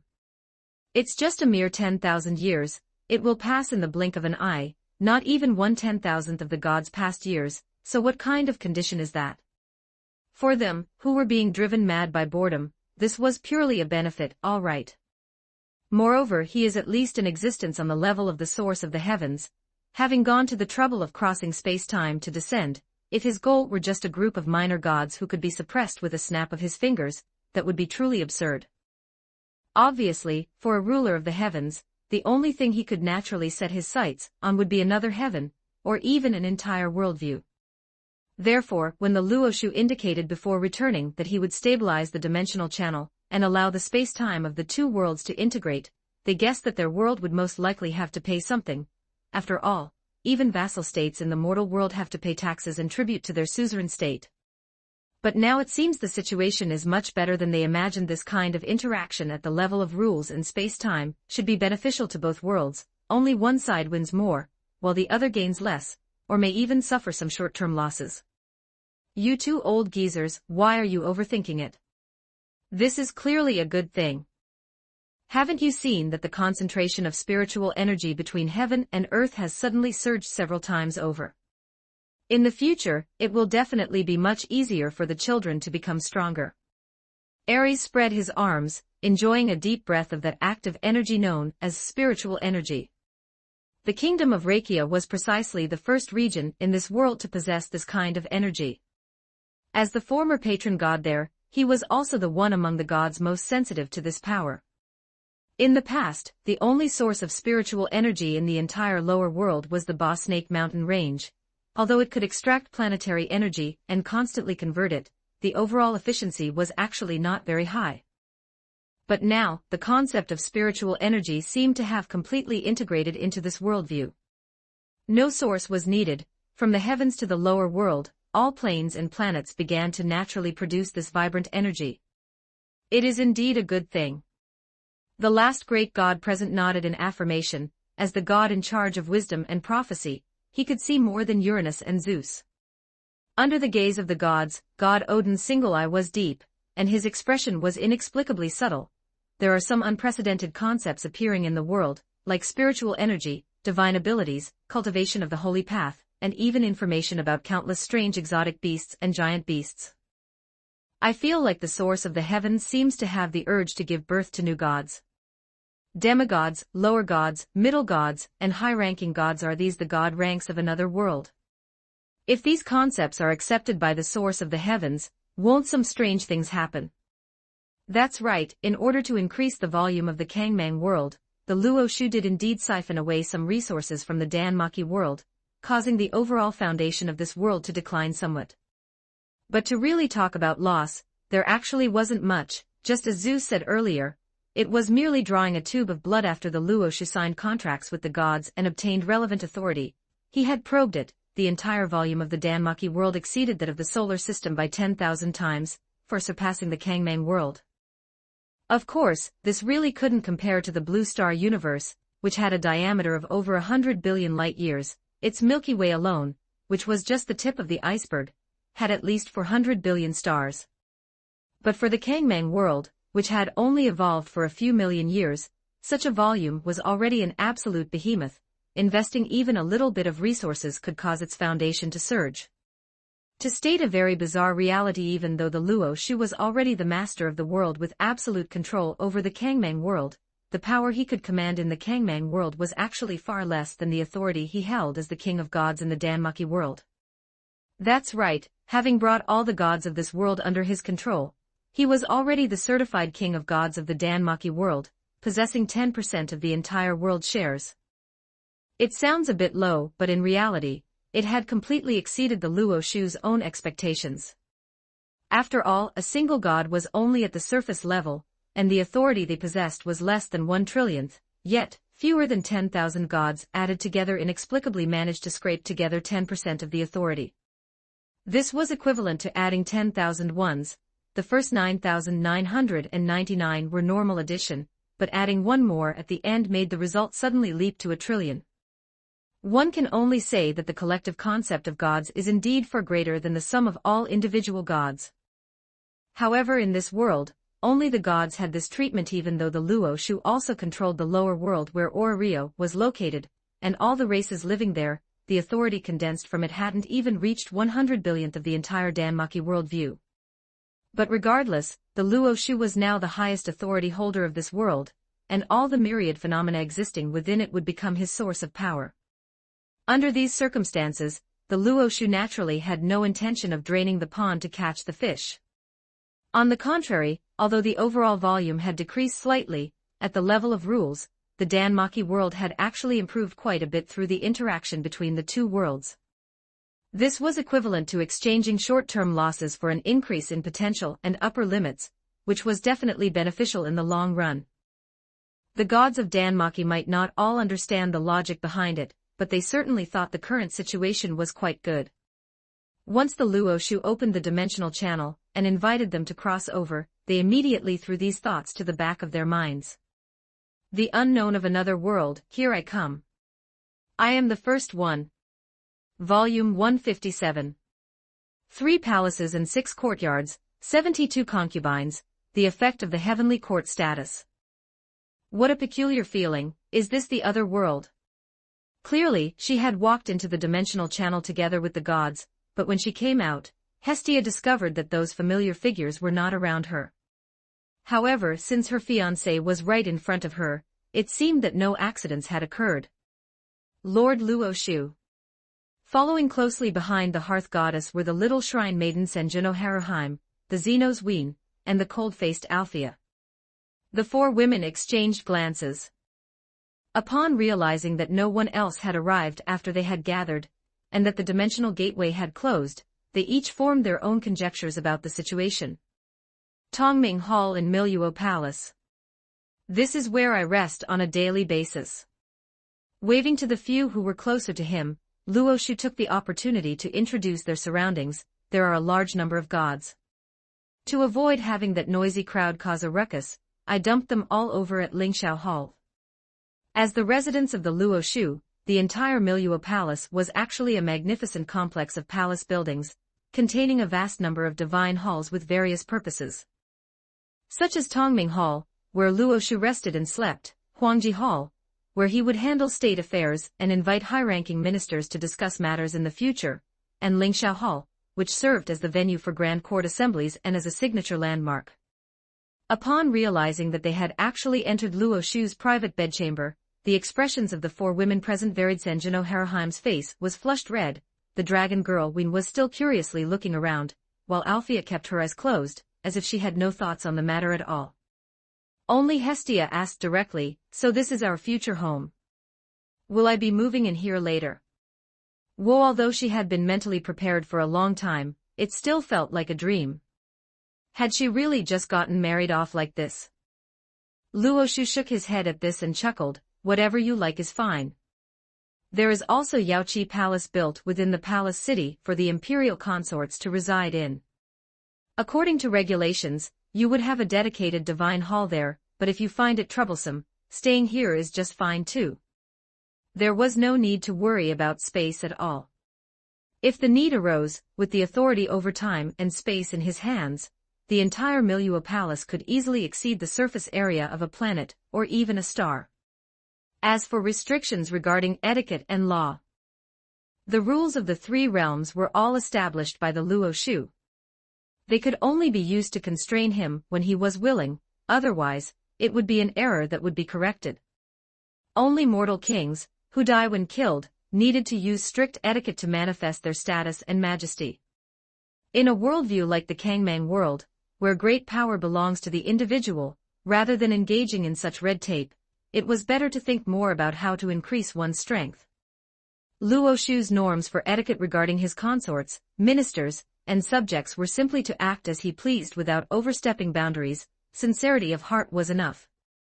Otherwise, if they were like those treacherous ministers in the mortal world who were respectful and meticulous on the surface, but secretly wished for you to drop dead on the spot. How would that be any different from cursing directly into the Luo Shu's ear? They would definitely be tired of having too many family members in their 9 generations, and want to enter the path of beasts to experience life, right? Yaoqi Palace. Hestia's mouth twitched. Relying on her hundreds of millions of years of experience as a goddess, she quickly understood what that place was intended for. Then I'd better just stay here. Very well. There are many divine halls in Miluo Palace, you can just pick one you like. Luo Shu first nodded calmly, then reminded her, however, currently, the only consorts slated for the heavenly court are you and Althea. Yaoqi Palace still needs someone of appropriate rank to manage it, and some duties theoretically belonging to the Empress of Heaven also need a goddess to temporarily step up. Yaoqi Palace was also a massive complex of palace buildings, situated opposite Miluo Palace. According to regulations, it was the place for the Empress of Heaven to manage the imperial consorts, and handle various internal harem affairs. Beyond the 2 palaces lay Taiji Palace, which housed the various departments and offices of the heavenly court. In the future, the gods and high-ranking ministers would formulate policies and fulfill their divine duties there. With various systems currently being drafted, there were only these 3 main palace complexes within the palace city of White Jade capital for the time being. Taiji Palace could wait until the various departments were filled in the future, letting the court ministers handle it themselves, but Miluo Palace and Yaoqi Palace belonged to the inner residents and required a mistress to manage them. Spirals appeared in the blue-ribboned goddess's blue eyes. He actually wanted me to act as the Empress of Heaven. Is he serious? I clearly just wanted to find a family and coast to victory. Wait, if I'm acting as a placeholder, then what is my current position? Understanding the meaning behind the Luo Shu's words belatedly, Hestia's gaze suddenly turned sharp. She had long anticipated the fact that Luo Shu couldn't possibly have only one woman. After all, having married into the imperial palace, could she really expect a lifetime of just the 2 of them? But since it was a harem, some things had to be fought for, otherwise, what would she do if she were bullied by newcomers in the future? Hearing this topic, even Althea couldn't help but open her eyes and look over. Compared to Hestia, she could even be considered to have arrived first, but she seemed to have no advantage in this regard. After all, the other party had the collective group of gods standing behind her, in a sense possessing the entire world as a dowry. Thus, the woman who favored silence closed her eyes again. She did not intend to put too much thought into the harem. For now, it was better to focus on utilizing her talents to improve her own strength. Anyway, the mascot goddess in front of her shouldn't be capable of causing any foul, messy trouble. Sanjuno Haruheim held Ween's small hand, looking left and right, but she also secretly perked up her fox ears. According to the customs in Sakurajima, shrine maidens were inherently concubines of the gods. Of course, this referred to high-ranking shrine maidens who had clear affiliations and chose to serve the gods for life. Ordinary shrine maidens were just a profession that involved working at a shrine. They received no divine grace, had no major constraints, and when they reached a certain age, they could resign from their position, find someone to marry at will, and no one would care. Therefore, in Haruheim's view, her path was not the same as that of the hearth goddess and the others, but there were points of intersection. 3 palaces, 6 courts, and 72 consorts, that is the system at the current stage. No one is currently able to fill the first 2 ranks. Hestia, you shall act as the manager of Yaoqi Palace with the rank of heavenly consort. If there was a heavenly court and a Luo Shu, then naturally there had to be an Empress of Heaven. It should be said that among the supreme gods in mythology, none intentionally rejected the reproduction of yin and yang. Even the founder of Buddhism, Sakyamuni, married and had children before pursuing the path of liberation. Taoism always gave the impression of being pure and desireless, but the Taoist ancestor Laozi, who was later elevated by future generations to Taishang Laojun, also left behind a bloodline legacy before heading west out of Hangu Pass. Not to mention the primordial heavenly king, the numerous offspring he had with the Jade Maiden of primordial origin all became heavenly venerables and emperors. A proper heavenly court, of course, had to have an empress of heaven and heavenly consorts to assist the Luo Shu and govern the Yin aspect of all heavens. However, specifically how to establish the harem system of the heavenly court was also a headache-inducing problem. In mythology, the most common form was that of the heavenly father and earth mother. But Luo Shu was a near-perfect Luo Shu in the Kangmang world, overseeing the three realms rather than just ruling the heavens alone. Regardless of the past or future, no Earth Mother goddess who could stand on equal footing with him would ever be born. If he wanted a yin-yang pairing, he could emulate the Jade Emperor and the Queen Mother. The Empress of Heaven did indeed have the duty of hosting banquets for the gods to build connections, but the peach banquet sounded a bit ominous. Then there were the three wives of Dijun in the classic of mountains and seas, Shi-He, Chang-Shi, and Yi-Huang, who were solely for the purpose of reproduction, giving birth to 10 sons, 12 moons, and the kingdom of 3 bodies, not to mention the countless ancient kingdoms born from other consorts.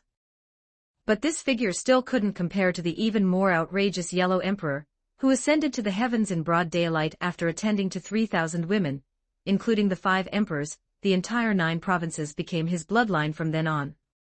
Referencing the deeds of these predecessors and combining them with the harem systems of the mortal world, after thinking it over repeatedly, Luo Shu simply settled on the system of the 3 palaces, 6 courts, and 72 consorts. Among them, the 3 palaces were all empresses of heaven, nominally equal in rank to the Luo Shu, each governing the Yin side of the 3 realms of heaven, earth, and humanity. The 6 courts could be called vice-empresses, assisting the empresses of heaven in governing the harem and balancing the 3 realms. They were the 6 matrons of stars, earth, warfare, for seasons, yin and yang. If necessary, they could also be split into the Sun Mother and Moon Mother, becoming 8. Chapter 38. Below that, the 72 concubines are the heavenly consorts. Their specific number is not yet fixed, but they have certain requirements regarding strength, as they must bear part of the weight of the 3 realms for the Luo Shu and fulfill their respective divine duties. Finally, there are some ordinary consorts who do not meet the strength requirements, but are favored and have attended to the bedchamber. They are generally classified among the 9 concubines. As for the ordinary celestial maidens below the 9 concubines, there is a specialized system of celestial palace female officials to manage them, so there is naturally no need to mention them further. In other words, there are still 2 ranks above me. Hestia puffed out her cheeks, looking somewhat depressed. I won't really be bullied by newcomers in the future, will I? That depends on you. For the heavenly court, as long as one has virtue and ability, it doesn't matter who holds the positions in the 3 palaces and 6 courts, the key lies in the corresponding responsibilities and authority. If the ranks of mortal consorts mainly consider political factors and their respective power backgrounds, then for the heavenly empress and heavenly consorts of the heavenly court, strength is the most important factor. Only with formidable personal strength and great divine powers can one undertake the corresponding status and fulfill divine duties. Otherwise, if one only has beauty and still thinks of climbing to a high position, a slight collision of the laws of the 3 realms could instantly shake them to death. He patted the blue ribbon goddess's little head. So you should still work harder in your daily life, and try your best to improve your strength. To be honest, the gods of Danmaki, even the great gods, are still a bit too weak. Under normal circumstances, to undertake the status of a heavenly consort, one must at least ascend to a high-ranking god, becoming a walking celestial body oneself. This is only for the current stage of the Kangmang world. As the 3 realms continue to expand and grow in the future, the requirements for the strength of goddesses will continue to increase. However, Hestia has lived for hundreds of millions of years after all, and she has another heavenly realm providing support behind her. She lacks neither foundation nor background, so undertaking the position of a heavenly consort should be more than enough for her. Thinking of this, the Luo Shu extended his index finger and tapped the center of the hearth goddess's brow. Try it out and see if you can catch it. Somewhat puzzled by the Luo Shu's statement, Hestia was about to ask when she suddenly felt the world before her change. In a trance, she seemed to have arrived in an ancient starry sky. Here, one cannot see the boundaries of the 10 directions, and even time seems to have completely solidified. Only the brilliant starlight shines upon all things, dazzling the eyes. I don't know how much time passed, but a star that could be considered bright among the stars seemed to form a connection with her. Hestia instinctively reached out her hand, only to see that star continuously shrink, and in the end, it actually smashed directly toward her. Wow, what is this? In the Milua Palace, the hearth goddess, who had just awakened as if from a dream, suddenly let out an exclamation, and the strength that had surged countless times within her body instinctively wanted to spill out. The Luoshu instantly pressed down on her shoulders. Be careful, are you trying to kill Haraheim and the others? Althea, who was on the side, shifted her gaze. At that moment, she had indeed inexplicably felt the threat of death. It was just too fast, and before she could even move, that premonition was extinguished by the Luoshu's action, making her think she had experienced an illusion. Haraheim and Wien stood there blankly, completely unaware of what had happened just before. Wu, I'm sorry, but what exactly is this power? How could I? Hestia was completely bewildered. The goddess found it difficult to describe her current state. But she subconsciously knew that she was very strong now, countless times more terrifying than great gods like Uranus and Zeus, and perhaps she could easily destroy a planet with just a flick of her finger. This is the effect of the various statuses. Not only are there duties that must be fulfilled, but it also grants corresponding rights. According to his earlier idea, the Luoshu would not give any god permanent world authority, but rather bind these authorities to various divine positions and divine duties. Whoever sat in that position would be granted external blessings of the corresponding level while undertaking the responsibilities. Although this blessing comes with the status, a single decree from the Luoshu could revert them to their original form, but during this period, power is power, and will not be discounted in any way. Furthermore, being able to perceive the great power of a higher level in advance while at a lower level can naturally accelerate the efficiency of daily cultivation. The heavenly consort status is also ranked in the top 3 in the harem, and the authority blessing it carries can at least reach the 5th step of a high-ranking god. This is also the reason why the Luoshu believes it is difficult to undertake this status without becoming a high-ranking god. In other words, am I now stronger than all the gods of the original world combined? After reaching this conclusion, Hestia was simply stunned. She was completely unprepared for this. This is normal. Even if it is just a ray of radiance from the Luoshu, it can bring infinite solemnity and auspiciousness to the world. Then, without waiting for the goddess to get smug and want to go show off to her friends, the Luoshu poured cold water on her without changing his expression. They will also undertake statuses and work for me later, and by then, you won't be special. Seeing the blue ribbon goddess's round cheeks instantly sag, the young man chuckled, but he had already fallen into deep thought in his heart. After Hestia carried the status, she didn't have any discomfort at all, which actually surprised him a little.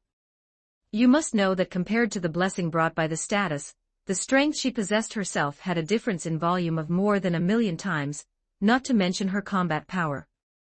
As a result, except for being a little difficult to control at the very beginning, after she reacted, there were no more mistakes at all. The gods of Dan Maki. I just don't know if this life form is a good thing or a bad thing. Volume 158. Generously bestowing rewards, Luoshu's empowerment solidifies foundations. After leaving Tongming Hall, the Luoshu let Hestia and Haraheim and the others go to arrange their respective residences. He himself took Althea to the military camp. As for the gods of Dan Maki over at Lingxiao Hall, with dependents like the Azure Dragon and White Tiger entertaining them, it's not too late to let them familiarize themselves with the environment of the Kangmang world before making arrangements. The time has come. As the Luoshu issued the order, a space-time gate condensed from pure laws slowly opened above the vast military camp. The Luoshu extended his right hand, spread his 5 fingers, and golden runes like swimming dragons submerged into the space-time gate. Not long after, 800,000 figures surged out from the world behind the gate like a tide. Their bodies shimmered with the radiance of military souls capable of distorting reality, and as they walked, clouds and mist surged, instantly covering a vast area of several million square kilometers. Undoubtedly, this is the most elite legion of the Dan Maki world. Every soldier inside is a warrior who has gone through 100 battles, after breaking through the lowest level of the dungeon and subjugating the black dragon that symbolized the end, their overall combat power has been further sublimated to a level that even the gods marvel at. Apart from the soldiers' most basic true chi cultivation, this legion can be said to have no shortcomings. And now, the Luo Shu is about to completely make up for this deficiency for them. Heroes who saved the world, congratulations on ascending to the heavenly realm. Now come and accept the final reward belonging to warriors. The Luo Shu raised his hand, and immediately, endless heavenly realm primordial energy descended from above the firmament with a roar. This is not ordinary heaven and earth spiritual energy, but high-level energy that has been transformed by the laws of the heavenly realm, and can only be absorbed and utilized by gods. Every wisp is enough to make a mortal be reborn. Today, I bestow upon you the heavenly realm baptism. Pillars of light condensed from primordial energy descended from the sky, completely enveloping the 800,000 soldiers. Exclamations and cheers rose one after another. Everyone could feel their life level leaping, and their own cultivation jumping 2 or even 3 levels directly. After a quarter of an hour, the light pillars dissipated. The aura of the 800,000 soldiers had already undergone a heaven-shaking change. The weakest among them were already at the 5th stage of the mortal realm, capable of actively absorbing heaven and earth spiritual energy and condensing true chi within their bodies. Those middle and upper-level officers who already had a certain amount of strength mostly promoted to the 7th stage, spirit refining, directly opening up their sea of consciousness and transforming their mental power into divine sense. Finally, there are the top human powerhouses like Althea, Maxim, and Zard. When they opened their eyes, each of them had 1, 2, or even 3 life stars hanging high, projecting into the fate dimension of the heavenly realm. Undoubtedly, this is a characteristic belonging to demigods, and it is a key step toward transcending the mundane and ascending to the divine throne. Thank you, Luo Shu, for your great grace. Recovering from the shock, 800,000 people immediately shouted in unison, their voices shaking the 9 heavens. Most of them were ordinary soldiers from various countries in the lower world, who originally didn't even have the qualifications to receive the blessing of the gods. Now, not only have they become heroes who saved the world and ascended to the heavenly realm, but they have also been bestowed a baptism by the Luo Shu, directly possessing individual strength that surpasses level 1 adventurers. This series of experiences is simply like a dream. It should be said that this is a future that they, in the past, couldn't even imagine. Then what is there to hesitate about? From now on, if the Luo Shu tells them to go east, they will never go west. Wherever his will points, that is where their blades will strike. After all, in their view, even if they sold their lives, it wouldn't be worth these terrifying investments. The Luo Shu only nodded slightly at this: fertile fields, mansions, glory and wealth, cultivation resources. I won't emphasize these things, there will naturally be people to arrange them for you. Next, as members of the heavenly soldiers and generals, you are responsible for guarding the 3 realms and expanding the territory, so you need to be stationed in this world for a long time. I know that most of you still have relatives in the human world, and must be reluctant to part with them. Therefore, I specially permit each person to bring 10 people to ascend to the heavenly realm to accompany you for a long time in the future. As soon as these words were spoken, all 800,000 soldiers looked up. He even considered their relatives for them. This level of favor is simply unbelievable. This, is it true? The ruler does not joke, the Luo Shu said indifferently. After you are dismissed, you can go to the lower world to make arrangements. This space-time gate will not close within 1 month. When one person attains the Tao, their chickens and dogs ascend to heaven. To some extent, this can be considered common knowledge. Of course, more importantly, the Kangmang world is really short of people at the current stage. Before this, there were only over 800,000 resurrected ancient legends, even counting the legion in front of him, and some talents who died during the unification process of the lower world and were worth resurrecting and introducing. The population was still less than 2 million. For the heavenly realm, whose surface area exceeds that of stars like the sun, this is far from enough to even fill the gaps between teeth. Therefore, directly giving these soldiers the quota to bring people to ascend to the heavenly realm in the name of a reward absolutely belongs to a win-win choice. When the more than 8 million people who followed them settled down, the population of the heavenly realm should be able to reach around 10 million, enough to make the area near White Jade capital a bit lively. As for simply packing up everyone in the entire lower world and taking them away to fill the heavenly realm, that is unnecessary. The lower world where Orario is located also belongs to his rule. In the Danmarki worldview, there are countless planets, but there are not many lower worlds that can allow ordinary people to reproduce normally, so they cannot be wasted just like that. Therefore, the Luoshu only withdrew the elite class and their relatives and families. In this way, the positions in the middle and upper levels that occupied a large amount of resources were basically all vacated. Coupled with the fact that the monsters all over the continent had been cleaned up and the dungeon, which served as the source, was gone, under the management of the unified government, there should be a fairly peaceful and quiet life in the future. Well, even if there really is a problem, it doesn't matter.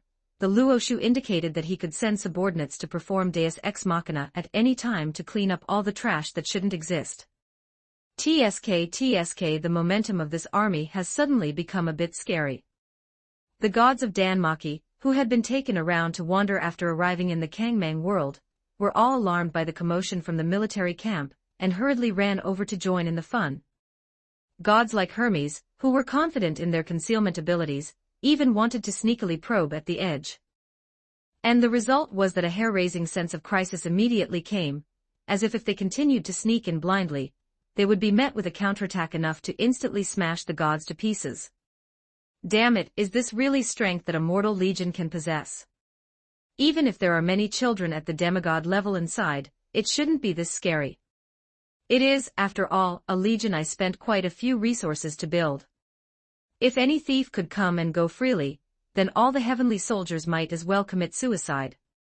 The Luoshu grabbed a wisp of golden light from the void with satisfaction. That was the essence of the military soul condensed from the fighting spirit of the million-strong army. At the very beginning, it was just a pure hero's wish.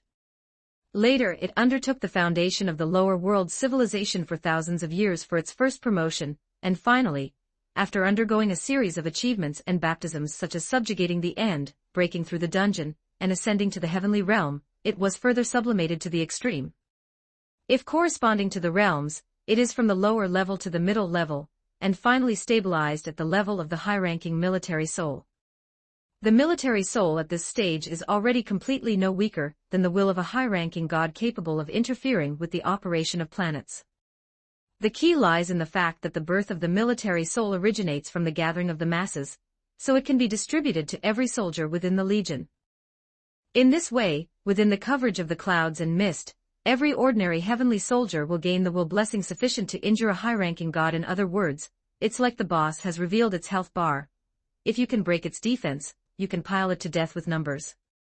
Of course, when fighting at the same level, as long as they are not completely surrounded and met with the triple constraints of clouds and mist, military soul, and domain, a high-ranking god can still run away without problems. But for lower-level middle gods and lower gods, under the suppression of realms, if they really fall into the legion, they might just be stabbed to death by a dozen or 20 heavenly soldiers.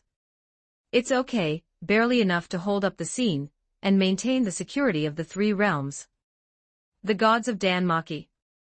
The holding up the scene, you mentioned, refers to these things that can kick us into a dog on the side of the road. It's truly a rare sight in a long life. When did divine-level combat power depreciate so quickly, becoming worthless all of a sudden? After all, he is the Luoshu. The great god Zeus's expression was a bit stiff, but he quickly accepted the reality. The glory of the gods all originates from the heavenly realm. Now that we have come to a different world, everything is naturally decided by a thought of the Luoshu. Chapter 39. Actually, it is not difficult to understand. Just as the Danmarki world's heavenly realm, out of favoritism, granted the gods eternal, immortal lifespans, and the right to infinite resurrection, as long as that supreme origin wills it, it can likewise elevate humans or any other race, granting them stronger power and a more glorious future. The evidence is the dungeon that has ravaged the land for 3,000 years, that is an enemy even the gods combined could hardly oppose, yet it is actually a creation conceived by the heavenly realm, and then abandoned. What a truly admirable legion! God Odin stroked his snow-white beard. As a god of wisdom with a penchant for collecting heroic spirits, he was very interested in this form of collective power. As for being wary or anything like that, this system clearly only possesses the power to suppress the gods when gathered together. In daily life, when separated, they are just ordinary mortals and demigods. As long as they do not face a siege by an army, the status of the gods can still be guaranteed. As for what to do if they are targeted by the army one day in the future, the military power of the heavenly court is held in the hands of only one person. If you have been targeted by that person, why waste time thinking about all this nonsense? However, the level of energy they can utilize still seems far inferior to a military soul condensed from will. It is obvious that compared to a military soul that has reached the high-ranking god level, the cloud energy gathered by the 800,000-strong army before them can at most stand on equal footing with the gods, but it cannot reach the point of crushing them. The Luo Shu's previous infusion only patched up their foundations, equivalent to pulling them from a failing grade to a passing one. Compared to a military soul that could receive an excellent rating, they are completely on a different level. The merits have already been settled, and it is sufficient for the current stage. If he truly had the desire, the Luo Shu could naturally use infusion to allow the cloud energy gathered by the legions to reach the level of a high-ranking god. This would not cause him any loss. After all, whether it is the spiritual energy circulating between heaven and earth, or the living beings who utilize it, they are all extensions of the Luo Shu's power, belonging to a mere transfer from the left hand to the right. But even if one wants to bestow a generous reward, there should be a proper reason. Excessive grace is counterproductive if one really raises a group of giant babies who view all favors as a matter of course, and something like the revenge for a handful of rice occurs, the Luo Shu would directly initiate a great purge. Therefore, it is better to let them strive for a period of time. After the reward and punishment system is perfected, and they have established new merits, he will then bestow a new round of baptism. As for whether using infusion to increase the army's cultivation will leave hidden dangers, what could the foundations raised by a group of mortals relying on their own cultivation possibly be more stable than a baptism helped by the Lord of the world himself? Not to mention other worldviews, but in the Kangmang world, the Luo Shu can only say that is nonsense. To be blunt, the Luo Shu is heaven and earth, his every word and action constitutes the myriad laws of the world. An ordinary practitioner, having exhausted their life and reached the end of their path, might not even be able to touch 1 in a billionth of them. If a baptism bestowed by such an existence from a lofty perspective could still produce hidden dangers, it is mostly the practitioner's own problem. There is a high probability that the person was inherently dull, their potential already exhausted and unable to move forward before receiving the infusion, and only after being lifted to a new realm were they unable to continue advancing on their own. Of course, this is because the Luo Shu, as the Lord of the world, has control over all the laws and paths within the world, which is why he can do this with ease. If it were that kind of expert who specializes in a certain path and emphasizes, "I am the only one," then it would indeed be inappropriate to help a junior with mismatched attributes with an infusion. Otherwise, laying a top-tier fire attribute foundation for a water attribute prodigy would completely lead them astray. Since everyone is here, let's first establish the system for the celestial army. Glancing at the Danmaki gods who had all run over to watch the excitement, the Luo Shu stated bluntly, "You are all here to work for me. Whether it is engaging in politics to fulfill divine duties, joining the army to guard the 3 realms, or going to the human realm or the starry sky to develop local areas, or even expanding territory in other worlds. In short, get moving. Don't think about loafing around and waiting to die like in the past, or slacking off wherever you please." After speaking, the Luo Shu stopped paying attention to these lazy fellows and began to mobilize troops and generals, reorganizing the initial version of the celestial army.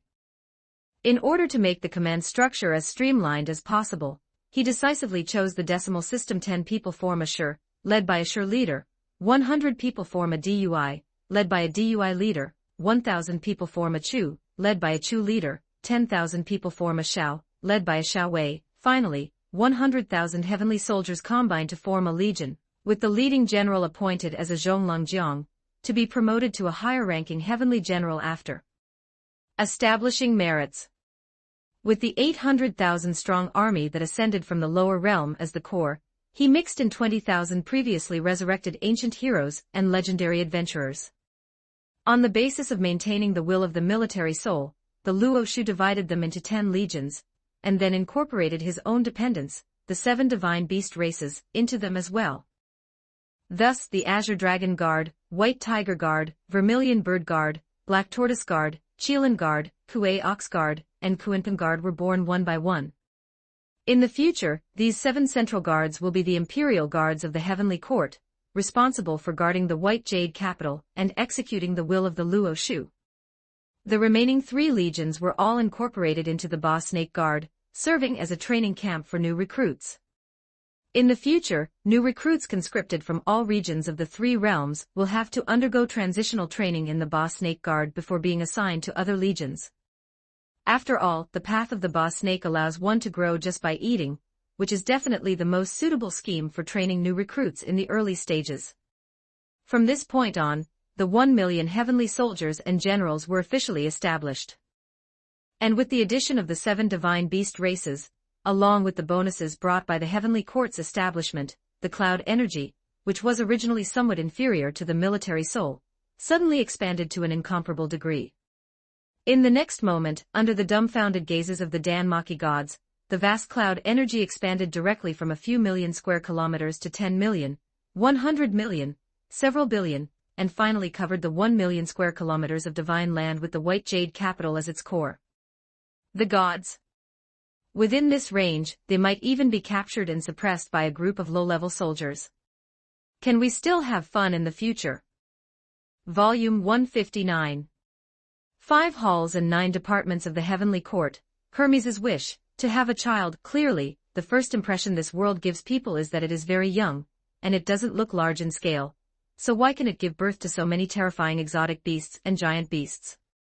During the period when the Luo Shu reorganized the heavenly soldiers and generals, the Danmaki gods showed off their respective abilities, and investigated all the basic intelligence floating on the surface of the Kangmang world. Then they were startled by those exotic beasts and giant beasts that would move mountains, fill seas, and devour stars at the drop of a hat. Is this world crazy? Otherwise, how could it produce so many monsters capable of shaking the foundations of the world? The Luo Shu, having already arranged the 7 central guards and tasked them with guarding the area around the White Jade capital, heard this discussion, and a look of helplessness subconsciously appeared on his face. In the end, he could only pretend to be indifferent and explain, the heavenly Tao, earthly Tao, and human Tao. It is just that the evolutionary directions of various worldviews are different, which is nothing to be surprised about. The heavenly Tao, earthly Tao, and human Tao of the Kangmang world were actually divided by the Luo Shu. They are 3 ways of perceiving the world and cannot be equated to the 3 realms of heaven, earth, and humanity. The heavenly Tao refers to the sum of all order, laws, and objective rules operating within the world.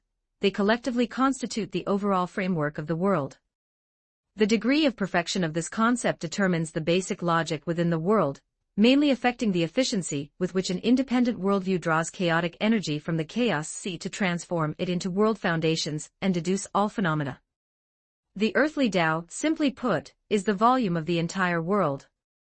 It is the sum of all phenomena after matter and primordial energy circulate, endowing the worldview with real form and mass. It includes all tangible phenomena such as the sun, moon, stars, wind, rain, thunder, lightning, mountains, rivers, and seas. The degree of perfection of this concept determines whether the world is stable, and the overall scale that can be utilized. Finally, the human Tao does not refer solely to humans, but to the sum of spirituality of all sentient beings born within the world, including gods, demons, immortals, Buddhas, extraordinary races, intelligent life, beasts, plants, and so on. To a certain extent, the activity level of the spirituality of all living beings determines the direction of the world's development, and endows it with infinite possibilities. This is mainly because living beings contain special carriers such as races, civilizations, nations, families, and individuals that can define all things postnatally and constantly create brand new concepts. These 3 concepts are in a complementary state in any matter, and under normal circumstances, will not be separated or opposed. For example, the objective laws of reality that a person can perceive belong to the heavenly Tao, his flesh and blood and the tangible matter he touches belong to the earthly Tao, and finally, only his self-thought belongs to the human Tao. All three are indispensable. And then to tell a ghost story, the human Tao is born from heaven and earth, symbolizing the changes of the world. It can accelerate the evolution of various concepts postnatally, but for the world itself, it is actually not necessary. Even if living beings are not created, as long as heaven and earth still exist, the world is still a world. On the contrary, after the human Tao represented by living beings grows strong, it is highly likely to bring countless unstable factors to the peaceful heaven and earth, causing the world to inexplicably head toward its end. Does the Luoshu mean that, in order to accelerate its evolution, the Kangmang world initially chose to be dominated by humanity, but because it failed to grasp the key aspects, it led to the successive birth of monsters capable of destroying the world, bringing it to the brink of destruction? Arriving at the Miluo Palace with the other gods and listening to the Luoshu recount these world-level secrets, Astrea, who was most concerned with order, immediately grasped the key point. That is correct. If it were a normal world in healthy development, there would never be so many powerhouses who touch the ceiling of the world view. The Luoshu silently surveyed the four perils and Zhulong forced into slumber in the mortal realm, as well as the fallen Zhuzhao and Yuying, feeling a sense of absurdity in his heart. Although there wasn't a single intelligent life form in the Kangmang world before he descended, this world was indeed dominated by humanity, which is why so many exotic beasts and giant beasts capable of shaking heaven and earth were born. If it were a world dominated by the earthly Tao, it would just need to constantly convert matter and increase its volume, like the blue star universe. As for so-called life and civilization, first, wait for tens of billions of years to see if you can wait for one or two planetary environments suitable for single-celled organisms to thrive, then endure another few billion years, experiencing several mass extinctions in between, and perhaps intelligent life will evolve. If, after this series of trials, a civilization can still struggle its way out, then you just have to struggle slowly. Once you walk out of the planet, into the solar system, the Milky Way, the observable universe, until the light of civilization truly shines across the galaxy, that is probably when you officially become the protagonist of this world. As for the final type of worldview dominated by the heavenly Tao, the Luoshu has not yet seen one, but the Danmaki world is actually somewhat close. The characteristics of this worldview are also very obvious. The various rules between heaven and earth are very active, and can be easily adjusted by some phenomenon or existence. The gods of Danmaki, as holders of authority in the celestial realm, can also be classified as such existences, but their volume is insufficient, and they are restricted, which is why they cannot cause too much impact on the world as a whole. Regardless, letting the world evolve randomly according to instinct will always lead to various fallacies over the long passage of time. For this reason, I will establish the celestial court with the gods to unify the order of the three realms. The small talk ended, and once all the gods had responded to the summons and arrived at the Lingxiao Hall of the Miluo Palace, the Luoshu began to discuss serious matters. Meanwhile, Hestia also arrived from the Yaoqi Palace with Senjuno Haruheim. However, unlike the lazy and gluttonous Hestia of daily life, the goddess who walked to the Luoshu's side now clearly exuded an extraordinary aura. Her temperament was stern and indifferent, and even her lustrous jet-black hair had turned into a flame-like red. As she walked, an invisible pressure radiated in all directions, manifesting her majesty as a divine being. This was Vesta, the goddess of the sacred fire, the other side of Hestia's divinity. The gods were not unfamiliar with her, but upon feeling the divine power fluctuations that had suddenly become countless times more vast, they were almost scared out of their wits. Did she eat some kind of supplement? How did she suddenly become so much stronger?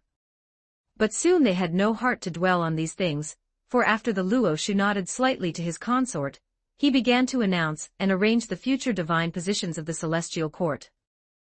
Referring to the various systems of ancient and modern dynasties and myths, the Luoshu decided to designate 5 major halls within the Taiji Palace as the core of the celestial court's administrative system.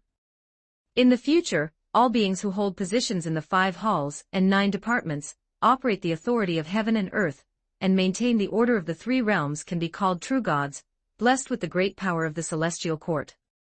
Specifically, this means the Jade Emperor Hall will preside over administration, the Qinghua Hall will supervise the heavens, the Gaochen Hall will be in charge of military affairs, the Huda Hall will oversee reincarnation, and the Changxing Hall will be responsible for various cultivation matters, including the sacred Tao system. The Changxing Hall should be the most idle at the present stage. After all, adding the Kangmeng world and the Danmaki world together, there are only two systematic cultivation paths, the sacred Tao and the fauna, and the former was just created while the latter has a low upper limit. The Huda Hall is also easy to handle. The underworld has nothing but vast territory and a yellow spring. It cannot even be considered an empty shell. Only by throwing a bunch of underworld gods there to establish the rules can we talk about anything else. Thus the Luo Shu began to appoint generals. Hades from Greek mythology, Hela from Norse mythology, Osiris from Egyptian mythology, Yama from Indian mythology, Tubo from 9 provinces mythology, and so on. All of you, go to the underworld and handle the construction. By the way, the Danmaki celestial realm contains many blue star myths, including Greek, Egyptian, Indian, Persian, and Far Eastern, so naturally, the 9 provinces pantheon is not missing.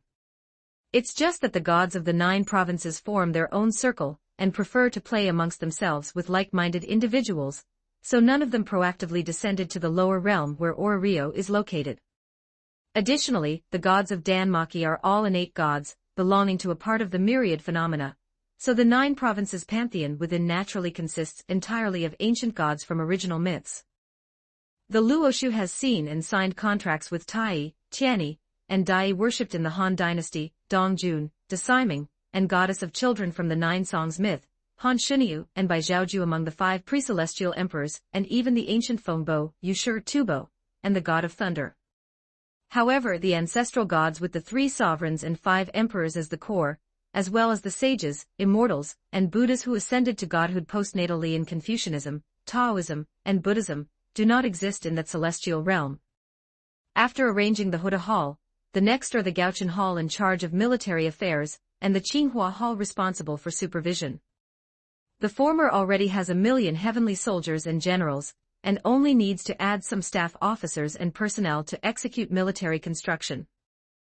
The latter, while important, is still in the early stages of entrepreneurship, and the entire celestial realm only has a population of 10 million, so there is no need to spend too much energy on it for the time being. Therefore, there is only one that needs to be focused on for construction right now, and that is the Jade Emperor Hall, which is in charge of administrative affairs. Normally, a perfect administrative system should have a decision-making layer, an audit layer, and an execution layer that check and balance each other. Only after all 3 parties pass it can the central government's decrees be issued and promoted to local areas on a large scale. But now that the system is in its infancy, it is better to set up various executive departments first before considering the division of power. So, referring to the 6 ministries of personnel, revenue, rights, war, justice, and works in the human world, the Luo Shu established the 6 offices of heaven, earth, spring, summer, autumn, and winter within the Jade Emperor Hall as the administrative executive agencies of the celestial court. Among them, the heavenly official corresponds to the Ministry of Personnel, in charge of the appointment, dismissal, and promotion of the gods. It holds heavy power among the many departments, so the Luo Shu directly dispatch great gods from various pantheons, such as Dongjun, god Odin, Marduk, and Ammonius Ra, to hold down the fort. The earthly official corresponds to the Ministry of Revenue, in charge of finance, household registration, and grain. It is a department closely related to people's livelihood, so putting all kinds of gods of wealth, gods of agriculture, and earth gods in there is definitely right. The spring official corresponds to the Ministry of Rights, in charge of etiquette, education, and diplomacy. The most suitable ones should be gods with divine wisdom, as well as messenger gods like Hermes. The summer official corresponds to the Ministry of War, in charge of military registers, border defense, and logistics. Unlike the Gaochen Hall where one must be able to fight, what is needed here are cultured gods of war. The autumn official corresponds to the Ministry of Justice, responsible for criminal trials and prison administration. It must be managed by righteous and orderly gods, so after transferring gods like Themis in, the Luo Shu directly appointed Astrea as the head of the autumn official. The winter official corresponds to the Ministry of Works, responsible for construction projects and artisan affairs. There are quite a few gods of forge in mythology who specialize in civil engineering, and are good at pouring concrete, and Hephaestus is one of the more famous ones. Besides the humanities-related administrative departments like the 6 officials, the celestial court also manages natural phenomena such as the sun, moon, stars, wind, rain, thunder, lightning, disasters, and blessings, and even intangible concepts, so specialized functional agencies need to be established. Thus, the Luoshu simply launched the Thunder Department, specializing in the operation of climate such as wind, rain, thunder, lightning, clouds, fog, ice, and snow. These types of celestial phenomenon gods are the most numerous in the Danmaki world, and one can easily grab a bunch to fill the entire department. Considering that the Kangmang world is destined to take the path of outward expansion, and has now integrated with Danmaki on a space-time level, who knows how many other worlds it will conquer in the future. The Luoshu also planned a Ministry of Space, used to build ascension channels connecting the 3 realms to subsidiary worlds, as well as teleportation arrays and void gates within the 3 realms. Finally, there is the Ministry of the Universe, which controls the long river of time, and is responsible for adjusting the years, months, days, day and night, seasons, and the time flow rate of subsidiary worlds. There seem to be few gods in Danmaki who control time, but that doesn't matter. The Luoshu knows a suitable candidate who is capable of serving as the head of the Ministry of the Universe. The Central Celestial Court will temporarily have these 5 halls and 9 departments. If there is a need in the future, we will extract certain functions and set up separate departments. Clapping his hands, the Luoshu's tone suddenly became much more severe. I hope that all the gods assigned to the various halls will perform their duties faithfully. You are all the founding elders of the Kangmang Celestial Court, and I do not want to see a day in the future where I have to kill you. A chill welled up in their hearts. No god was curious about the extent to which the Luoshu would go when he spoke of striking hard, so, led by the great gods, they solemnly declared their stance. We, your subjects, accept the decree of the great heavenly Venerable. We shall strive to carry it out with all our might and dare not disobey. Seeing this, the Luoshu's face regained its smile, easily dispelling the heavy atmosphere within Lingxiao Hall. All right, that is all for the official business. Every divine position in the heavenly court carries corresponding blessings. After the meeting, go to Taiji Palace to accept your authorities and responsibilities. Remember to first comprehend the essence within them, so you do not lose control of the surging power and cause a disaster. Hearing this reminder, some of the wiser gods immediately looked subconsciously at Hestia, who was in her majestic state. They finally understood why the power of this hearth goddess had suddenly surged to such an extent. The position of a consort in the Luoshu's harem was also an orthodox divine position. This was very reasonable. Some goddesses felt a stir in their hearts, suddenly thinking that the Luoshu's harem, with only a few meager occupants, was perhaps a bit too empty. Finally, there are still some gods whose contributions have not been fully settled. Ignoring those inexplicable little thoughts, the Luoshu directly signaled for Ares and Hermes to stand in the center of the palace. The contributions of the other gods had been rewarded when their divine positions were assigned, only these 2 still had a significant surplus. This was mainly because the former was a brute, and the latter liked to play tricks, neither could shoulder the position of head of a department. Ares surrendered the Rakia kingdom, and Hermes persuaded the gods of the lower realm to surrender. Both have rendered distinguished service. I shall reward you now. Observing the 2 gods, who were becoming increasingly excited, with great interest, the Luoshu looked pleased. Speak, a wish within a reasonable range. Does the Luoshu speak truly? Hermes was the first to blurt out, but after realizing what he had said, he immediately slapped himself. Apologies, I was too excited. Exhaling softly, under the curious gazes of the gods, the god of travelers, who always gave people a frivolous impression, nervously stated his wish. I humbly request that the great heavenly Venerable grant me an offspring. I humbly request that the great heavenly Venerable grant me an offspring. Upon hearing the wish Hermes had made, Lingxiao Hall fell into instantaneous silence.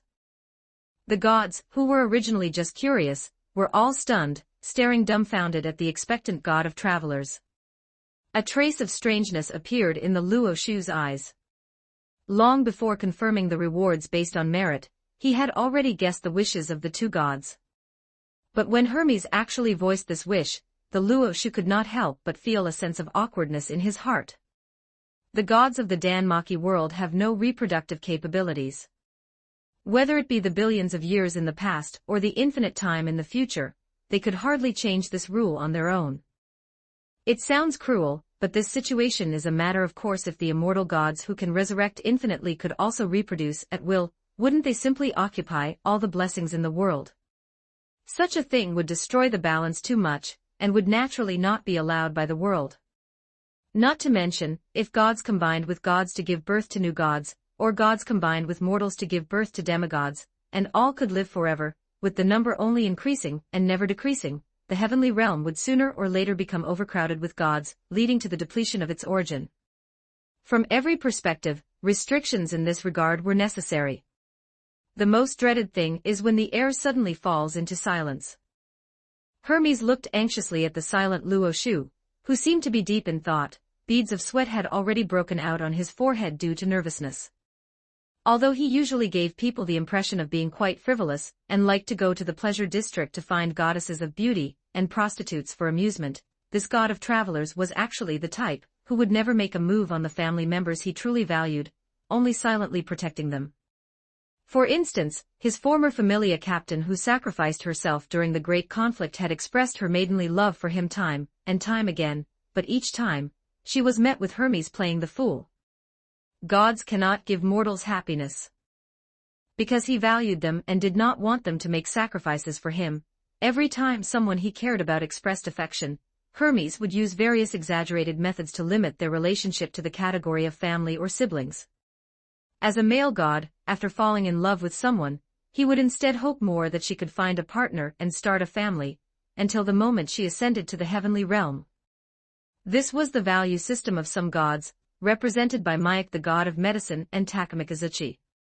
Hermes would openly sneer at this, shouting everywhere that a harem was a man's romance, but in reality, he did the same thing. His mouth says no, but his body is honest. This was the final stubbornness of the trickster god. If it were possible, who would be willing to intentionally push someone they were mutually in love with into the arms of another, while they could only silently watch from the sidelines? Watching this scene, most of the observing gods also felt inexplicably anxious, secretly hoping in their hearts to hear a wonderful answer. In the Danmaki world, because of their long-standing loneliness, they all treated their familia members in the lower realm like children.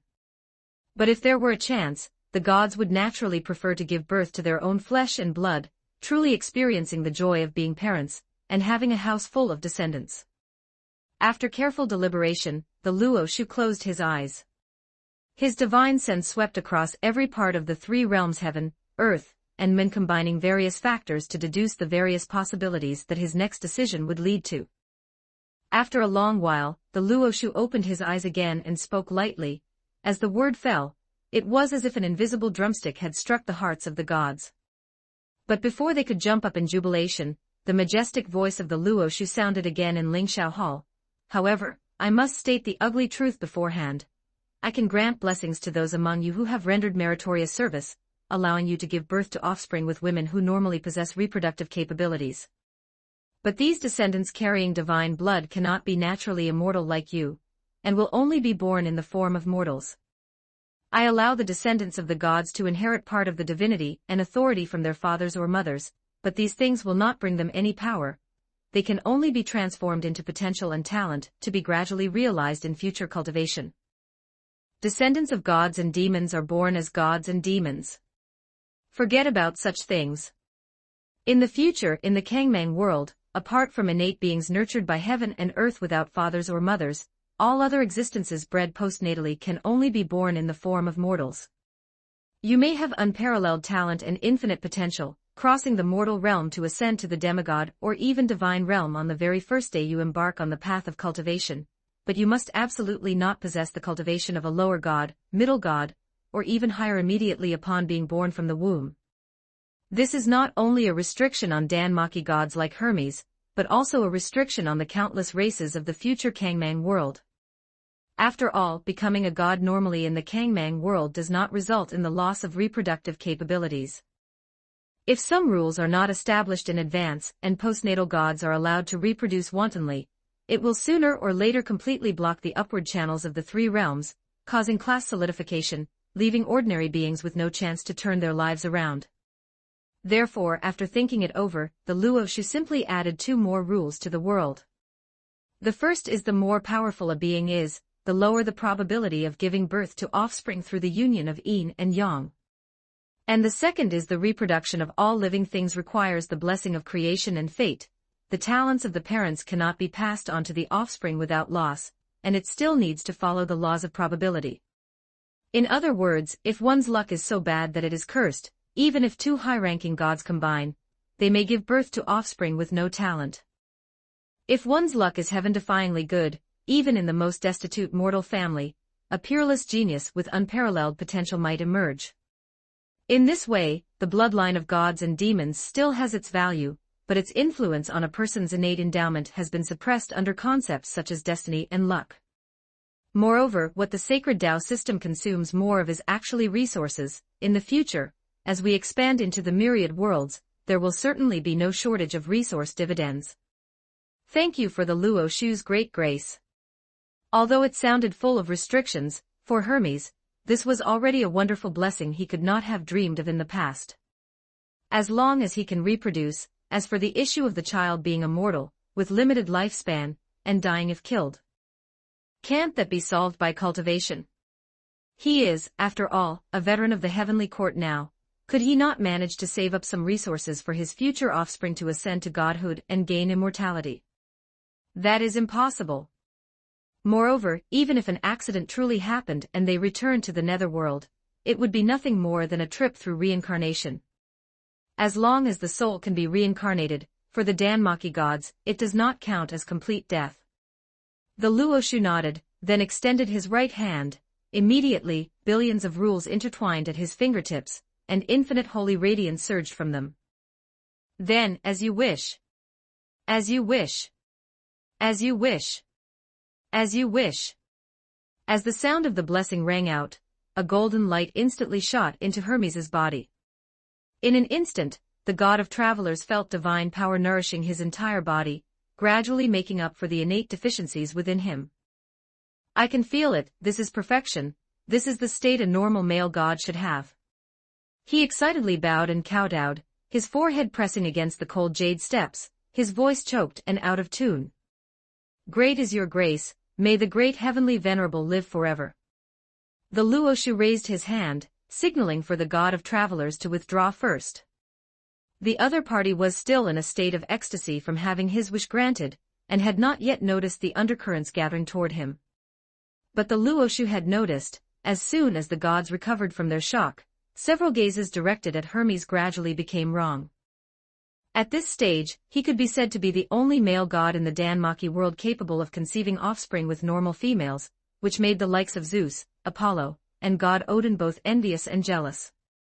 Even without observing specifically, he could guess that there would likely be some fun in the future. Thinking of this, the Luoshu smiled in his heart, and did not mention it, nor did he have any intention of reminding Hermes. It was just the daily bickering among the gods. A small matter. It is all just harmless little things. It is your turn, Ares. Turning his head to look at the war god, who had a conflicted expression, the Luoshu signaled for him to step forward. And what is your wish? He had long since thought of his wish, but seeing Hermes cause such a scene, he subconsciously wavered. If he could give birth to an offspring with his own divine blood with a suitable partner, and then cultivate him into an unparalleled warrior, that seemed to be a quite tempting scene as well. Thus, the gods watched as Ares hesitated with a struggling expression for several minutes. During this time, the Luoshu had no intention of urging him, treating it as enjoying a performance of changing expressions. Until he seemed to have figured something out, the war god, who had not been victorious, finally bowed solemnly to the Luoshu and stated his wish, reporting to the great heavenly Venerable, I have been cultivating the sacred Tao system, but after reaching the 9 stages of the mortal realm, I found that I could make no further progress. I do not know the reason for this. And how should it be solved? After hesitating again and again, Ares ultimately chose to become stronger. Unlike a god like Hermes, who acted as a messenger and relied only on his mouth to conduct negotiations. He was a god in charge of war, and his most important foundation was his own strength. Reproductive ability could wait until he rendered meritorious service in the future to request a blessing, but if the obstacle in his cultivation was not resolved early, he would not be able to sleep peacefully every day. Hearing that Ares actually asked this question, the other gods present were somewhat surprised, but at the same time, they immediately pricked up their ears. A brand new cultivation system originating from another world, regardless of its effects, this unknown alone was enough to attract the attention of the gods. They had naturally invested quite a bit of time in the sacred Tao system, but like Ares, all the gods, relying on their high-level perspectives, had quickly risen to the 9 stages of the mortal realm. Then, without exception, they were all stuck. No matter how they tried, it was difficult to go any further, raise a life star, and break through to a demigod. Regarding this, the gods were not at all distressed. Instead, they were very patient and prepared to study it slowly on their own. After all, for them who had been bored for billions of years, encountering a difficulty was an interesting thing, and the gods did not mind spending a few decades or thousands of years to figure out the details. However, now that Ares had asked it in public, they certainly did not mind enjoying the joy of getting an answer for free. It seems you have all encountered this bottleneck. Seeing this from the expressions of the gods, the Luo Shu nodded thoughtfully. Then, if there are no surprises, it is your souls, which possess an unchanging essence, that are blocking your further cultivation in the sacred Tao system. Because they are bound to the origin of the heavenly realm, the souls of the Danmaki gods are immortal and unchanging. This is, of course, a good thing, meaning that even if they are brainwashed by higher-level forces or have their wills modified, as long as they die once and return to the origin to resurrect, the god who reshapes their physical body can be refreshed back to their initial state. This is also the key to why the gods have not gone completely insane, after experiencing the baptism of billions of years after committing suicide once and restarting. They can wash away the dust and fatigue in their consciousness, and face the world with a new posture. But in cultivation, eternal immutability means losing growth and plasticity, so it is a matter of course to get stuck at a certain stage. Ordinary people entering the 9 stages of the mortal realm need to build an altar in their spiritual sea of consciousness, and then use luck as a sacrifice to let their own destiny leave a mark in the vast heavenly realm, which will allow them to raise a life star and enter the demigod realm. In this process, the life star can resonate with the practitioner's soul, thereby stimulating a part of the soul's essence to give birth to a talent exclusive to oneself. You must have had a problem at this stage. The souls of the gods cannot be changed by external forces, so naturally, it is impossible to give birth to an exclusive talent, so even if a life star is raised, it does not count as a true breakthrough.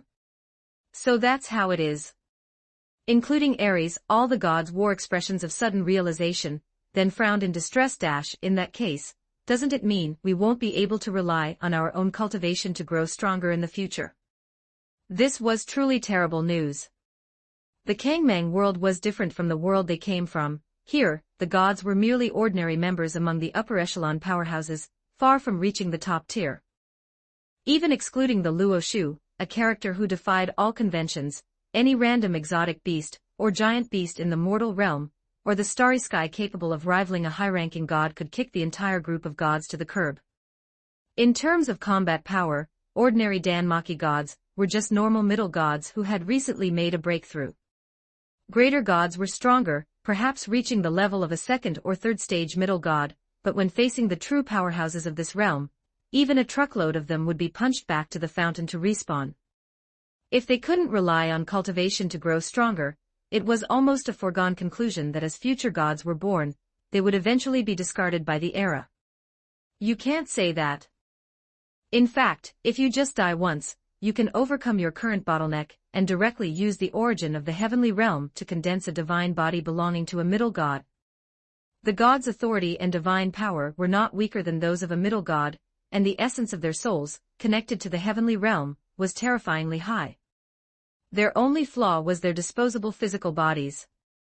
If they could condense a divine body of the corresponding realm according to the secret techniques of the sacred Tao system, then increasing their combat power by 1 or 2 small stages would be absolutely no problem. But don't even think about becoming a high-ranking god. That requires sublimating a will capable of controlling planetary motion and crushing them. After billions of years, if they could do it, they certainly would have done it long ago. The eternal, unchanging essence of their souls, while protecting this group, indeed also bound them. Aries.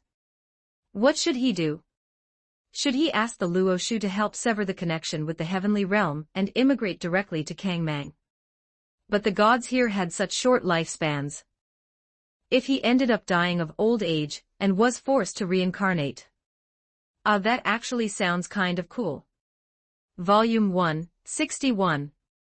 Bestowing titles of star lords and painting big pictures, through brambles and thorns, opening up the wilderness he inexplicably wanted to try dying of old age and then reincarnating. This kind of experience seemed quite exciting. But after reincarnating as a mortal, what if he couldn't grow up and just sank into the cycle of reincarnation forever?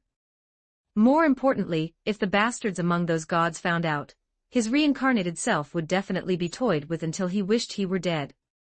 Thinking of this, Aries hurriedly cast aside the dangerous fantasies in his mind. He would keep his household registration in the original world and remain an immortal, infinitely respawning ordinary god. The Kangmang world seemed a bit too competitive. Old things like them, who had lived for hundreds of millions of years and were used to a slow life, might not be able to adapt to the fast pace of the young people. May I ask, Great Heavenly Venerable, if we are not suited for the path of cultivation, is there any other way for gods to become stronger in this world? Naturally, there is, the Luo Shu said without hesitation. Your souls possess an unchanging essence. The disadvantage is the loss of plasticity and growth potential, but the advantage is that before the magnitude reaches a certain level, interference from the outside world can hardly affect the essence of your souls. Therefore, the most suitable path for you at this stage is to continuously perform meritorious deeds, so that you can assume higher-level divine offices, and become stronger through external blessings.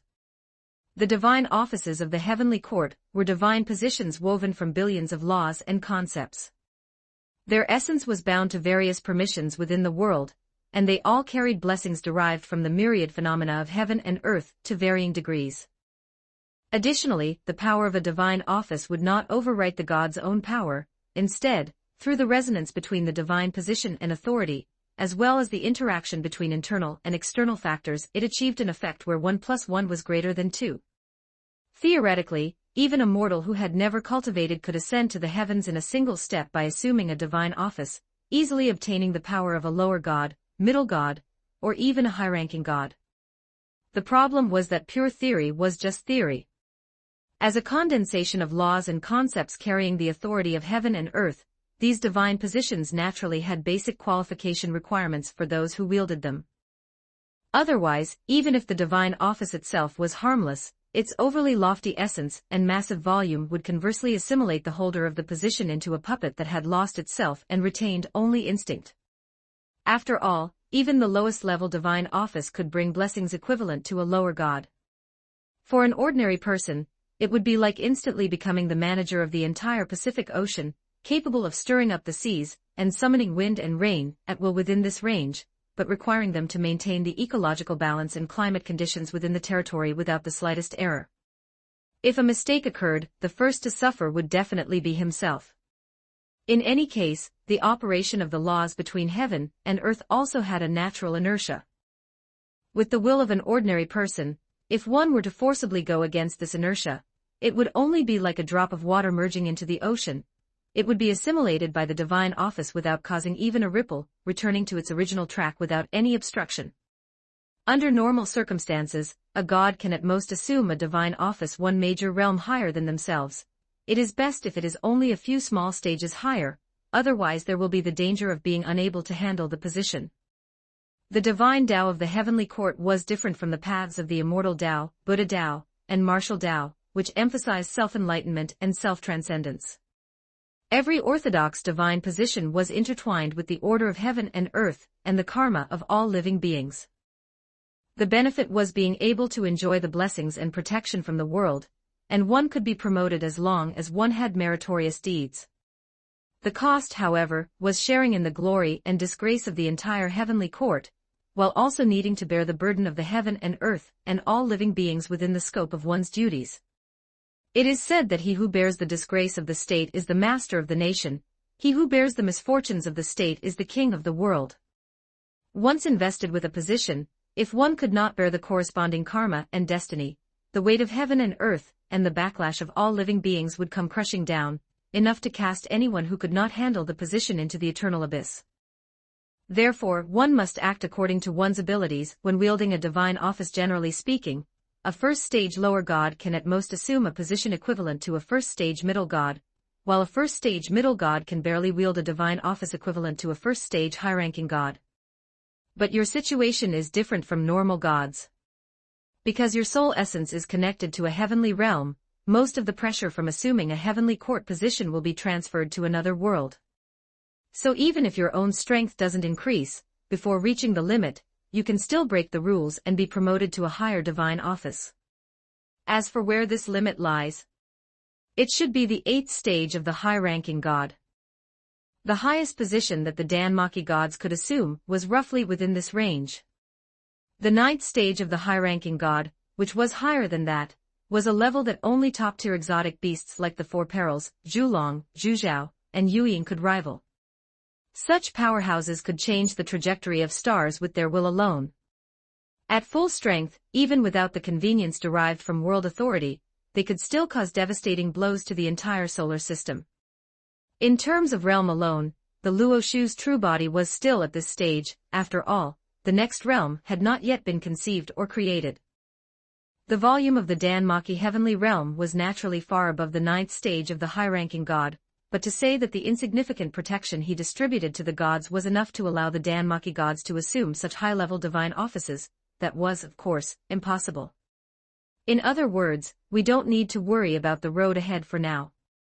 The great god Zeus stroked his chin, and nodded to himself, saying, in the quite long years to come, no one will be able to reach the 9th stage of the high-ranking god on their own. Before that, what we need to do is strive for promotion within the divine office system, and not worry about being discarded by the era.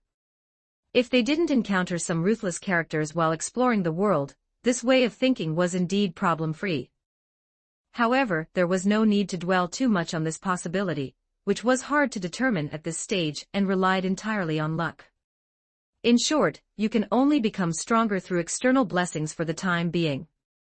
But in Ares's case, giving you a higher-level divine office might actually be a bad thing.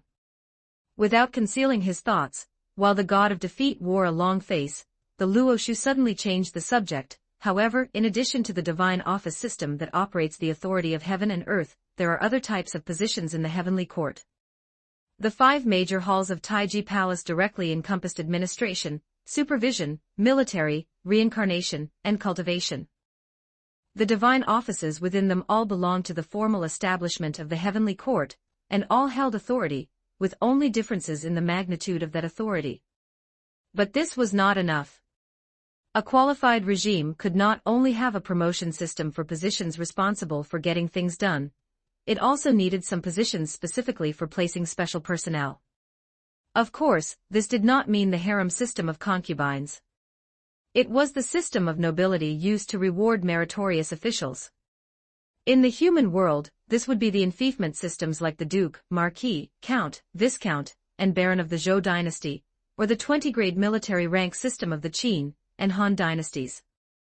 If divine offices corresponded to government positions in the human world, then the heavenly court's enfeoffment system was the noble position of Star Lord. Divine radiance condensed at his fingertips, and in an instant, a golden seal exuding the aura of the divine Tao appeared in the Luoshu's hand. In the heavenly court, those who serve and have meritorious deeds are enfeoffed. This is the golden seal of a lower Star Lord. You can find a compliant small star or semi-plane in the starry sky, and by casting the golden seal into it, you can transform it into your own divine kingdom. The human enfeoffment system could generally be divided into 3 types: vassal lords with enfeoffed states, marquises with enfeoffed lands, and honorary nobles with empty titles. The latter 2 were not of much significance to the gods, so the Luoshu simply chose to grant the Star Lords actual enfeoffment. On one hand, when the extraordinary system reached its later stages, Those peak powerhouses could not only shape stars but also create heaven and earth in the snap of a finger. By then, if they could create a world in the void to serve as their residence, it would actually be a good thing for the three realms to increase their foundation, and theoretically, it should not be stopped. But while they shouldn't be stopped, basic rules and regulations had to be established. All stars and worlds existing within the order of the three realms, whether naturally evolved or artificially born, must be under the jurisdiction of the heavenly court. The Luoshu could grant the position of Star Lord to those with merit, bestowing upon them secondary management authority over a certain star or even a certain world, but these stars and worlds would still belong to the extension of the heavenly court's order and could be abolished or established by the heavenly court with a single word. At most, they would have more autonomy than those lands directly under administration. Then I will have the heavenly soldiers and generals calculate with you exactly what kind of crime it is to dare to illegally create worlds, and establish your own order without being part of the establishment under the heavenly court's rule. On the other hand, even after millions of years of evolution, apart from some giant beasts, there was still no sign of life in the starry sky. According to the laws of the blue star universe, hoping for an ordinary star to naturally nurture life over the passage of time, had a probability countless times smaller than finding a needle in a haystack. Even for blue star, under the combination of various favorable conditions, it was favored by miracles I don't know how many times, and it ultimately took billions of years for human civilization to emerge from it. Undoubtedly, if the Luoshu wanted to develop the starry sky, he could only rely on human intervention and bring into play the subjective initiative of the gods of the heavenly court. However, even if all the Danmaki gods were pulled over, their number would not reach 10,000, and it was really difficult to take care of so many stars in the starry sky. One must know that in the solar system alone, there are 8 planets, nearly 1,000 satellites, 5 official dwarf planets, and millions of asteroids. The starry sky of the Kangmang world was not large, but as one of the 4 main regions within the world, its volume could at least equal 9 times that of the solar system, and it would continue to expand as it explored outward in the future. With the gods present, even if they were all thrown into the starry sky, it wouldn't even be enough to fill the gaps in their teeth. Therefore, in the short term, don't think about detailed rule over the starry sky. Being able to manage the stars with special significance, such as the sun, moon, the 5 planets, Rahu, and Ketu, would be enough. As for those ordinary stars without names, surnames, or life, governing by non-interference and letting things take their natural course was also quite good. The Star Lord system corresponds to divine offices, also having lower, middle, and high-ranking levels. If you can build your divine kingdom into a complete, vibrant planet, you can obtain the blessings of a star and the billions of living beings within it out of thin air. Whether used for fighting others or for enlightenment and cultivation, there are infinite benefits. If you go a step further and promote from a planet to a star system, there is even a chance to nurture world power within the divine kingdom. By then, Aries, you will be able to rely on yourself to sever the connection between your soul and your original world, and then use the origin of the Star Lord divine kingdom to reshape your soul, taking great strides forward on the path of cultivation. Listening to the Luoshu's highly seductive remarks, Aries' eyes lit up, as if he had already imagined the scene where, as the first Star Lord of the heavenly court, he would in the future tower above all gods. This big picture looked really delicious. The gods watching from the side couldn't help but be moved, wishing they could replace the golden-haired war god on the spot and take that Star Lord golden seal for themselves. Only gods like Dongjun, Tubo, Desiming, and Han Shunyu, who were born in the 9 provinces pantheon, seemed to have thought of something, and a subtle expression subconsciously appeared on their faces. In the billions of years of time, they had once seen a similar scene in a certain lower world. At that time, the monarch who destroyed the previous dynasty and became the co-ruler of the world seemed to have used this line to fool the meritorious officials who followed him, sending them off to savage, bitter, and cold lands to fight for living space with a group of savages. The so-called through brambles and thorns, opening up the wilderness, the monarch would casually point at the map, indicating that this piece of land that hadn't been conquered yet was en fef to you. The meritorious official would then have to drive a simple cart, wear worn-out clothes, and take his team to reclaim barren mountains and build cities. As for what to do if they couldn't beat the savages, and were instead overwhelmed by indigenous tribes or died on the way. If they died, they died, If they couldn't even handle this immense wealth, yet still thought about calling themselves king. Of course, the Dan-Maki gods had a resurrection guarantee, so they didn't need to worry about death. Even if their divine kingdom was breached by giant beasts, at most it would just be a wasted effort. But there were no savages to be civilized here in the Kangmang world. The subjects brought to the heavenly realm by the Luo Shu were not enough for his own use, so he certainly couldn't distribute them to the Star Lords. Could it be that he really wanted the war god to build a Star Lord divine kingdom from scratch? When he received the golden seal, his mind returned from his fantasies, and just as he was pondering where to start the actual operation, Ares immediately thought of this point, and he was stunned on the spot. Wait, he was a god in charge of war. Did this authority have any help at all for stellar evolution, or building a divine kingdom? Had he been fooled by the Luo Shu? Feeling a bit uncomfortable being looked at by Ares with resentful eyes, the Luo Shu thought for a moment and felt that he should give the future Star Lords some more hope. Ahem, in the world you came from, there are still many populations in the lower realms. You are not allowed to touch Orario, but for other lower realms, use your own abilities, just don't cause any casualties. He currently only had 10% authority over the Dan-Maki world.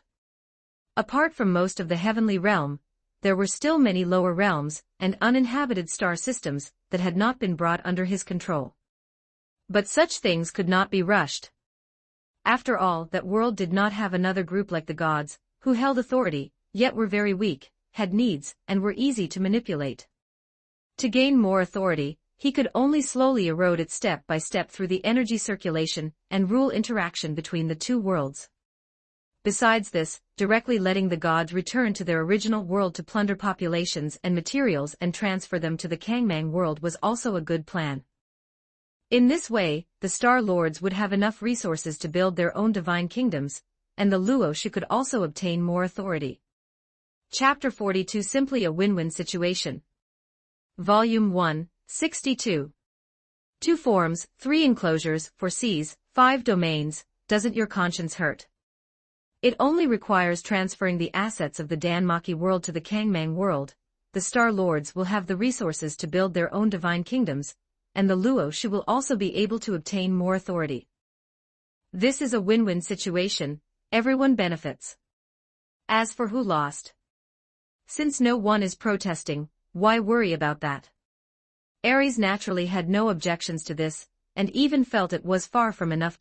My authority leans more towards destruction and slaughter, and has absolutely no creativity. Even with enough population and resources, it is very difficult to complete the evolution of a life-bearing planet. Looking at the restless expression on the god of war's face, the Luo Shu could only lament that the Dan-Maki world really had split its various authorities too finely. Just as Hestia has another side as Vesta, the Dan-Maki Ares also possesses the divinity of Mars, the Roman god of war. Theoretically, besides war, he should also possess authority over territory, agriculture, spring, and kingship. But the reality is that, apart from the war in his hands, he has nothing. Even the authority of war has been torn to pieces, even Phoebus and Deimos, the symbols that should have been attached to him as phenomena caused by war, have been shaped into gods of the same status as him. The authority Ares holds is merely the riots and slaughter triggered during the process of war, which is indeed difficult to use to promote the evolution of planets and life. Of course, this is actually a minor matter, and is very easy to solve. It's just that this guy hasn't turned the corner yet. Our heavenly court is full of talent. How difficult could it be to find a few helpers who can assist in planetary evolution? It is nothing more than requiring some exchange of benefits. It depends on whether he is willing to invest.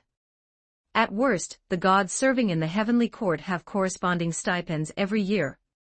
If you really can't find a helper, applying directly to exchange your stipend for some treasures is also a way, even if it's a desperate one. After saying this, the Luo Shu stopped paying attention to the not-so-bright god of war, and instead issued an edict to all the gods in the Lingxiao Hall. The human realm is currently still in a state of wilderness.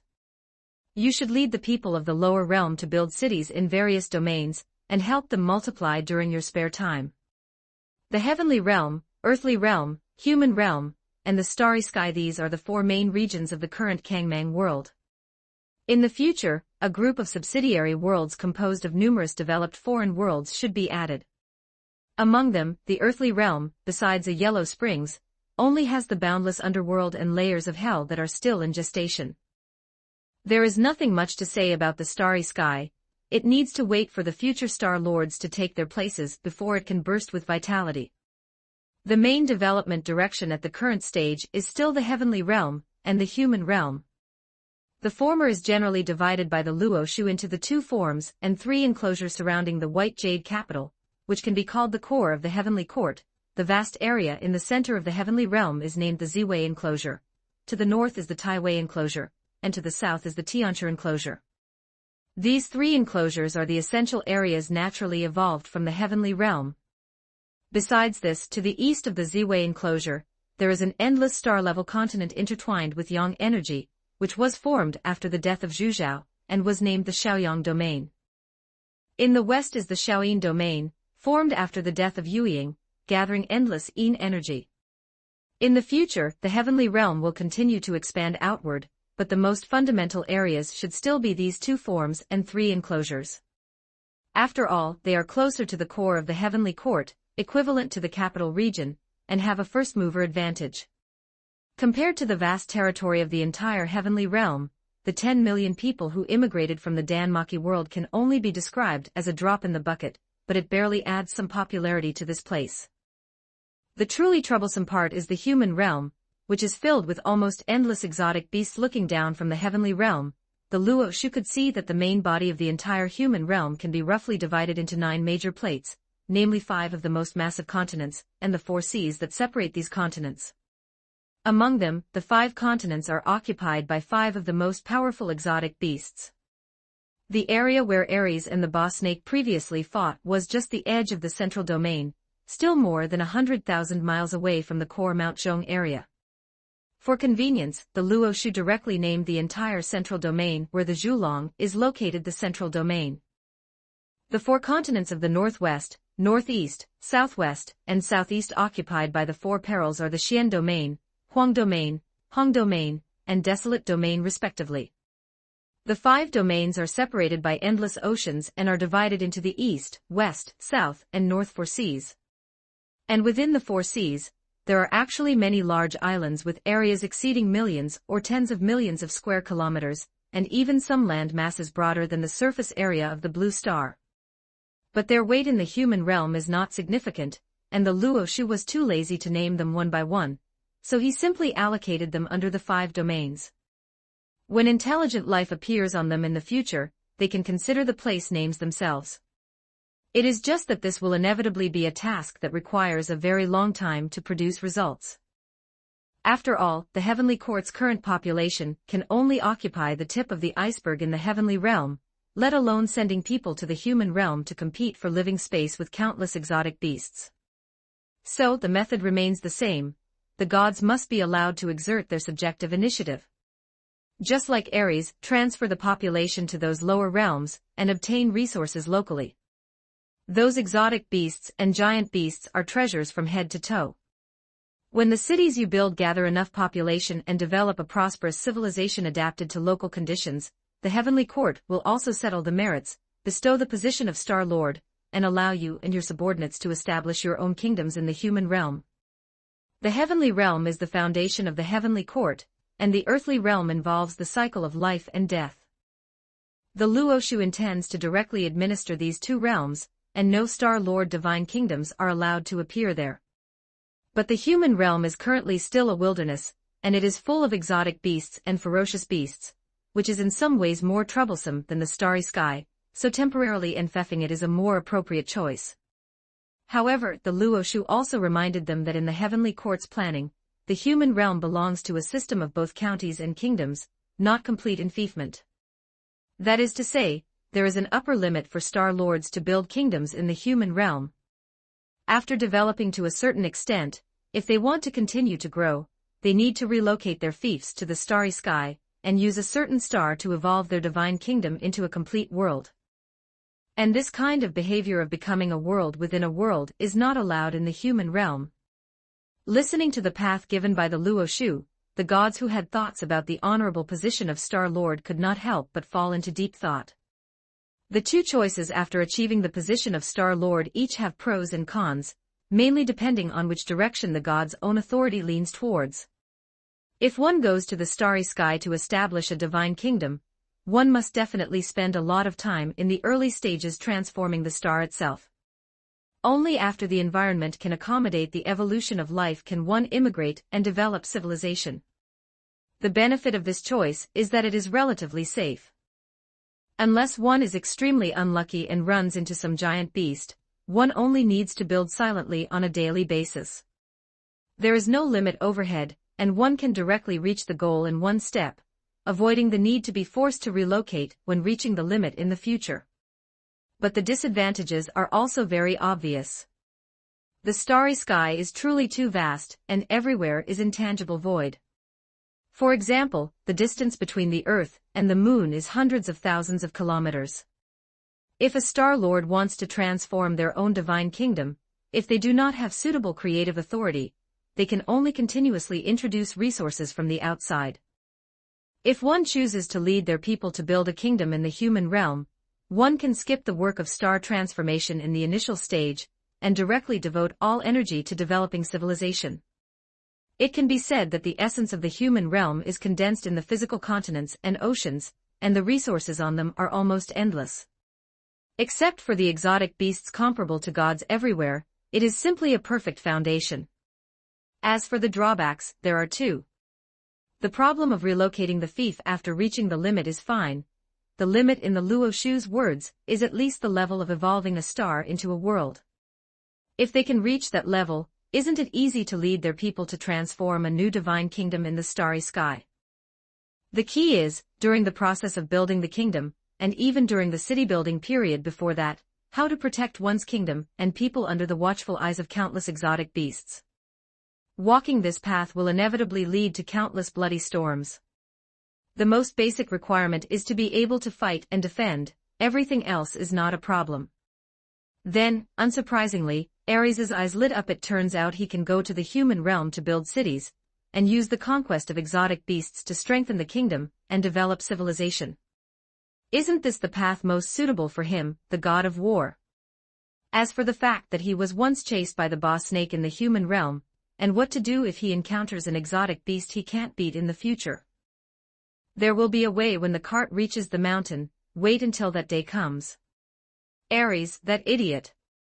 Seeing the strange smile on his silly son's face, the great god Zeus and the goddess Hera could not help but twitch their eyes. As a family combination from when they used to play house, the two easily guessed the other's inner thoughts. But do you really have no self-awareness of your own abilities?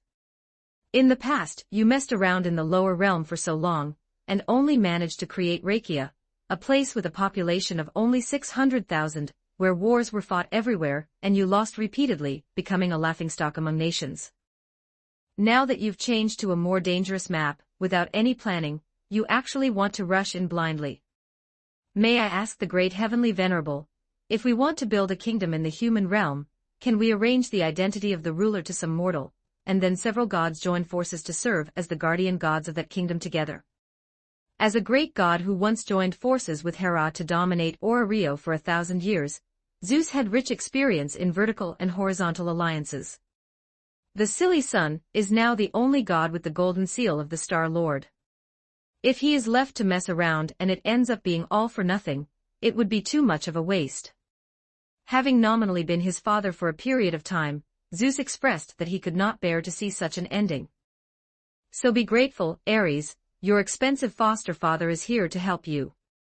The Luo Shu looked at the righteous-looking Zeus in front of him with a strange expression, thought for a moment, and still nodded calmly. The system of the divine kingdom is decided by the Star Lord who issues the golden seal. Whether you serve as the ruler yourself or support an agent is up to you. It is also not a problem for multiple gods to join forces to establish a country. However, terms regarding the distribution of merits and the like must be clarified from the very beginning. The Luo Shu's goal has always been to let the human realm and the starry sky get rid of the wilderness and develop as soon as possible. Other than that, the details are not important. If something really goes wrong halfway, he can just use absolute force to flip the chessboard. There is no need to worry about losses. With the world authority he possesses, even reversing time and making everything start over is effortless. Go exert all your talents. I hope to see the day when civilization covers the human realm soon. Waving his hand, the Luoshu signaled that this morning meeting was over, and the gods could go to the various halls in the Taiji Palace to accept their positions and fulfill their divine duties. As for how a god can fulfill their divine duties in the heavenly realm while going to the human realm to develop civilization. Don't they have life? When goddess Artemis was swallowed by the Scorpio, she could use divine power to separate a thought body to find someone to ask for help. Gods in a normal state can completely separate several more, doing 2, 3, 10, or even 100 jobs at the same time. Anyway, they won't be worked to death, and even if they are really worked to death, they just go back to the spring to respawn. We aren't unable to afford wages and pensions. The gods who turned to walk out of the Lingxiao Hall inexplicably felt a chill. Some gods with destiny-type authority subconsciously looked around, suspecting that some bored compatriot was planning to scheme against them. Otherwise, why would such a bad premonition suddenly appear? But soon they had no heart to consider these things in this morning meeting. The gods were each assigned a divine post according to their merits and abilities, with high and low authority, but no one escaped. From now on, everyone is a wage earner who needs to clock in every day. Fortunately, it is only a short 10,000 years, which will pass in the blink of an eye. The key is that divine posts are good things, which can bring them extra blessings. This thing is simply a rare treasure for gods who have made no progress for hundreds of millions of years, and it is absolutely worth spending a lot of time to study carefully. Of course, there are also gods who are more interested in the fertility ability that Hermes obtained through wishing, and the Star Lord position in Ares's hands. The former, represented by Apollo, directly took a group of partners who were also envious and jealous, and surrounded Hermes. The latter are Zeus and Hera, who have kind fatherly and motherly smiles on their faces. They seem to want to pull the Greek gods who used to play house together to form a group, and everyone will work together to help Ares establish his kingdom first. The Luoshu silently watched the groups outside the hall, each with their own thoughts, and finally could only lament to Hestia on the side, "You Greek gods are really harmonious and loving." Hestia, whose temperament returned to gentle from solemn and indifferent, and whose hair turned back to black, suddenly looked embarrassed. If she guessed correctly, Apollo wanted to make some fun for Hermes. And Zeus, Poseidon, Hera, Athena, these guys said so many flattering words that made people's skin crawl, coaxing that fool Ares around. Could it be that they want to borrow a chicken to lay eggs? First put their own city-states under Ares's kingdom, use the Star Lord status to overcome the initial difficulties, and then find an opportunity to become independent later. Doesn't your conscience hurt? Haha, this is also getting what everyone needs, isn't it? As a partner in the same circle, the blue ribbon could only endure the awkwardness and make up for the gods' behavior. As long as there is everyone's help, Ares's kingdom will definitely be able to usher in rapid development. As for breaking apart directly after reaching the peak, isn't this parting on good terms? Hearing the girl's overly reluctant explanation, the Luoshu smiled slightly, but he didn't have the idea of deliberately interfering. Still the same sentence, it is just harmless mutual pitting between the gods. As an immortal, treating it as a drama is also a nice pastime. In contrast, it is time to deal with the last few hidden dangers in the human realm. Volume 1, 63. Lord of Time, Zhulong, Friend or Evil Beast? Is this the human realm? After following the Luoshu out of the Milua Palace, Hestia only felt the world in front of her change, and the white jade capital under her feet turned into an endless ocean. It is truly boundless. The goddess pushed her own divine power to the limit, but she still did not find the end of this sea area. Things flying in the sky, things running on the ground, and things swimming in the sea, as expected, they are all exotic beasts with terrifying strength. Chapter 43. Hestia had countless question marks appearing on her forehead. She truly could not understand why this world was like this, utilizing her status, as the heavenly consort, her divine sense spanned millions of kilometers, detecting many large islands and even continents floating on the sea. However, they were no different from the ocean. Apart from strange beasts, there were no other living creatures. These strange beasts ran rampant everywhere. Some had wings on their backs and spat flames from their mouths, others had 3 heads and 6 arms, drinking entire rivers dry, and some had bodies as massive as mountain ranges, making the continent tremble with every step. They slaughtered each other, staining the world with blood, causing countless roars and wails to echo across the land. The key was that she saw many strange beasts fighting to the point of madness. If the defeated side was not eaten, new strange beasts would quickly be born from the decaying corpses. Even the natural circulation of the world's primordial energy, once it triggered certain special nodes like ley lines in the mountains, water veins in the sea, or even the convergence of wind and thunder in the sky would constantly spew out strange beasts of all shapes. Is this world crazy? What exactly is the point of creating so many monsters born from heaven and earth? This is because the original theme of the Kangmang world was creation, but for some reason, it didn't hit the brakes later on, causing it to spiral toward destruction.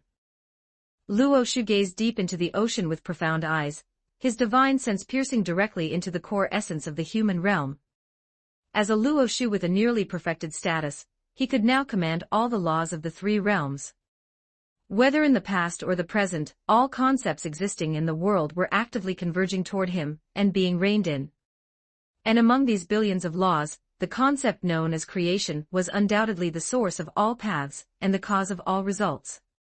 My will once traced back through time to the beginning of the world's creation, millions of years ago. At the source of that time, all laws and all things did not exist. There was only a primordial chi of creation that was accidentally conceived in the chaos sea. Later, this primordial chi, by chance, divided into yin and yang, evolved the 5 elements, and transformed into countless types of primordial energy, which allowed this world to gradually take shape. Whether it was the basic laws constituting the world view, or the tangible myriad phenomena, everything originated from the initial creation. This was the first cause of the Kangmang world and the foundation of its prosperity.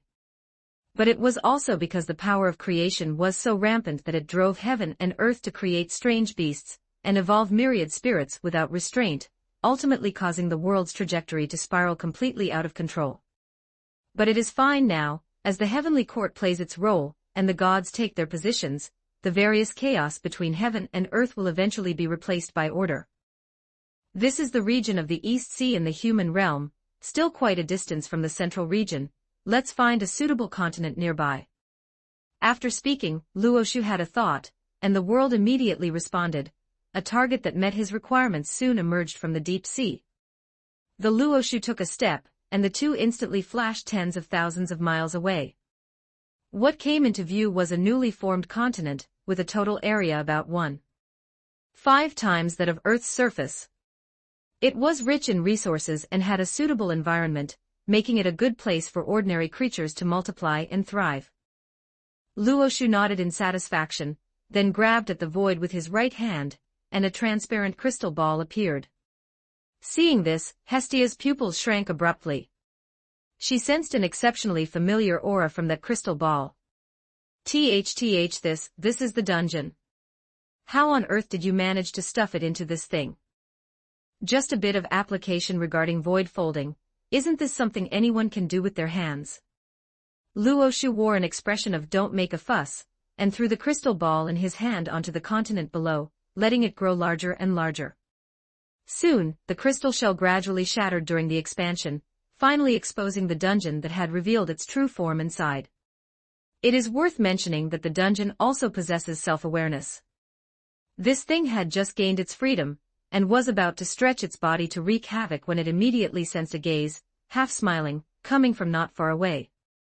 Recalling the days of being adjusted by a certain Luoshu, and enjoying the fresh air around it, the dungeon instinctively shrank its body.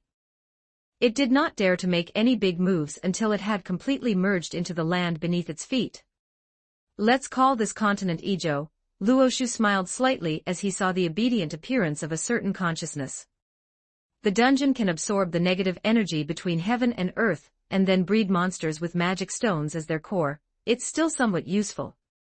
In the future, the Xenos will also multiply and thrive here, strengthening their own race by enlightening those monsters.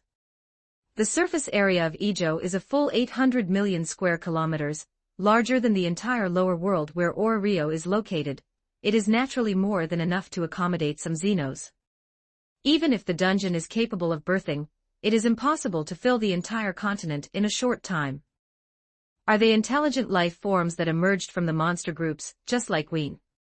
Hestia muttered a couple of sentences. Because she was familiar with the dragon girl, she had no prejudice against the Xenos.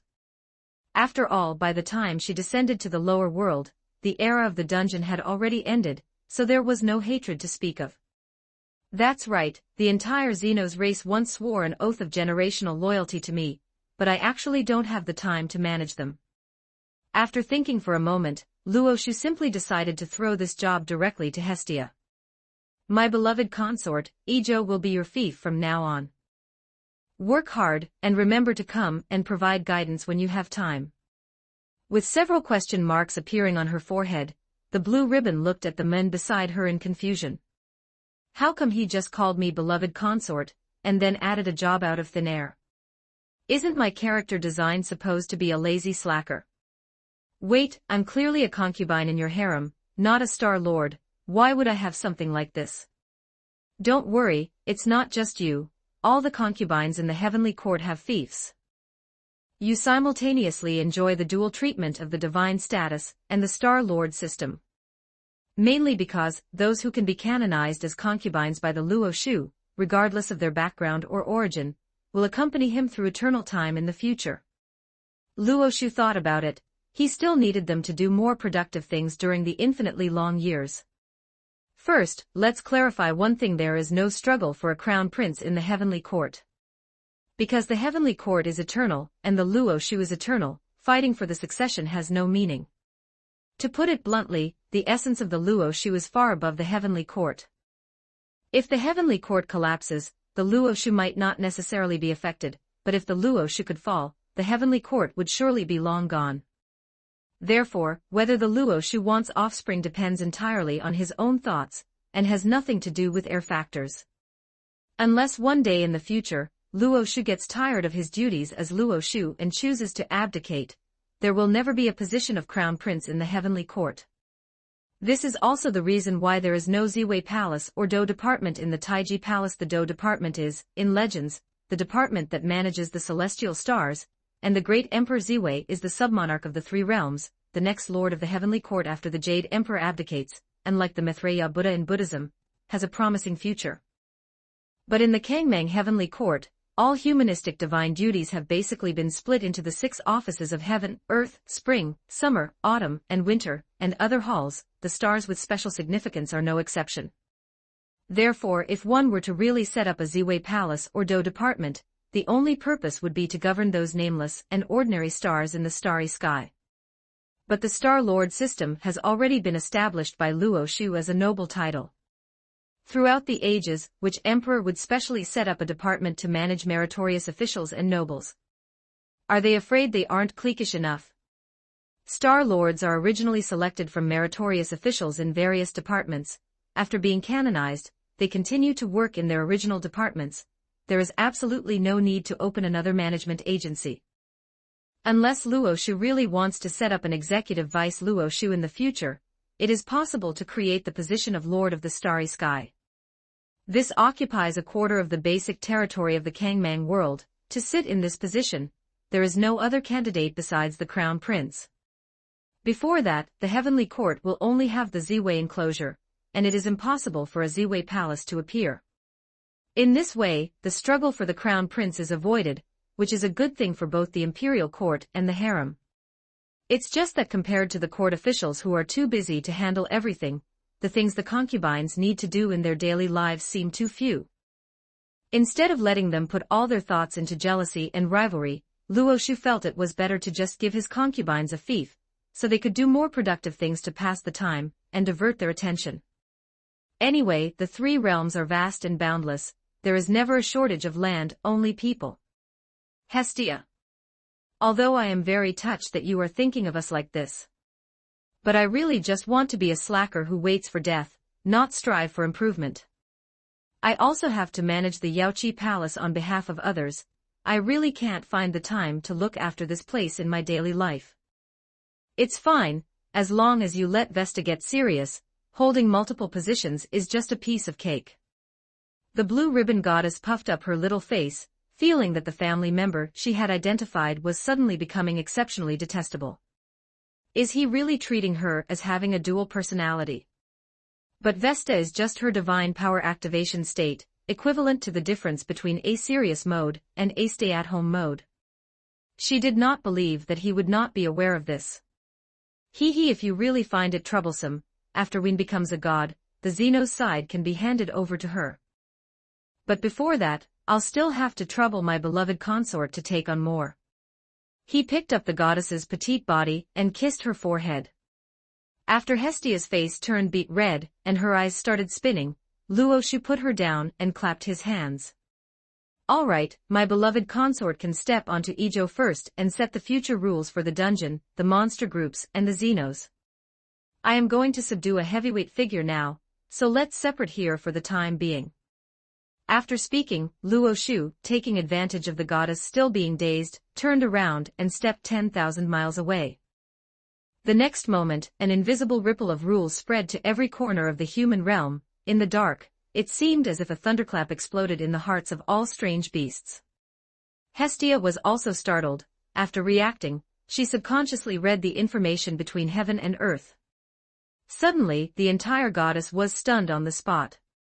This is forcing all non-human creatures to take human form. What does it mean to be human? Walking on the East Sea, looking at the beasts covering the sky, the land, and the ocean, Luoshu subconsciously considered this question. This is also a problem that will inevitably be encountered during the development of the heavenly court. To put it clearly, there are countless creatures in the myriad worlds. Which of them can become the subjects under the heavenly court? Theoretically, as the Luoshu, all things in the world are his subjects. Luoshu should be impartial and selfless. At most, according to the needs of world evolution, he should treat all races purely from a bird's-eye view. Whichever race is beneficial to heaven and earth, he bestows favor. Whichever is useless or even harmful, he launches a purge. It's actually not hard to do this. He only needs to abandon the values and likes/dislikes he had as a mortal, and he can merge with heaven and earth, stepping into the state of the great Tao, being ruthless and impartial. The point is that Luoshu has no reason to do so.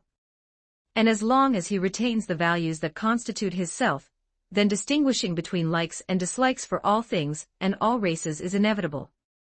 Then it is to bestow favor upon what he likes and bring destruction upon what he dislikes. To be honest, this kind of willful behavior is not what a fair Luoshu should do. But there's no way around it. Luoshu doesn't want to wrong himself, so he can only wrong those things that make him feel disgusted. In legends, dragons can understand the aesthetics of all races, so they can develop desires for all races, and thus create countless strange dragon beasts. Luoshu can do the same thing, but he is unwilling. What treat everyone equally, find the beautiful side of all races, all of that can get lost. The Luoshu stated that he just doesn't like things that are too ugly.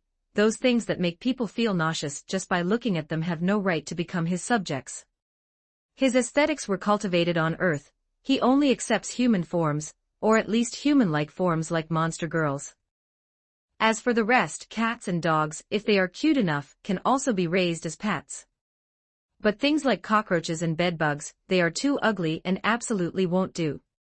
Even if they possess intelligence, he does not admit that those things are qualified to become subjects of the heavenly court. But the Luoshu is, after all, benevolent. There is indeed no way to change being born ugly, so Luoshu decided to give all races an opportunity to change their image later. The subjects of the heavenly court should at least look like humans. So, all of you, go and transform. In an instant, accompanying the Luoshu's will, countless profound runes immediately appeared in the void, drifting toward the entire human realm like snowflakes. These runes intertwined into a net in the void, inscribed into the laws of heaven and earth, transmitted to the past and future, and traversed all space-time dimensions. Invisibly, all the strange beasts in the human realm felt this summons from the heavenly Tao. At the same time, on the ancient and vicissitudinous Mount Zhong, an aura that shook the past and present suddenly erupted. That pair of eyes, like the sun and moon, opened once again, shooting directly toward Luo Shu. Chapter 44 Friend or Beast. Choose one. Volume 1, 63+1. Zhulong bows its head, the four perils fall, the Kangmang world that has been destroyed hundreds of times. Friend or beast? Choose one. The Luoshu gazed indifferently at Zhulong, which was coiled on the peak of Mount Zhong, opening its eyes to cycle between day and night. It was one of the oldest exotic beasts in this world, the former Lord of Time, who had witnessed the vicissitudes of the human world. Compared to the sun Zhuzhao and the moon Yueying, this one appeared relatively orderly and possessed the potential for edification, which was why the Luoshu was willing to give it a chance to survive. However, the premise was that it had to be sensible, abide by the rules of the heavenly court, and integrate into the future order. If it failed to recognize the situation, then it would die. In an instant, countless streams of extremely cold, murderous intent surged from all directions, shrouding every inch of Zhulong's body. This ancient exotic beast felt as if it had been rejected by the entire world in an instant. Whether it was the sun, moon, and stars outside the heavens, or the mountains, rivers, and seas on the ground, all the tangible and intangible phenomena of the human world were exerting pressure upon it. It seemed that if it disobeyed even slightly, it would immediately face divine retribution, and end up with its body shattered and soul scattered on the spot. At this critical juncture of life and death, Zhulong remained silent, merely gazing silently at the profound runes drifting in the void. A few minutes later, sensing that the murderous intent originating from the world was intensifying, the massive exotic beast coiled around the sacred mountain finally began to change. Its dragon body, capable of spanning heaven and earth, slowly shrank. Its scales transformed into red robes, its dragon horns condensed into a jade crown, and its dragon whiskers turned into a long beard. Finally, the original form of Zhulong vanished, replaced by a dignified middle-aged man standing on the peak of Mount Zhong. His eyes still retained some characteristics of his original form. His left eye was hotter than the scorching sun, while his right eye was as cold and clear as the bright moon. But regardless, being able to follow the will of the Luoshu and assume a basic human form indicated its attitude of submission. That's more like it. If we can't even unify our aesthetics, how can we communicate? The Luoshu nodded with satisfaction, and all the killing intent naturally dissipated. The world immediately returned to a state of sunny skies and clear weather. His requirements were not high. He merely required the subjects of the heavenly court to have a basic human form. Subhuman forms that retained some wild beast characteristics, such as catgirls, snake people, or mermaids, were perfectly acceptable as long as they were not too ugly or instinctively horrifying. This was normal, right? Since they wanted to become members of the heavenly court and receive the protection of order, they at least had to conform to the Luoshu's aesthetics. It was impossible for him, as the rule-maker, to be forced to compromise and lower himself to accept the strange appearances of various races. Perhaps such great love for all living things was indeed a basic quality that the Luoshu should possess, but unfortunately, in the eyes of the Luoshu, not just anything could become a member of the sentient beings. Naturally, his favor would not be limited to a single species. After all, in the myriad worlds, even if species shared the label of human, their origins could be completely different. In a world without the supernatural, humans might have evolved from various wild beasts. In some bizarre worlds, humans might have gained intelligence due to mutations caused by a certain virus, and in various worlds of creationism, humans were generally created by different gods and demons, each with their own talents. Others, such as growing from trees or being born naturally due to the flow of primordial energy between heaven and earth, in the infinite worlds, the possibilities were endless. But they were all called humans. Could those things that could easily destroy planets, or even universes, when they went berserk really be considered the same species as mortals in a non-magical world who would die upon being hit by a carriage? Therefore, the Luoshu did not dwell on whether they were human or not. His requirements for the subjects of the heavenly court were actually quite broad. As long as you possess self-awareness, and at least a basic humanoid form, the Luoshu accepts you as a member of the sentient beings. Beyond that, races that were too ugly to meet aesthetic standards were merely beasts even if they gained intelligence. After all, he had already given them the method to shapeshift, and if they were unwilling to be human, then they could go be beasts. And if they only had a humanoid form but no intelligence, they were merely apes. Moving up, there were requirements for moral character. Only those who conformed to the morals of the heavenly court were welcome civilized people who could receive protection, otherwise, they were barbarians who needed to be educated through whipping. It was just a pity that in the human world, there were very few existences like Zhulong, who had honed the light of reason over long years, and could suppress their bestial instincts. Most were just birds, beasts, and delicacies immersed in slaughter and destruction. If you do not know how to advance or retreat, then go die. Observing the responses of the other key targets, the expression of the Luo Shu became increasingly indifferent. At that moment, countless exotic beasts in the human world instinctively sensed a fear akin to the arrival of the apocalypse. Beyond the central domain lay the mysterious, yellow, flood, and desolate domains.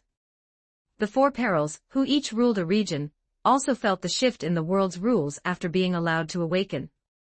It was a summons from the Luo Shu, clearly displaying the will of those who submit will prosper, those who resist will perish.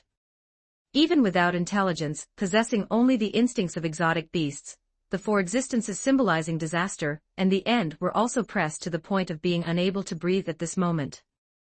The killing intent from all directions of heaven and earth told them that if they refused, they would immediately drop dead on the spot. But so what? Chaos, Hundun, was the first to let out a heaven-shaking roar. Its body twisted like mist, pouring out strands of chaotic aura, directly dispersing the shape-shifting rules that were transforming the mysterious domain and causing it to return to its original state. Tao Tai simply opened its bloody maw and swallowed all the runes covering the void. An invisible, deep black hole began to spread across the entire human world. Tao Wu and Xiongqi also displayed their own means. With a single thought, they cracked a continent comparable to a star, and their vast power even tore through the spatial barriers between the human world, the heavenly realm, and the earthly realm, causing the storm of destruction to sweep through the Kangman world once again. Unruly and obstinate. Under the cold gaze of the Luo Shu, the four perils roared at the sky simultaneously, their voices filled with provocation against the authority of the Luo Shu. Their auras stirred the three realms, causing the newly inscribed laws to tremble and fail to take effect. Very well. Whether human or beast, everyone had to pay the price for their choices. The Luo Shu's gaze was like lightning, and he said nothing. But the gods of the heavenly realm, and the many high-ranking exotic beasts of the human world who were watching this side discovered that the entire world suddenly shifted, as if someone had pressed the refresh button, directly reverting to a few seconds ago. In that period, the four perils had not yet awakened. Now there was no need for them to wake up.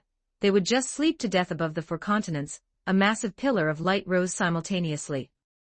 The bodies of chaos, Tao Tai, Tao Wu, and Xiongqi disintegrated into countless points of light in their slumber, finally turning into pure primordial energy, tribulation energy, and the energy of the end, completely merging into the Luoho and Jidu stars deep in the starry sky.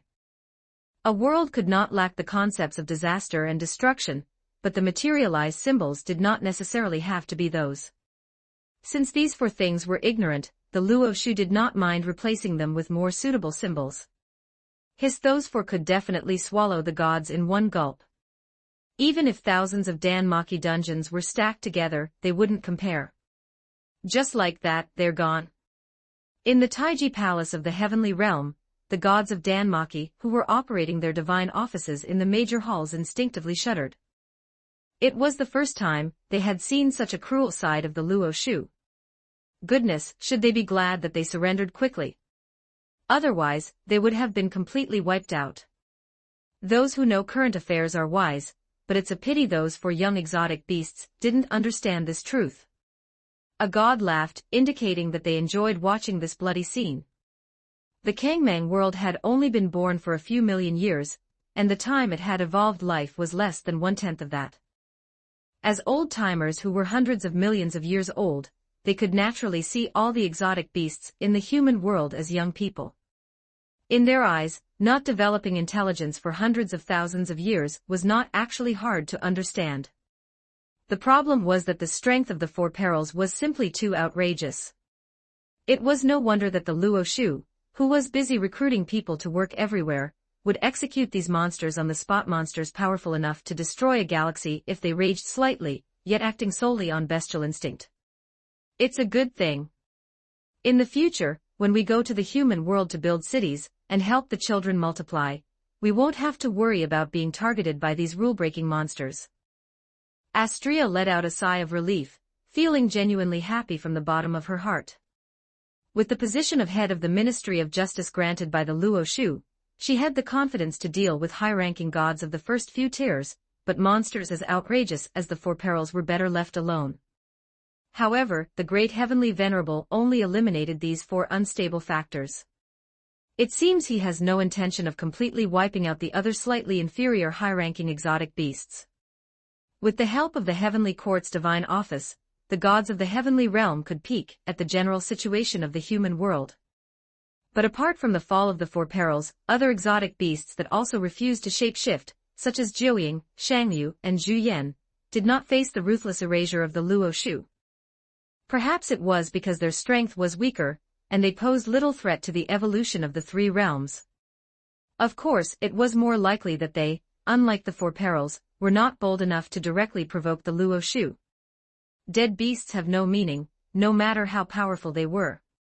Let's focus more on those who chose to shapeshift and may become our colleagues in the future. Under the reminder of the one-eyed god Odin, the gods belatedly realized that among the countless exotic beasts in the human world, there were indeed existences that voluntarily accepted the baptism of the rules and assumed human forms. These exotic beasts either had the potential for wisdom and spirituality, or possessed special talents that allowed them to resonate with heaven and earth. Although the proportion was not high compared to the entire exotic beast population, quite a few were born given the massive base of the species. With the fall of the Four Perils, the shape-shifting rules that had been forcibly dispersed by them began to spread throughout space and time once again. In a corner of the mysterious domain, a group of nine-tailed foxes, who had just been shivering under the fierce power of chaos, opened their eyes wide. The leader among them had a completely snow-white body, and its 9 tails bloomed like a lotus. Sensing a great will issuing an invitation to it in the dark, a flash of human-like determination flickered in its eyes. It decisively accepted the rule's transformation, causing its body to begin emitting a soft light. In the light, the form of the pure white 9-tailed fox gradually elongated, its fur faded, and it finally transformed into a beautiful woman with hair as white as snow and picturesque features. Under the surprised gazes of its companions, the fox woman, whose tails instinctively swayed, gently touched her newborn skin while silently digesting the various information that flooded into her mind after taking on a human form. A short while later, having absorbed the basic common sense inscribed in the shape-shifting rules, the woman began to view this world with the perspective of a sentient being. "Thank you for the Luo Shu's grace." She bowed gracefully towards the direction of the Luo Shu, and turned to start guiding her kin to break free from ignorance. On the shores of the East Sea, an exotic beast with a dragon body, tiger head, vermilion hair, and horns circled amidst the sea of clouds. It gazed at the flow of rules between heaven and earth, and after a brief hesitation, it let out a long dragon roar, following its instinct to begin changing into a human body. Its name was Baze, who understood the emotions of all things, and knew the affairs of ghosts and gods. Lu Wu with a tiger body, 9 tails, a human face, and tiger claws, Ingzhao, with a horse body, human face, tiger stripes, and bird wings, the Kaiming beast, with a body like a tiger but 9 heads, Xieji, shaped like a sheep, entirely black, with a single horn on its forehead. One by one, exotic beasts with special talents felt the changes of the era, and chose to switch sides, following the trend.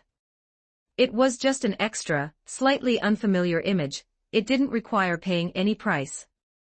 Even if they really weren't used to it, they could still assume their original forms when staying at home. If doing this could avoid a purge from a great existence, then why not? It was just a pity that exotic beasts with extraordinary spirituality, who could understand this truth were, after all, a tiny minority in the Kangmang world.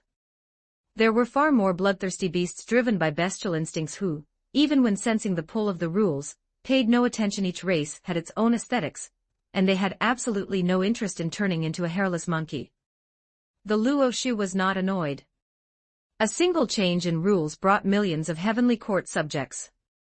Even though most of them were ordinary exotic beasts without rank, there were nearly 10,000 low-ranking and mid-ranking ones combined, and even more than a dozen existences comparable to high-ranking gods. He was already very satisfied with this result. As for those flying in the sky, running on the ground, and swimming in the sea, weren't they all just delicacies left for the subjects of the heavenly court? It would be absolutely delicious to have the god of cooking compile a cookbook later. How did you do it? Just as the Luo Shu was scanning those shape-shifted exotic beasts, a voice that sounded both ancient and childish, giving a sense of extreme contradiction, suddenly came to his ears. He turned his head and saw Zhulong casting a confused and puzzled look at him. I once tried, but time could not kill them. It sounded a bit disjointed, perhaps because it was the first time communicating with someone. But the Luo Shu wanted to know, so he easily understood what the other party was asking. As the oldest exotic beast in the Kangmang world, Zhulong had competed with the 6 old rivals, the Four Perils, Zhuzhao, and Yueying, more than once. In terms of strength, he was indeed the leader of the 7 top exotic beasts. He would win in a one-on-one fight, and even in a one-on-two, he would only be at a disadvantage. The problem was that while Zhulong could win, he could not kill the other 6. Or rather, all 7 of them had the property of immortality. There was no means within the world to kill them. On the contrary, the Kangmang world itself had already been destroyed hundreds of times in the collisions, each time relying on Zhulong's time authority to barely restart. When the Luo Shu first took on the position of Luo Shu, the reason he was certain that the world would inevitably face an end before he suppressed all the exotic beasts was that this was history that had already happened hundreds of times. Volume 1, 65. Position perfected, replaying the timeline, opening world. No. You are not strong enough, and your vision is not broad enough. Chapter 45. Dismissing Zhulong's doubts, the Luo Shu sensed his increasingly perfect control over the Kangmang world, and a subtle illusion of omnipotence gradually filled his heart. Perhaps it was not an illusion. At least within this worldview, he was indeed moving toward a state of pseudo-omniscience and pseudo-omnipotence. In the past, top-tier exotic beasts like Zhuzhao, Yueying, and the Four Perils, whose strength broke through limits and who held certain world authorities, could indeed be considered immortal and indestructible. Unless the entire Kangmang world were completely destroyed, almost no external force could kill them. But for the Luo Shu, whose Luo Shu status was only a hair's breadth from perfection, concepts like immortality, or being bound to the world only held true if he recognized them, otherwise, they were fallacies that could be corrected with a single thought. Zhulong did not quite understand this, but for an exotic beast like him who accepted the law of the jungle, it was enough to know that the Luo Shu before him was indeed stronger. Thinking of this, he stopped dwelling on why the other could wield the power of time, and easily erased those old rivals who were supposed to be immortal and indestructible. The Luo Shu, seeing this, began to inquire about Zhulong's past experiences while keeping an eye on the exotic beasts that were constantly appearing in the human realm in humanoid form. As an ancient exotic beast wielding the power of time, he was a living history book, having fully witnessed the process of the Kangmang world moving from its primitive state to its peak, and finally to its sudden decline and near destruction.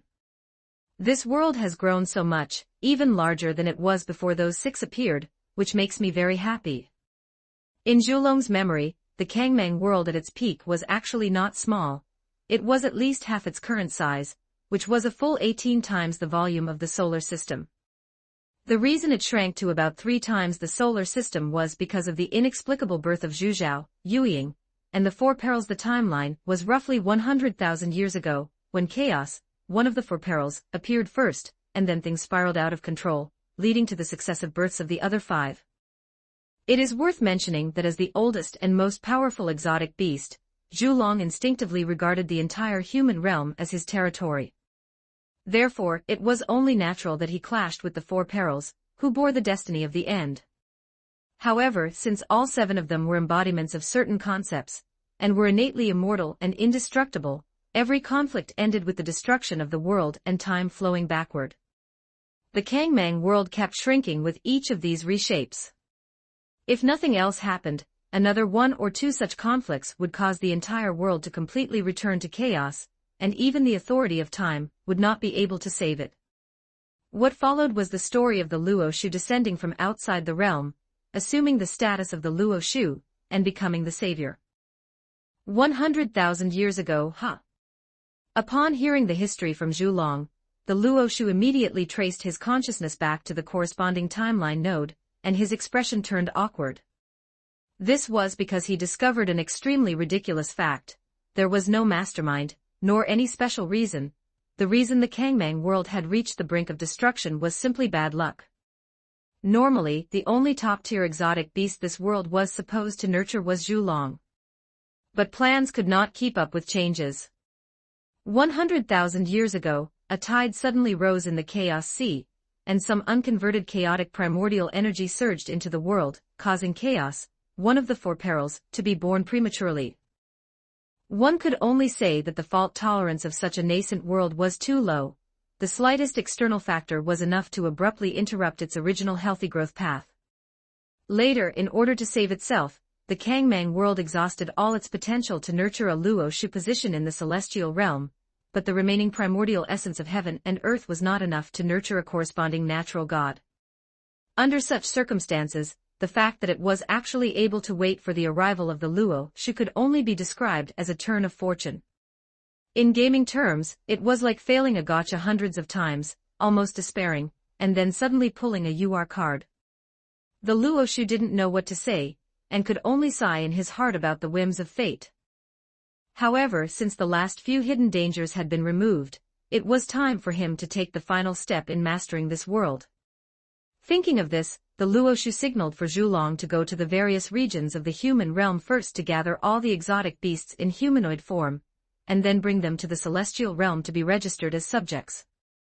Those with decent strength and special talents, after passing the heavenly official examination, could be assigned to serve in the 5 halls and 9 departments of the Taiji Palace. Of course, Zhulong was directly appointed by the Luo Shu, and would immediately take up the post as the head of the Ministry of the Universe, responsible for regulating the years, months, days, day and night, and the 4 seasons, without needing to go through the process. After all, the grand framework of the Celestial Court had already been established, and small matters like recruiting personnel should naturally be arranged by each department. The Luo Shu only needed to review the results after they came out, deciding whether to approve or reject them, without needing to be hands-on with everything as he had in the past. After giving the instructions and seeing that Zhulong was indeed working hard, the Luo Shu took a step forward, and his figure instantly appeared in the depths of the world's origin. Generally speaking, the celestial realm was the highest dimension of the Kangmang world. It was on par with yet superior to the starry sky, the human realm, and the earth realm, and was the hub of the 3 realms where the laws of order converged. But at this moment, the place where the Luo Shu stepped was even higher than the celestial realm. It was the source from which all phenomena flowed, the beginning of cause, effect, and destiny, transcending tangible and intangible concepts such as space-time dimensions, omnipresent yet nowhere to be found. Finally, as these words fell, the entire Kangmang world trembled. After subduing Zhulong and erasing the 4 perils, the Luo Shu had cleared away all hidden dangers that could shake the world, and could safely welcome the final transformation. He slowly closed his eyes, and the power within him, vast as a sea of stars, began to boil. At this moment, he merged with the entire Kangmang, silently witnessing all living beings multiplying and thriving in the palm of his hand. The time had come, and the Luo Shu status immediately transformed from 99% to 100%, becoming completely perfect. The Luo Shu opened his arms, and the laws of the entire 3 realms began to resonate. The sun and moon appeared in the sky simultaneously, the stars moved along some mysterious trajectories, and the mountains, rivers, and seas let out a low rumble, as if welcoming their true master. A beam of light piercing through the past and future shot up from the Luo Shu's body. That was the embodiment of the Luo Shu status, which slowly dematerialized while constantly sublimating, and finally merged into all phenomena, no longer distinguishable from one another. From then on, the Luo Shu was heaven and earth. The immeasurable stars were the light in his eyes, the vast mountains and seas were the veins in his body, the wisdom of all living beings was the extension of his mind, and space-time cause and effect were the manifestation of his will. Without the slightest flaw, without any defects, divine and complete, supreme and unparalleled. Within the world, there was no possibility of opposition because the person who harbored hostile thoughts was himself an extension of the Luo Shu's existence, a part of heaven and earth. How could one oppose the sum of all kinds, all spirits, all phenomena, and all Daos, including himself? This was a state that theoretically should not exist and could not exist. After all, no matter how strong an individual within the world was, they were only a part that made up the world. How could they replace the entirety of the worldview? To this, the Luo Shu's answer was, obtain the power to carry the world from outside the world. Relying solely on the power bestowed by the Kangmang world, without the protection of a system panel, he indeed could not resist the assimilation originating from the entire worldview. But the Luo Shu was not only the Kangmang Luo Shu, he also possessed authority over the Danmaki world, and the power boost brought by the latter far exceeded the former. In an instant, with the celestial court spanning two worlds as the foundation, and the gods and their people as the anchors, nearly endless primordial essence descended from thin air, and merged into the young man's consciousness. The Luo Shu directly converted this primordial essence from the Danmaki world into the power of his will. With a mere thought, his vast will continued to sublimate and break through on the basis of the 9th rank of high-ranking God, from covering one solar system to 2, 3. In the end, every bit of matter, every inch of space-time, and every law of the entire Kangmang world was forcibly covered by the Luo Shu's will. At this moment, with the help of power rivaling the world, the human will completely merged with heaven and earth itself. This was the flawless Luo Shu status, the perfect Emperor Juntian. In this mysterious state, with a blink of his eyes, a river of time with no beginning and no end manifested from a virtual concept into reality, serving as his plaything in the palm of his hand, which could be modified at will. So that's how it is, with the status perfected, the process loses its meaning, and can be reshaped according to my own will. The Luo Shu whispered softly, suddenly extending a finger, and gently tapping the end of the river of time. That was originally a future that branched out into infinite possibilities, but with his tap, all possibilities converged and finally returned to a single one. Achieving the worldview itself, as long as he wanted to, he could occupy all futures, letting everything solidify into inevitability and fixed numbers, impossible to defy or change. But this was equivalent to closing the country, completely isolating it from external communication, which ran counter to the pioneering path the celestial court was taking. So let's act on the past instead, releasing the convergence on future possibilities. The Luo Shus will instantly traced back to the beginning of ancient times, grasping that primordial breath of creation that was accidentally nurtured from the chaos sea. In the first millennium, the Luo Shu used the power of creation to swallow and spit out chaotic primordial energy, deducing yin and yang, and the 5 elements. In the second millennium, yin and yang and the 5 elements circulated, further differentiating into countless special primordial energies and basic laws. In the third millennium, countless special primordial energies and basic laws took shape within the creation, and the framework of the Kangmang world began to emerge. In the fourth millennium, 1,000,000 years flashed by, and the celestial realm, the human realm, the earth realm, and the starry sky were born one by one. I am the first cause, the foundation of existence, the omnipotent one who was, is, and will be forever. Looking at the Kangmang world, which was still in a primitive and desolate state, where even the first exotic beasts had not yet been born, the Luo Shu began to reverse cause and effect with a single thought. The entire river of time began to flow backward, from the future to the present. Under the influence of this power that defied common sense, the initial timeline gradually became illusory, becoming a dreamlike murmur that only existed in the memories of a few gods. Replacing it was the newly flowing second timeline, a correct timeline personally woven by the Luo Shu. In this timeline, the Luo Shu descended in the name of Emperor Juntian, manifesting as the first cause, and spent 1,000,000 years creating the 3 realms. Then, in the second 1,000,000 years, he created countless exotic beasts, led by the 7 great divine beast races, the azure dragon, white tiger, vermilion bird, black tortoise, qilin, kuei ox, and kuanping. In the 3rd million years, the sacred Tao system was born and branded into the origin of the Kangmang world, bringing enlightenment to the exotic beasts that were fighting each other on the ground based on instinct. Thus, the total 3 million year Genesis era ended, and at the beginning of the 4th million years, the Luoshu finally decided to establish the celestial court, and opened the passage to the space-time outside the realm.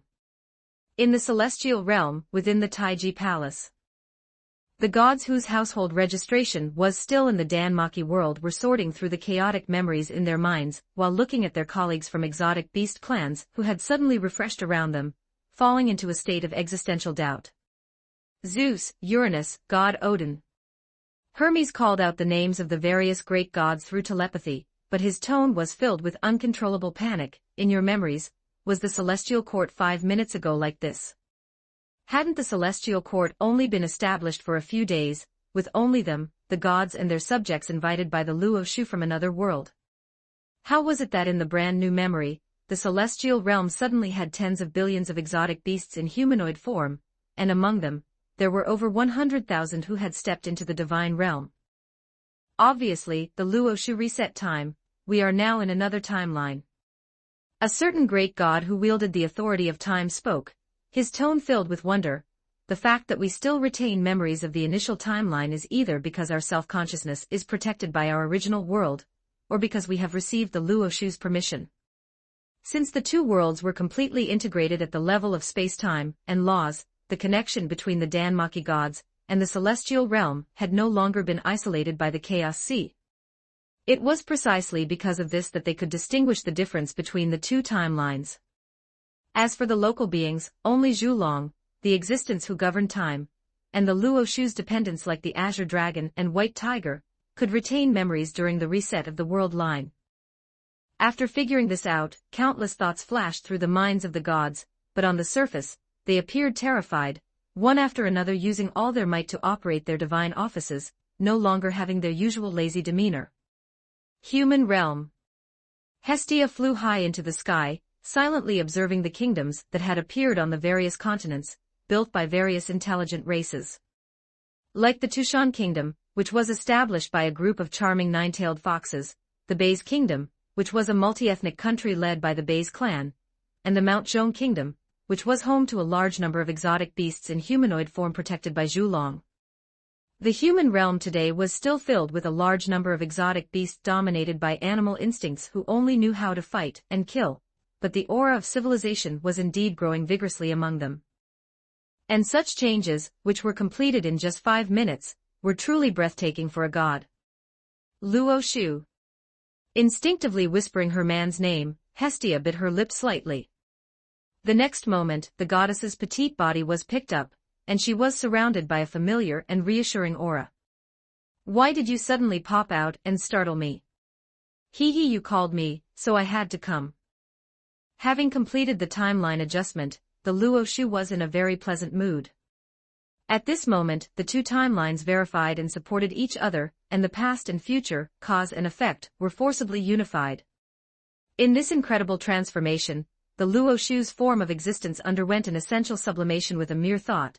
He could see what was happening in any corner of the Kangmang world, hear the prayers of any living being, and feel any slight change in heaven and earth. To put it bluntly, as long as it existed in this world, there was nothing he did not know. Unless he actively ignored it, and did not want to know. All the troubles within the world have been resolved, the Danmaki side will have to be digested slowly over time, and the governance of the three realms has the gods. It is time to start a new journey. Next, I leave the harem to you, my beloved consort. Volume 1, 66.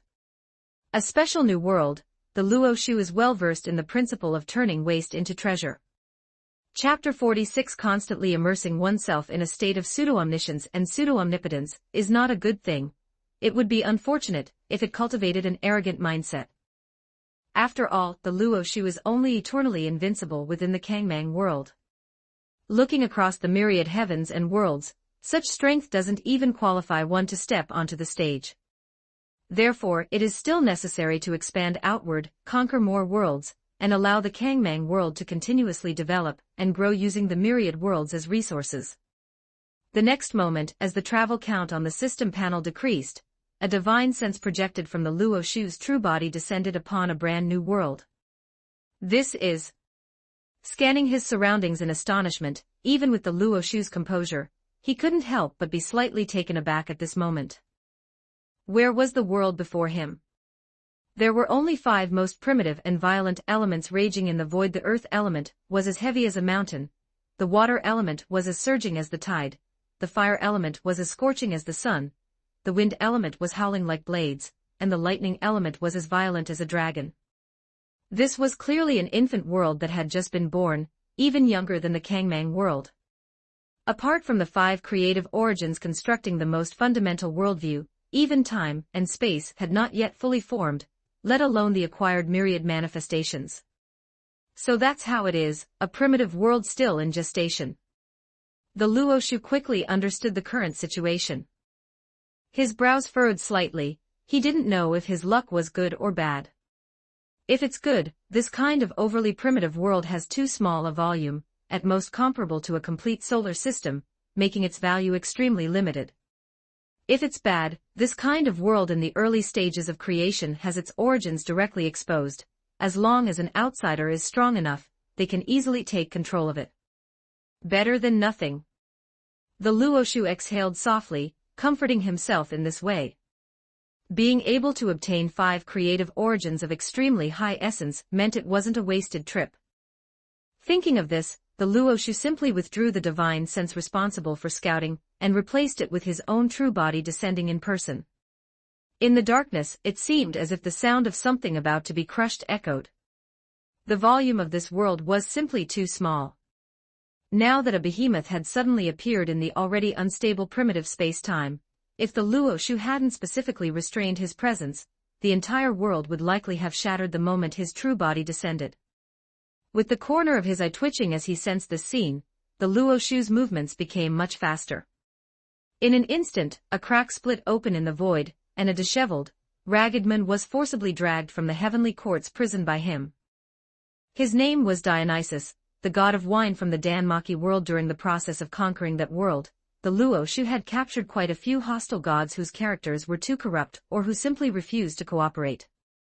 Dionysus, in particular, was suppressed by the Luo Shu and locked in the newly built heavenly court prison because he advocated chaos, and was single-mindedly planning to overthrow order and plunge the entire world into despair. As for why he didn't directly destroy their divinity and authority, causing their souls to scatter. After all, they were naturally born gods who emerged holding authority, and had spent hundreds of millions of years in existence, just killing them off like that would be too wasteful. Therefore, it was best to recycle them as waste and see if any residual value could be squeezed out. It was just that he didn't expect these guys to come in handy so soon. Heh Dionysus, feel honored. Even trash like you still has the qualifications to become a primitive god of a world and contribute to its prosperity. A trace of coldness flashed in the Luo Shu's eyes as he looked with a mocking smile at the god of wine before him, who hadn't yet reacted to the change in environment. Clearly, he was prepared to directly sacrifice a god to help accelerate the development of this primitive world. By then, the divinity and authority within the opponent, the information from an alien world carried on their body, and even the knowledge accumulated in their mind over hundreds of millions of years would become nutrients for the growth of this world.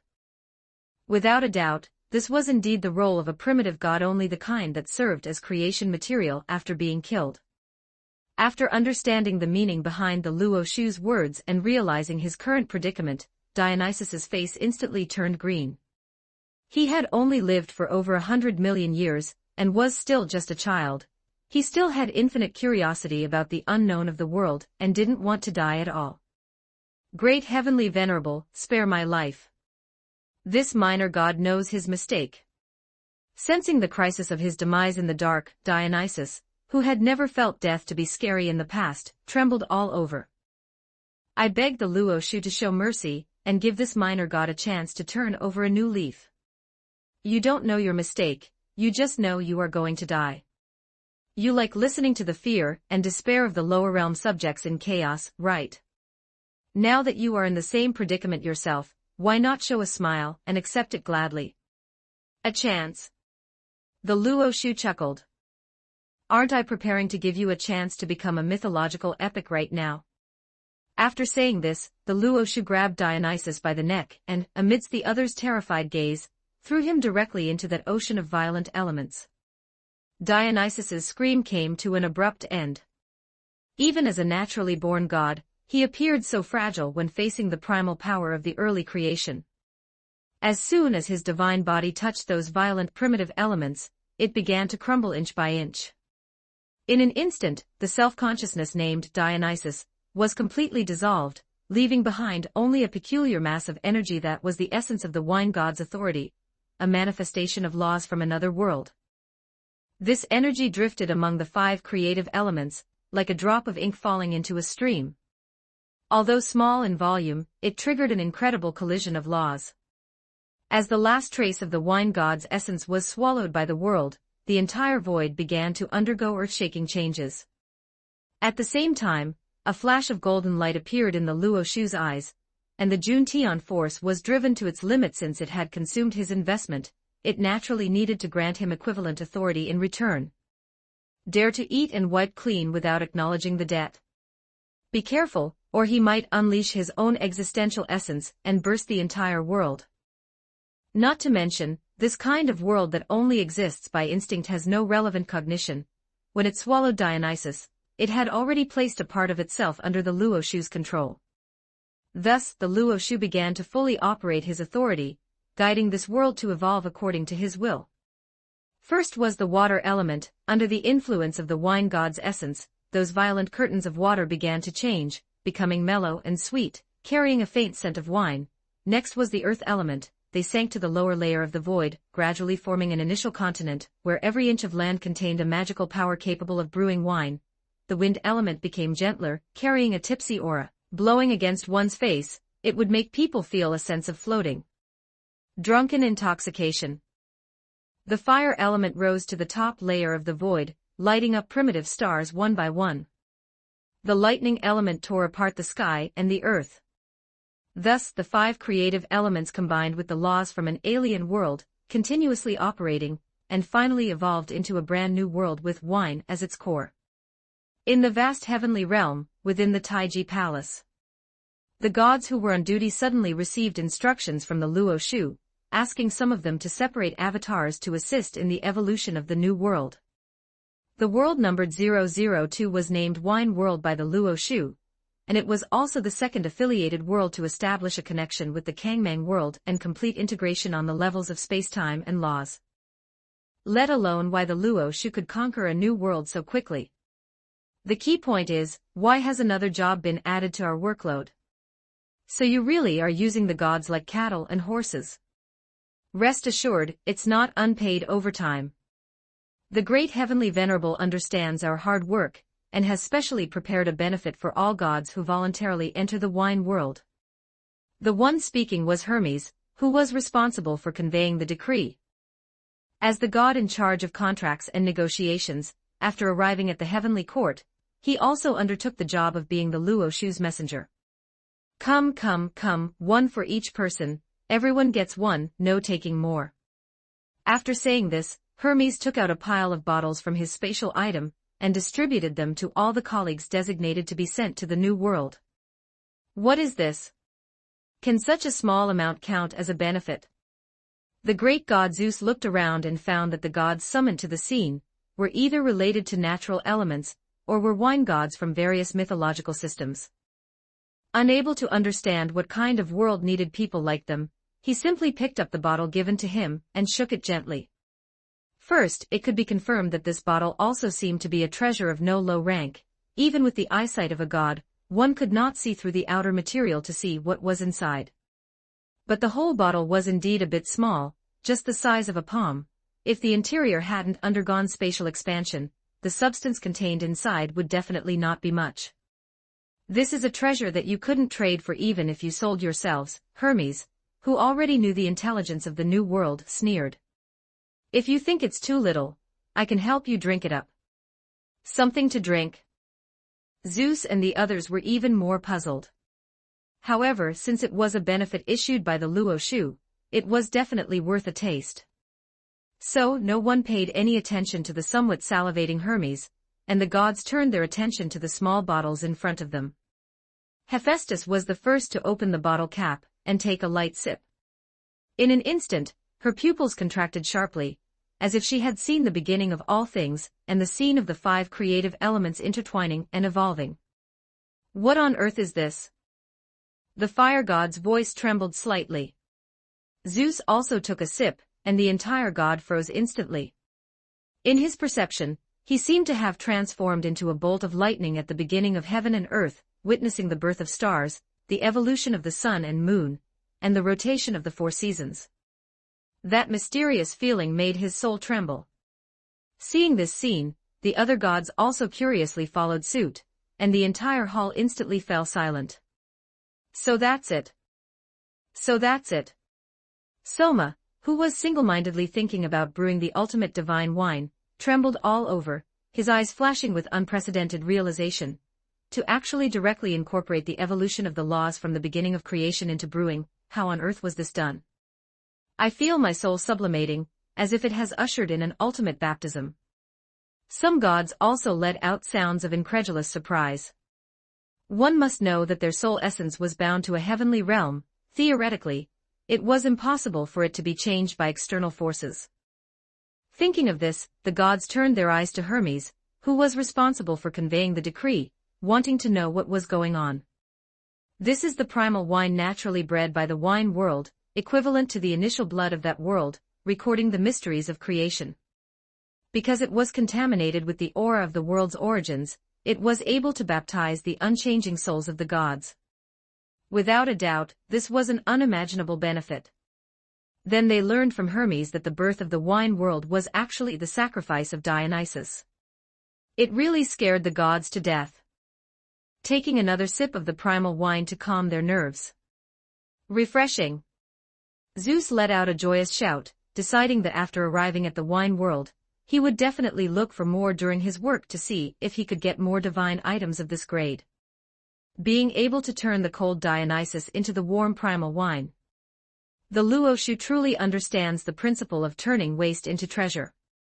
Returning from the wine world, after securing the dimensional channel between the 2 worlds, the Luoshu devoted his energy to the affairs of the heavenly court. After all, travel count is converted from world power, and fixing dimensional channels, allowing different worlds to integrate at the level of laws and space-time, requires no small amount of travel count. The Kangmang world is still in a period of rapid development. Losing a large amount of world power in a short time is not a good thing. After considering it slightly, the Luoshu decided to rest for a few months, just in time to take advantage of this period to digest the 2 affiliated worlds.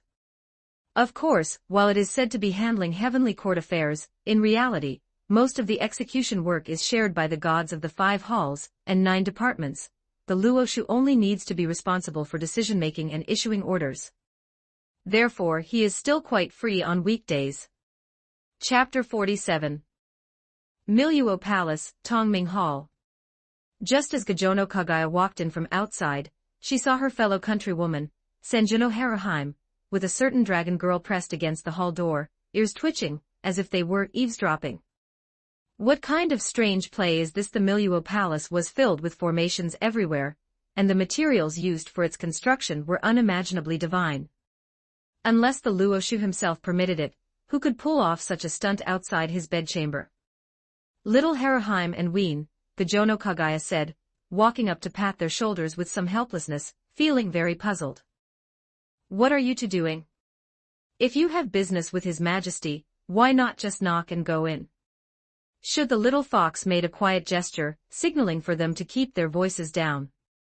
Goddess Hestia stayed the night here last night, and it's already high noon, but she still hasn't come out. Gajono Kagaya was even more confused. The goddess is His Majesty's concubine, isn't it natural for her to stay the night here? But I am also Lord Luoshu's shrine maiden, why can't I stay the night? Senjuno Haraheim's cheeks puffed up slightly. I've even managed to sprout 9 tails already. As she spoke, the little fox deliberately swayed behind her, letting the black-haired girl in the kimono see her 9 tails moving flexibly. This was the first talent she awakened after ascending to demigod status, and raising her life star, capable of enhancing her overall attributes in all aspects. Gajono Kagaya. Spare me, please. How am I, a mere attendant of the heavenly palace, supposed to comment on things between you and His Majesty? I can't exactly go and advise His Majesty to ignore your age, can I? Inside Tongming Hall, Luoshu set down the soundly sleeping hearth goddess and noticed the commotion outside the door, feeling somewhat speechless. A year had passed since the last traversal to World 002. During this time, Luoshu had opened dimensional channels to 2 new worlds. But unfortunately, whether it was World 003 or World 004, they were ordinary worlds that had not given birth to any civilization or special powers. This was quite frustrating. Volume 1, 67. The Untold Story of Hermes and the U, Cause and Effect originating from myth. The first act of traversal was to the Danmaki world, where the gods gathered. Luoshu had previously thought that finding a world with living beings and civilization in the Chaos Sea was a simple matter. As it turned out, starting from World 002, he encountered 3 desolate worlds in a row that had no traces of civilization at all. Looking at it this way, random traversal without an anchor was essentially drawing cards and gambling on probability. He didn't know how many attempts it would take before hitting a suitable world worth caring about. This seemed to be a very normal thing. Taking the worldview where Blue Star is located as an example, the age of that universe was at least over 13.8 billion years, but the time since human civilization was born was less than 10,000 years. Looking at the world as a whole, the period occupied by the evolution of civilization was merely 1/millionth of the total duration of the universe, so short that it could almost be ignored. If other worldviews were the same, Luoshu might have to traverse randomly 1,000,000 times, before coincidentally encountering a world that had given birth to civilization. Of course, every worldview that could independently evolve in the Chaos Sea was different, so the actual probability could not be calculated this way. But from this, one could also see that among the myriad worlds, worlds with civilization should be far fewer than worlds that had not developed civilization. Fortunately, for the Luoshu who had already merged with this worldview, the thing he lacked the least was time that stretched on endlessly. Regardless of whether civilization existed, as long as it was a world that could be of benefit to the vast heavenly realm, Luoshu had enough patience to conquer it. Thinking of this, he simply opened the system panel, preparing for another card-drawing style random traversal. Before officially taking action, the concept of fate of the entire Kangmang world was mobilized, bestowing the highest level of luck enhancement.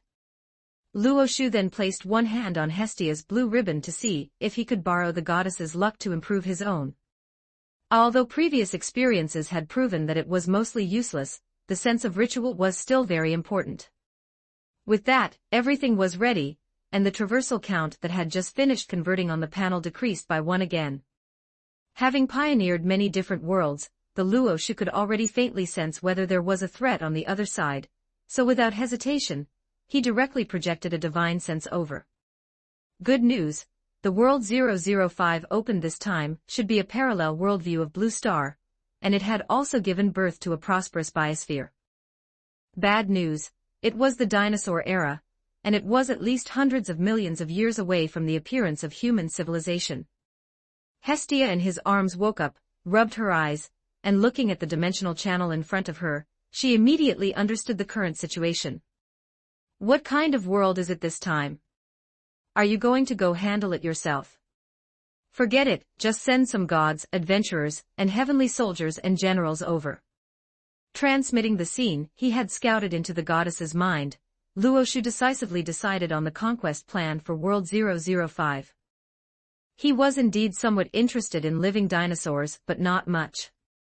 After all, the human world was filled with all kinds of strange and bizarre exotic beasts. Whether he wanted to see beast forms or human forms, it was easy. Of course, this did not mean the world on the other side was worthless. On the contrary, this kind of worldview evolving towards a complete universe actually had great conquest value because its volume was large enough. Even if it was far inferior to the true Blue Star universe, in terms of scale alone, it was above the 10,000-fold solar system of the Danmaki world. The problem was that this kind of purely physical world, which belonged neither to the path of humanity nor the path of heaven, was very troublesome to conquer, and there was simply no place to get a handle on it if it were a human path worldview dominated by sentient beings. Then as long as he conquered all the living beings within, he could obtain most of the authority. If it were a heaven path worldview where rules were active and authority was delegated to spokespersons, then as long as he found a spokesperson like a god, it would be easy to solve. Only the blue star universe type, which had no authority spokesperson, and did not pay attention to the living beings within, and was a purely physical worldview dominated by the expansion of total material, was the most headache-inducing. To completely master this kind of world, one had to deeply participate in the material and energy cycles within the world, marking every inch of land, ocean, and star, making them into the heavenly realm territory that implemented the Luo Shu's will. Simply put, he needed manpower to go to this kind of world and perform postnatal transformation on every planet, making them look like the Kangmang world inside and out. Theoretically, there was another, more brutal way directly injecting endless spiritual energy into this kind of world. As long as the spiritual energy filled the entire worldview and exceeded its original total material, Luo Shu could immediately obtain more than half of the authority. But thinking about the current volume of the Kangmang world, this kind of conquest method with huge investment and minimal output should be forgotten. Therefore, facing this kind of tough nut to crack, Luo Shu always directly sent some gods and heavenly soldiers and generals over to first occupy 1 or 2 planets with good environments, and then find ways to expand the influence of the heavenly realm to the whole world. Anyway, although this kind of world was troublesome, because the rules were not active and it did not support the evolution of civilization, there would basically be no particularly powerful indigenous people inside. It was a tough nut to crack, but the resistance was also very low. As long as he spent time on it, there would always be a day when he would completely take it down. I am thinking about whether to establish another department outside the 5 halls, and 9 departments, specifically responsible for executing this kind of world transformation work. However, the existing winter official group was already dedicated to construction and creation, so for these few subsidiary worlds at present, just letting them handle it seemed fine. Ugh, I don't understand these things. Just decide for yourself. Hestia got up from the bed, looking at herself with only a blue ribbon wrapped around her body, the rest of her clothes having long been torn into shreds and tossed aside, her face subconsciously flushing quite a bit. But they were already a family in both name and reality, and this situation was not the first time, so the goddess quickly ignored this trivial matter. But since you don't have the idea of going to the other world yourself, will you be staying in the heavenly realm to handle official business for the next few months? During the day, he managed governance in the Huangji Hall. At night, he slept in the Tongming Hall. Occasionally, he summoned the gods to hold a grand morning assembly in the Lingxiao Hall. If there were no other circumstances, Luo Shu's daily routine was actually very regular. As for cultivation, for the perfect Luo Shu who had merged with the Kangmang world, such a thing was unnecessary. As long as the evolution of the worldview had not stopped, he was in a state of constantly becoming stronger every moment. Besides this, the sacred Tao system was just a path of evolution he had created and given to the people of the world. As long as a new realm could be set, he himself was transcending it from the very beginning. First, arrange for manpower to explore the new world. With the experience from World 003 and World 004, they should not cause any trouble. The worldview numbered 003 was a strange world filled with oceans, where even the sun, moon, and stars rose from the sea. Inside, apart from seawater and some microorganisms, not even the most basic animals and plants had evolved. The worldview numbered 004 consisted of numerous planes and semi-planes in the void, but even in the largest few planes, one could not find any trace of living things. For this kind of world that had absolutely no shortcuts, and could only be slowly worn down over time, Luo Shu had no intention of personally going down to do construction work, so he threw the related work to the gods, heavenly soldiers and generals, and the citizens of the heavenly realm who wanted to obtain merit. Anyway, they were all part of the Kangmang worldview, and were extensions of the Luo Shu's power. Any achievements they made were no different from him doing it himself, and could equally bring corresponding authority. To put it bluntly, wasn't the reason he established the heavenly realm to share his workload. If he still had to do everything himself after the heavenly realm was established, were the gods just there to eat for free? After all these serious matters are settled. Seeming to think of something, a pleasant arc crossed the corner of Luo Shu's mouth. Idle with nothing to do, why don't we go watch some fun? Watch fun? Hestia had already changed her clothes and sat next to Luo Shu, blinking. What kind of fun is it that it's actually worth you going to see it yourself? You'll know when the time comes. The next morning. In a certain specialty hotel in the outer city of White Jade capital. Hermes woke up slowly amidst a commotion. Just waking up, the god of travelers was still in a completely confused state. On one hand, it was because of the hangover, last night, that bunch of animals, Apollo, Zeus, and Poseidon, for some reason kept chasing him to force-feed him alcohol. On the other hand, it was because he was woken up by the strange chatter filling the room. He opened his eyes, only to see a group of newspaper reporters holding photography props, approaching him while constantly taking pictures of the surrounding scene. This made Hermes very puzzled. Because of extraordinary powers, the productivity of the vast heavenly realm was actually shockingly high. Many things from the lower realms could be easily replicated if they wanted to. As a god who dealt with intelligence work every day, he was naturally no stranger to the existence of reporters. The problem was, he just had a hangover. Why would it attract so many newspaper reporters? Thinking of this, Hermes's brain suddenly became much clearer, and a bad premonition suddenly rose in his heart. He subconsciously looked around, and then the whole god was frozen: the room, the big bed, the sheets, and lying right next to him, with skin that looked quite fair. At this moment, the god of travelers only felt his soul had been struck by a giant hammer. His mind was blank, and he had completely lost the courage to even recall last night. Zeus, Apollo, Poseidon, you animals. You animals. Accompanied by the gods wailing, the click sounds inside the room kept ringing, causing quite a commotion. To be fair, looking at it from the aesthetic perspective of non-human races, that you is actually not ugly. To some extent, it could even be called the flower of the flock. Zeus and Poseidon must have put quite a lot of effort into selecting her. Walking in the White Jade capital with Hestia and Sanjuno Heraheim, listening to the godly secrets, the untold story of Hermes and the you, that had inexplicably spread throughout the city overnight, Luo Shu took a newspaper and seriously commented on the photo on it.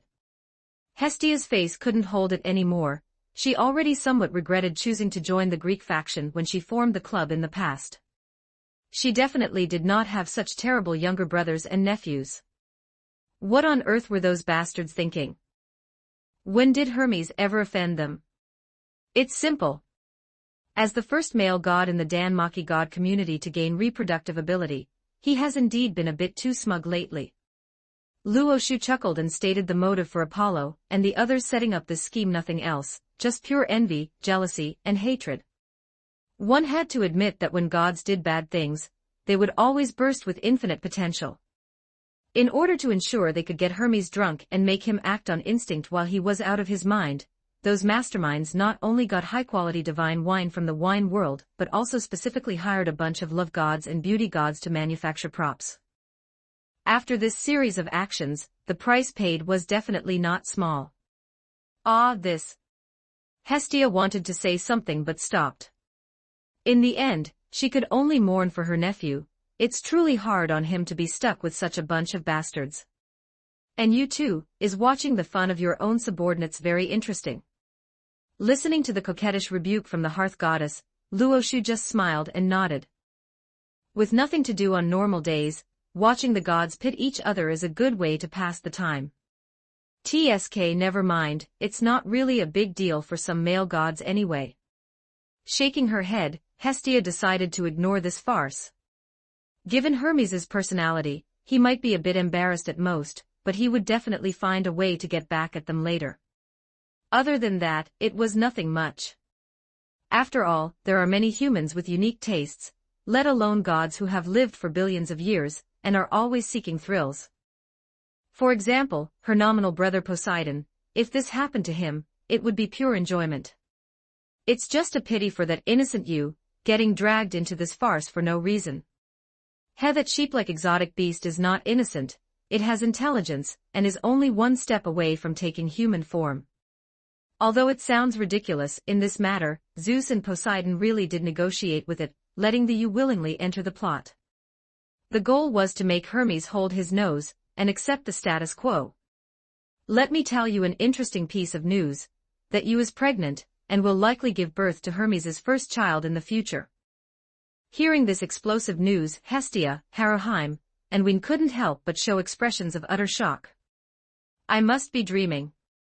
Watching the goddess whose eyes were spinning as she started to hypnotize herself, the Luoshu couldn't help but shake his head and laugh.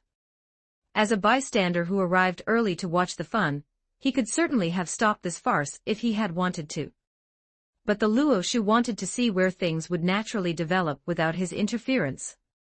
In the mythology of the Blue Star, Hermes once mated with a mortal woman and gave birth to a half-human, half-goat offspring. His name was Pan, the god of shepherds. He had a human upper body with horns on his forehead, and a hairy body, while his lower body was that of a goat. The gods of Danmarki do not possess reproductive capabilities, so offspring like Pan never had a chance to be born. But now, not long after Hermes solved this defect, he was schemed into mating with a ewe. Is this causality stemming from mythology? It really is an interesting thing.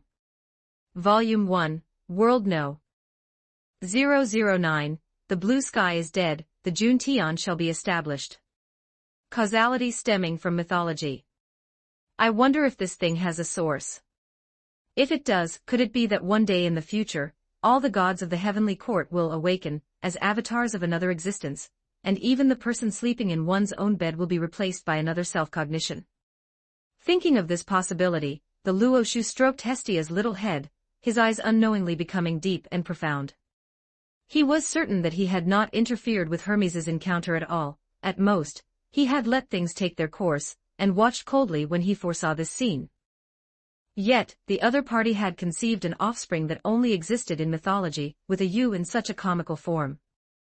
Undoubtedly, there is indeed an invisible causality in the dark, pulling these beings with mythological names to act out stories that belong to mythology. Just like goddess Artemis from Danmarki, who was destined to have a connection with the scorpion, that would only appear hundreds of millions of years later the moment she was born, and even the weapon used to counter it had already been prepared. But on the other hand, the Luoshu also had enough confidence as long as he wanted to, he could freely modify the script and render this invisible causality ineffective. For example, this time, he could have completely prevented the farce of Apollo and the others in advance, and even now that it had happened, he could still reset the past with a single thought. In mythology, Hermes indeed has an offspring who is the god of shepherds named Pan, but in the Kangmang world, whether the other party can be born, and when it is born depends on whether the Luoshus will permit it. Obviously, although this causality stemming from mythology is special and widely spread across the heavens and myriad worlds, its intensity within each world is not very high, at least not enough to override the worldview itself. What the Luoshu was considering was its possible source. If it doesn't exist, that's best, the gods just need to walk their own path. But if there really is such a source, then when the heavenly court grows to a certain extent in the future, perhaps there will be a battle of true selves against it. In any case, the Luoshu would certainly not accept waking up to find all the familiar characters replaced, and having the fruits of his labor stolen by some so-called source. Luoshu. Hestia reached out and tugged at the young man's sleeve, her expression suddenly becoming very serious. Did something go wrong? Could there still be something in this world that could trouble the Luoshu? Why did it feel like Herman had suddenly become serious just now? I was just thinking about some rather mysterious things. I hope I am overthinking it. In the short term, this causality stemming from mythology should not have any impact. Even if there are hidden dangers, they will only truly erupt at some point in the future. Therefore, the Luoshu just kept it in mind, intending to find a way to verify it later, and see if he could find a permanent solution. At this stage, the priority is still to enhance the strength of the heavenly court. The third year of the sacred era, June 6. According to the dating method of the Kangmang world, the moment the Luo Shu officially ascended to the throne was the dividing line between the Genesis era and the Heavenly Court era, and also the beginning of the first year of the Sacred Era. In other words, 3 years have passed since the Heavenly Court was established. On this day, seeing that the world force consumed by the last fixed dimensional channel had fully recovered, and the development of world number 008 was on track, the Luo Shu naturally chose to search for the next world. Originally, he didn't expect anything special from this new world, he just threw a divine sense over there as a matter of routine. But the next moment, just as the Luo Shus will cross the dimensional channel, a cry from the sentient beings was transmitted over. It was the chorus of thousands of people, like a group of dying beasts roaring at the sky. Even if they exhausted everything, and were doomed to eternal damnation, they would burn the whole world to ashes. The blue sky is dead, the yellow sky shall be established. The year is Jiazi, the world shall be prosperous. High above the 9 heavens, far beyond the reach of mortal sight, the Luo Shu's divine sense easily swept across this life-bearing planet, its satellite, and the entire solar system. Although it was impossible to thoroughly scan this parallel blue star world which was evolving toward a full universe with just a single strand of divine sense, a rough calculation was enough for the Luo Shu to grasp the world's overall scale. It was 10,000 times larger than the Danmaki world, containing at least over 100 million stars in the firmament. And this was merely a relatively remote corner, not even having evolved into a complete Milky Way. One could only say that this type of Earth Tao worldview, dominated by the expansion of total material mass, truly made one realize their own insignificance. Fortunately, in this world designated as 009, not only was there a prosperous ecosystem composed of countless living beings, but it had also evolved a human civilization similar to that of the Blue Star universe. It should be said that the stage this human civilization was in essentially mirrored a certain era of the Blue Star universe. The blue heaven is dead, the yellow heaven shall rise. Muttering the slogan he had heard upon his arrival, Emperor Juntian lowered his gaze thoughtfully, precisely pinpointing a certain grand sage and good teacher among the billions of living beings on the earth. At that moment, the concepts of time and space seemed to lose their boundaries. All humans on the planet followed the Luo Shu's vision, seeing the figure suffering from a severe illness atop Guangzhou City. Great teacher Zhang Jiao was stunned instantly. As he met the gaze from the firmament amidst the attention of the masses, countless streams of information flowed into his mind from the void, allowing him to instinctively understand many things. The heavens have 9 layers, the Juntian is the highest. That was the supreme heaven revered by all gods, and the central heaven guarded by all realms. At this very moment, whether it was the blue heaven, the yellow heaven, the azure heaven, or any concepts regarding the celestial realm, heavenly Tao, heaven or kingdom of heaven in other civilizations and nations, all pointed to this singular heaven. Great teacher Zhang Jiao was speechless, only able to stare blankly while pursing his lips, completely unaware of what to say. Even though he was the grand sage and good teacher, the leader of the way of peace, who had fabricated the faith of the yellow heaven and convinced millions of commoners to follow him, he had never imagined a day where he would truly be noticed by the will of heaven. Equally shocked were the countless people of various nations who also understood the situation. Especially the powerful aristocratic families, royalty, nobility, and religious elites who held the power to interpret scriptures and self-proclaimed themselves as spokespersons for the will of heaven and the gods. Sitting within the Luoyang imperial palace, Emperor Lu Hong of the Han dynasty twitched the corner of his mouth. Good news, the interaction between heaven and humanity might be real. Bad news, the will of heaven would rather pay attention to a rebellious moth thief than gaze upon him, the universally recognized son of heaven. Is the 400-year Han dynasty destined to perish after all? Let it perish then. The Lu emperors had never thought their reign could last forever. In the past, when Emperor Gao was deathly ill and dying, the imperial physician offered treatment, but he cursed and said, "I took the world with a commoner's cloth and a 3-foot sword. Is this not heaven's mandate? My life is in heaven's hands, what use is BNK?" So he dismissed the physician and sent him away with 50 caddies of gold. To Lu Hong, as long as the Han dynasty didn't fall during his own reign, it was no big deal. Yet, a miracle like the heavenly Tao lowering its gaze had actually occurred while he was still alive. He wondered if it was too late to abdicate now and toss the title of ruler of a fallen nation to someone else. Similar to Lu Hong, countless distracting thoughts from the mortal world flooded into the Luo Shu's divine sense, but the Luo Shu ignored them completely. Until, at one moment, the eyes in the sky narrowed slightly, and an indescribable long river hung upside down from above. It appeared to be a river, but it was actually the passage of time, converged from countless histories. Upon it were scenes of Yu the Great casting the 9 cauldrons, King Tang of Shang praying for rain, and King Wu of Zhou overthrowing the Shang dynasty. Further on were the spring and autumn and warring states periods, the unification by the first emperor, and the turbulent events of the 2 Han dynasties. All these images unfolded dramatically before great teacher Zhang Jiao, and were simultaneously reflected across the entire planet. It continued past the end of the Eastern Han dynasty and the Yellow Turban Rebellion. The river of time did not stop at the current node, but to the astonishment of the world, extended continuously into the future. The rebellion of Dongjua, the struggle for hegemony among the warlords, the tripartite division of the 3 kingdoms, the Sima usurpation of Wei. History spanning hundreds of years, from the end of the Han to the Sui and Tang dynasties, was completely laid bare before everyone in the world. Heaven and earth stood still, all was silent. Before the world could recover, a heavenly voice descended from the 9 heavens. It held no joy or anger, no sorrow or happiness, yet it pierced into great teacher Zhang Jiao's mind like a sharp sword. Do you have any regrets? I also wish to know, does great teacher Zhang Jiao have any regrets? In the Luoyang imperial palace, Emperor Lu Hong of the Han dynasty, having withdrawn his gaze from the river of time, chose to simply give up. After all, even Emperor Jun Tian had manifested. He was not truly the son of the blue heaven, so what else could he do but give up? The blue heaven is dead, the yellow heaven shall rise. The Han dynasty has indeed perished, but after its fall, did the commoners he wanted to save actually live any better? Once the thought of giving up arose, he suddenly felt at ease.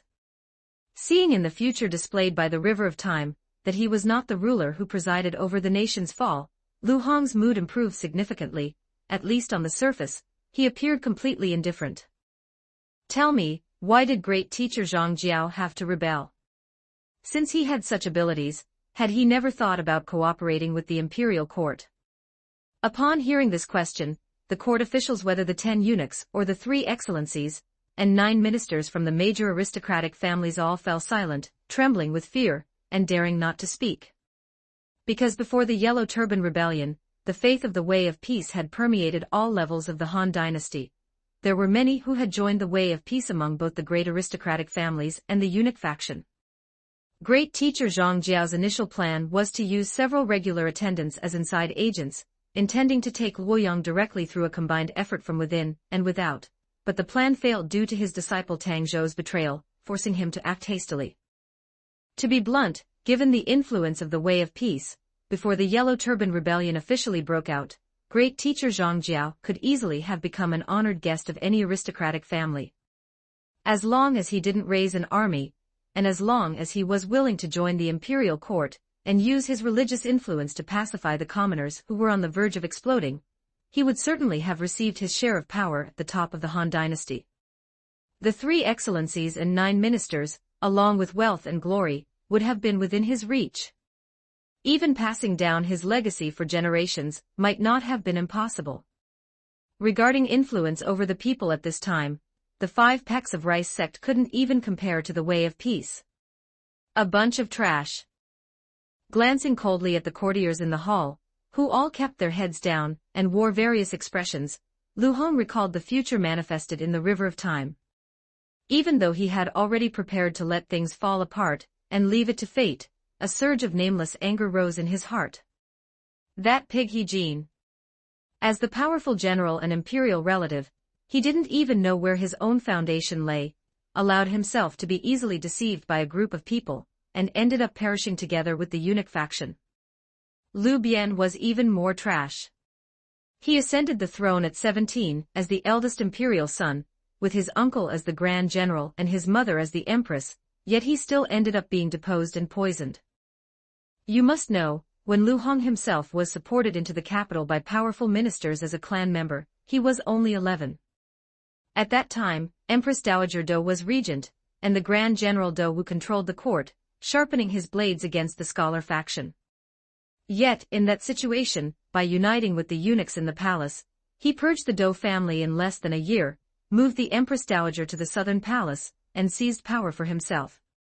He truly could not understand why his son could be so incompetent. Since emperor he, hadn't all Han emperors ascended the throne as children? Now that there was finally an eldest imperial son nearing adulthood, the court could not maintain itself. And then there were Lu Yu, Lu Yen, Lu Dai, Lu Biao, Lu Yao, all members of the Han clan, serving as either provincial governors or inspectors, yet they were of no use at all.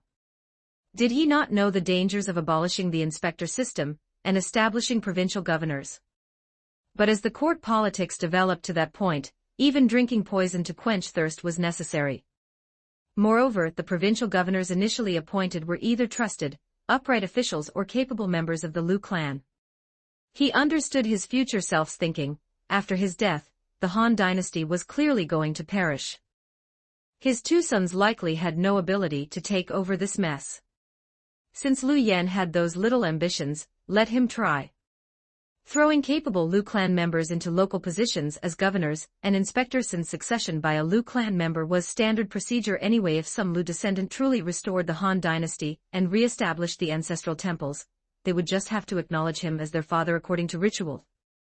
In the end, none of these guys like Lu Yen or Lu Yu were useful, and ultimately, it had to rely on a sandal seller named Lu Bei to continue the Han dynasty. Thinking of this, Lu Hong became angrier the more he thought about it. He surveyed the court with a sharp gaze, deciding he needed to find someone to transfer his anger onto. Minister Yuan Wei, I wonder what you think about the matter of a vicious dog biting its master. Minister Yuan Wei. The Yuan clan had served as the three excellencies for 4 generations, and their students and former subordinates were spread across the 13 provinces of the Han dynasty. One of the most famous among them was Dong Zhuo. Indeed, Dong Zhuo could, to some extent, be seen as a pawn raised by the Yuan clan. The fact that he was able to achieve the deposition and installation of an emperor relied more on the influence of the Yuan clan than on his own military power. Otherwise, how could a warrior from Xiliang, in this era where Confucian aristocratic families were supreme, get the court officials to cooperate based solely on that bit of military force? It was just that Minister Yuan Wei had not expected that his future self would lose control, causing all the Yuan clan members in Luoyang to perish under that warrior's butcher knife. By the way, the infighting within your Yuan clan is quite a spectacle. Minister Yuan Wei. Recalling the scenes of Yuan Shao and Yuan Shu, and Yuan Tan and Yuan Shang being at odds in the future, the current head of the Yuan family simply closed his eyes. Of course, the person more agitated than Minister Yuan Wei was another person in the hall, Yuan Ji, the biological brother of Yuan Shao and Yuan Shu. As the eldest legitimate son of Yuan Feng, after his father's generation passed, he inherited the title of Marquis of Anhua and rose to the position of Minister of the Imperial Coach, one of the 9 ministers.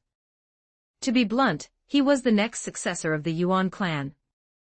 And then Yuan Ji saw in the river of time that the future Yuan Shao and Yuan Shu would recklessly raise armies, provoking Dong Zhuo's fury, which led to the imprisonment and execution of many Yuan clan members still in Luoyang, including himself. Yuan Shao and Yuan Shu naturally did not know of their older brother's questioning in his heart. But having also seen the future in the river of time, their moods were clearly not pleasant either. Yuan Shao, actually lost to the descendant of a eunuch. Seeing the raging fire at Guandu, his hegemony turning to nothing, his eventual death from illness, and all his heirs slaughtered by Cao Cao's army, Yuan Shao's face turned livid. He really did not want to believe that he had lost to Cao Cao, whom he had always viewed as a subordinate. I, from a prestigious family of 3 excellencies for 4 generations, not only became a fake emperor, but before I died, I couldn't even drink a sip of honey water. Yuan Shu's face twitched. He had never thought that this would be his eventual fate.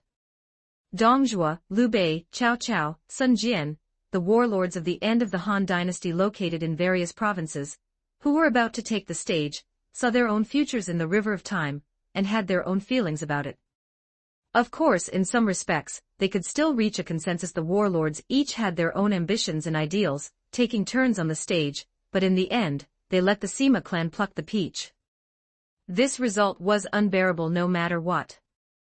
Not to mention, the Western Jin dynasty that replaced the Han was such a trash dynasty.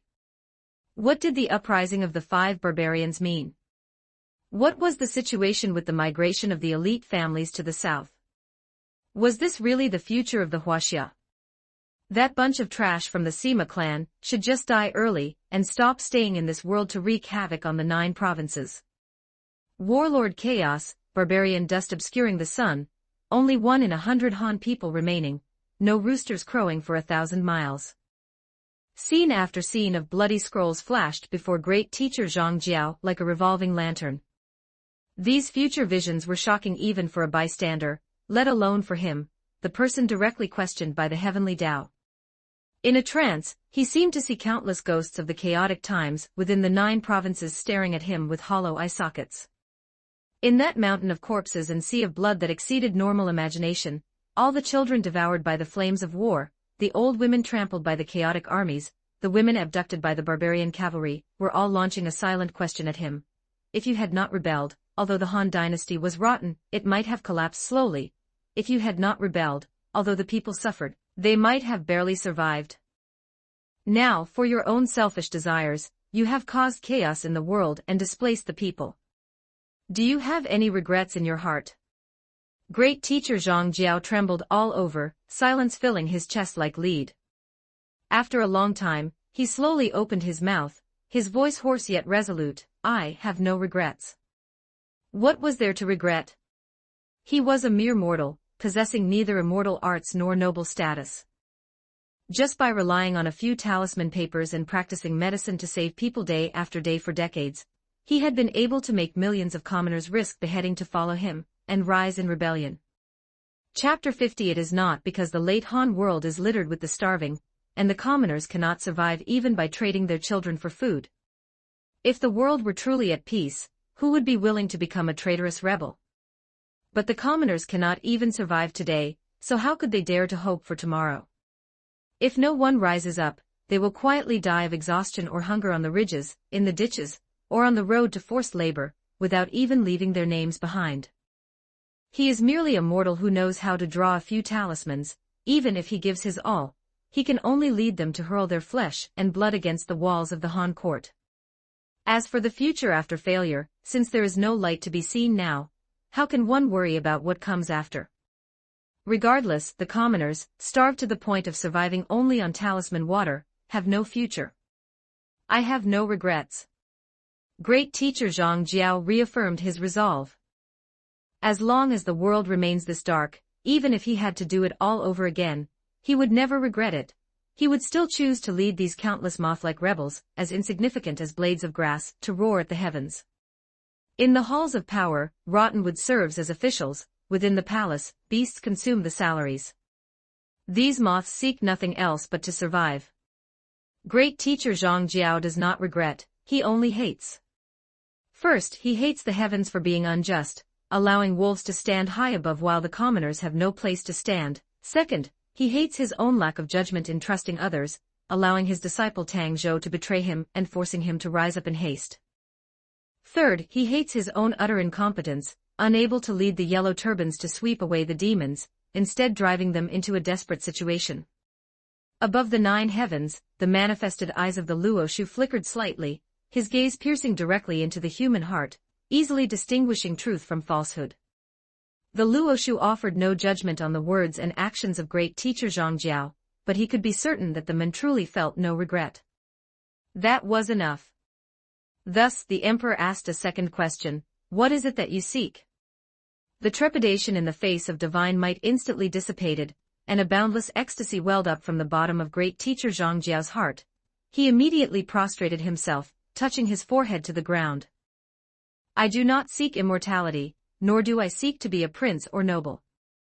I only beg that Emperor Juntian can grant the impoverished commoners of the world a path to survive.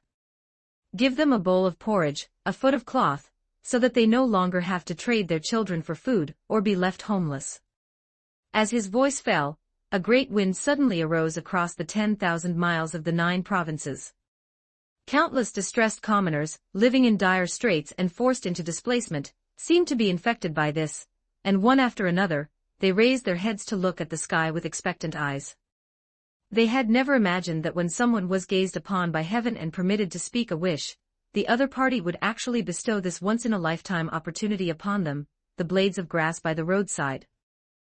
In this moment, the dreams and sufferings of countless mortals intertwined with the prayers of great teacher Zhangjiao, ascending together to the firmament, to be beheld by the Luo Shu. The Luo Shu then nodded. Very well. As the will of the Luo Shu descended, a golden gate immediately appeared above the 9 heavens, 10,000 times 10,000 zhang high, stretching for countless thousands of miles in width. The people of the world looked up with fervor, fear, and anticipation, until the reflection of another world gradually revealed itself in the human realm. It was a world that only existed in myths. There were celestial palaces above the clouds with white jade steps and glazed tiles, ancient exotic beasts that breathed clouds and mist, summoning wind and rain, and even countless heavenly soldiers and generals and star lords and deities who traveled the 3 realms and operated the laws of existence. The triad supreme gods, the innate 5 emperors, the great master of fate, the goddess of children, the eastern sovereign, Tubo. Within the 9 provinces, regardless of status, regardless of wealth, countless subjects of the Han dynasty muttered those familiar divine names in a daze. Even though it was their first time seeing them, as they gazed upon them, they could subconsciously perceive the true forms corresponding to those deities, following the resonance of heaven and earth. Praise to Indra, praise to Brahma, praise to Vishnu. In the many nations along the Ganges River basin, countless devout people called out the names of the gods they worshipped, their eyes brimming with hot tears. Other motivated individuals immediately entered a state of asceticism, hoping to seek blessings through it. Mars, Jupiter, Juno, Diana. Around the Mediterranean, many civilizations led by Rome similarly recognized the deities they each worshipped. But to think that the goddess of the sacred fire, Vesta, was actually a heavenly consort. It seems the priests in those temples are all impostors and must be sent to execution immediately. Northern Europe, Egypt, Celtic, Persia, countless mortals witnessed the existence of the gods amidst excitement and fear. Regardless of their true inner thoughts, their faces instinctively assumed expressions of piety, kindness, and goodness. For with the changes in heaven and earth, the saying, "There are gods 3 feet above one's head," had truly become reality. The next instant, billions of rays of divine radiance descended from beyond the sky, merging into the entire solar system. That was the near-endless spiritual energy of the 3 realms. Wherever it reached, all illnesses vanished, hunger dissipated, barren lands grew grain, and fruit trees formed shade.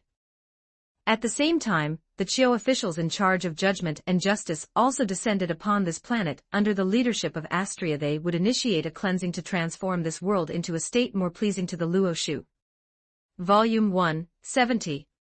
Mandate of Heaven, Racing to the Galaxy, The Arrival of the Age of Yellow Heaven, Late Han World, Number 009, The Moon.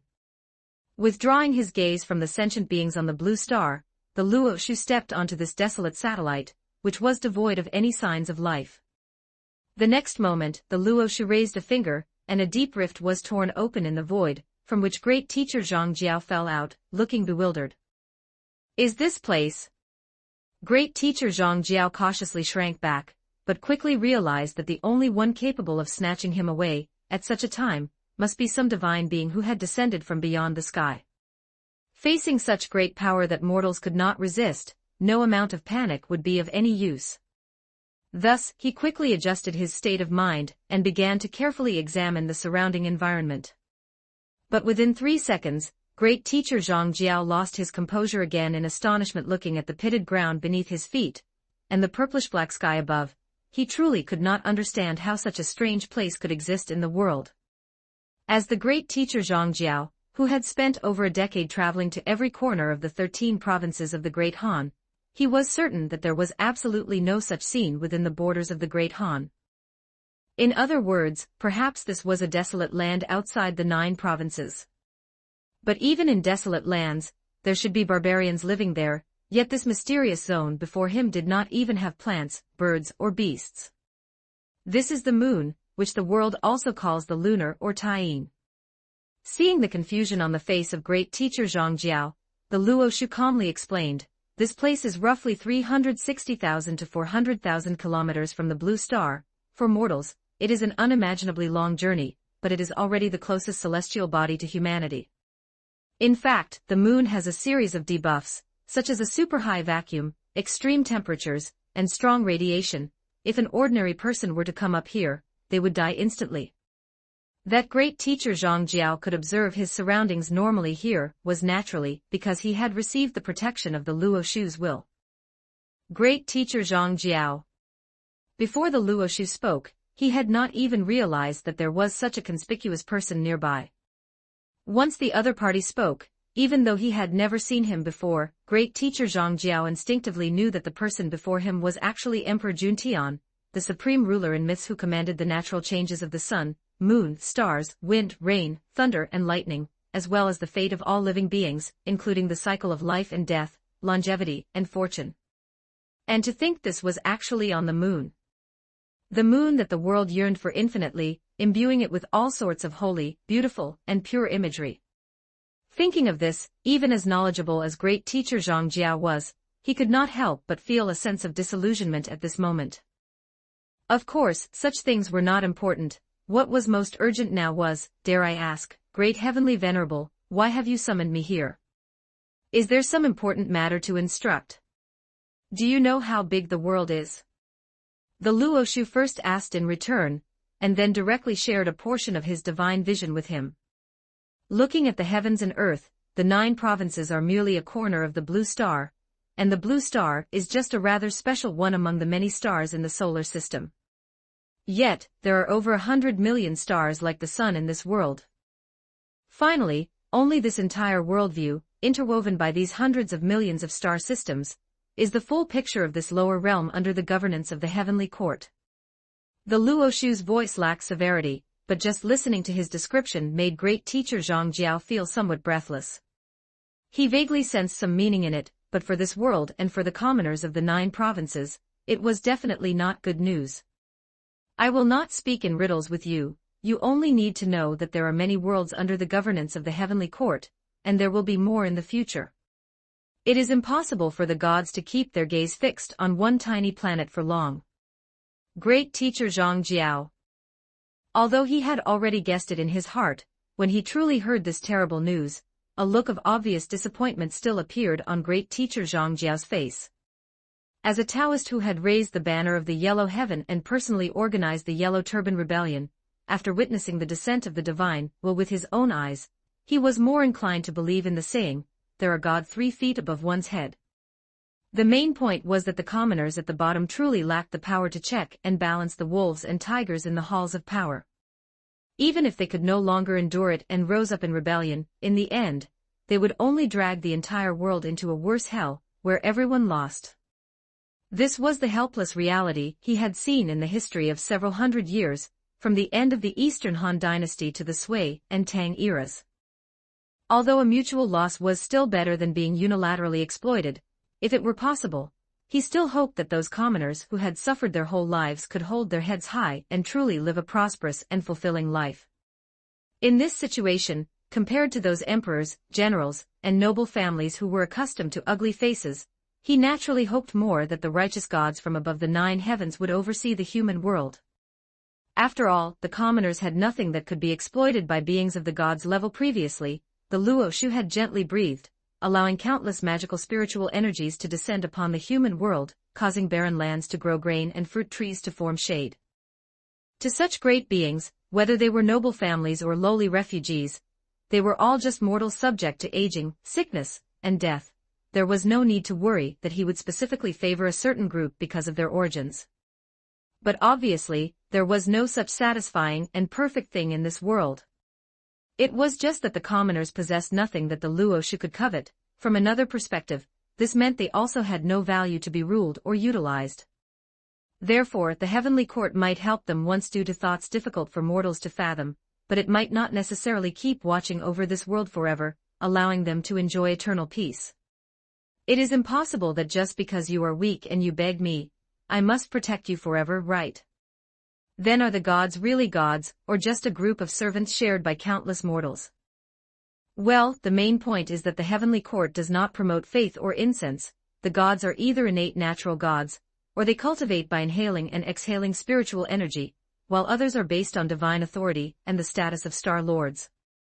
In any case, none of them need to rely on the faith of the masses. It seems you have understood. The Luoshu chuckled. The heavenly court can become your backing and guide your direction, but the future of this world must ultimately be forged by the sentient beings of the mortal world themselves. Having said that, a golden light surrounded by starlight condensed at the Luoshu's fingertip and shot into the body of great teacher Zhang Jiao. The next moment, one could see the bones of the aged Taoist crackling, and his originally withered flesh filled out inch by inch, restoring a full vitality. Great teacher Zhang Jiao instinctively raised his hand, and five-colored radiance automatically flowed within his palm prints, finally forming a profoundly mysterious divine golden seal. This is... Feeling the massive power and youthful vitality suddenly surging within his body, great teacher Zhang Jiao swallowed, somewhat unable to believe it. The status of a lower-ranking star lord. The Luoshu turned his head to look at the late Han world's blue star, hundreds of thousands of kilometers away, gazing calmly at the various civilizations and nations on it that were heading towards unification. Under the cleansing of the gods of the heavenly court, and the heavenly soldiers and generals, all humans on this planet will be integrated to jointly establish an unprecedented unified regime. In this process, those heinous meat-eaters will be executed, their souls falling into the underworld to be judged. Those guilty of minor evils not deserving of death will be imprisoned for labor reform. Of course, some elite heroes will be favored by some gods and taken into their respective divine kingdoms. After these processes are completed, you will take the Star Lord Golden Seal in your hand and ascend as the leader of the new regime. Great teacher Zhang Jiao. So this thing is actually the Real Imperial Seal. That is not right either. The so-called Imperial Seal is just an ordinary seal with symbolic meaning, completely unlike the Star Lord Golden Seal, which can endow mortals with extraordinary power. Otherwise, Qin Shi Huang would not have had to travel everywhere seeking immortals, only to die on the road, and be accompanied by salted fish after death. Then does this mean I have received the mandate of heaven? Sensing the confused emotions of great teacher Zhang Jiao, the Luoshu shook his head and chuckled. The status of a Star Lord is equivalent to the nobility system of the heavenly court. It can become the legal basis for your governance of this planet and even this world, but it is still a long way from the true position of the Son of Heaven. In the original mythological system, the so-called Son of Heaven can, to some extent, be considered a candidate for the Luoshu or the Crown Prince of the Heavenly Court without being inappropriate. Like the Azure Emperor Fuxi, the Red Emperor Shenong, the Yellow Emperor Xianyuan, the White Emperor Xiaohao, and the Black Emperor Zhuanxu, these ancient emperors were all sons of heaven in the human world during their lifetimes, and after death, they ascended to heaven to become Luoshus. Don't forget to like and subscribe to Novels Wonderland.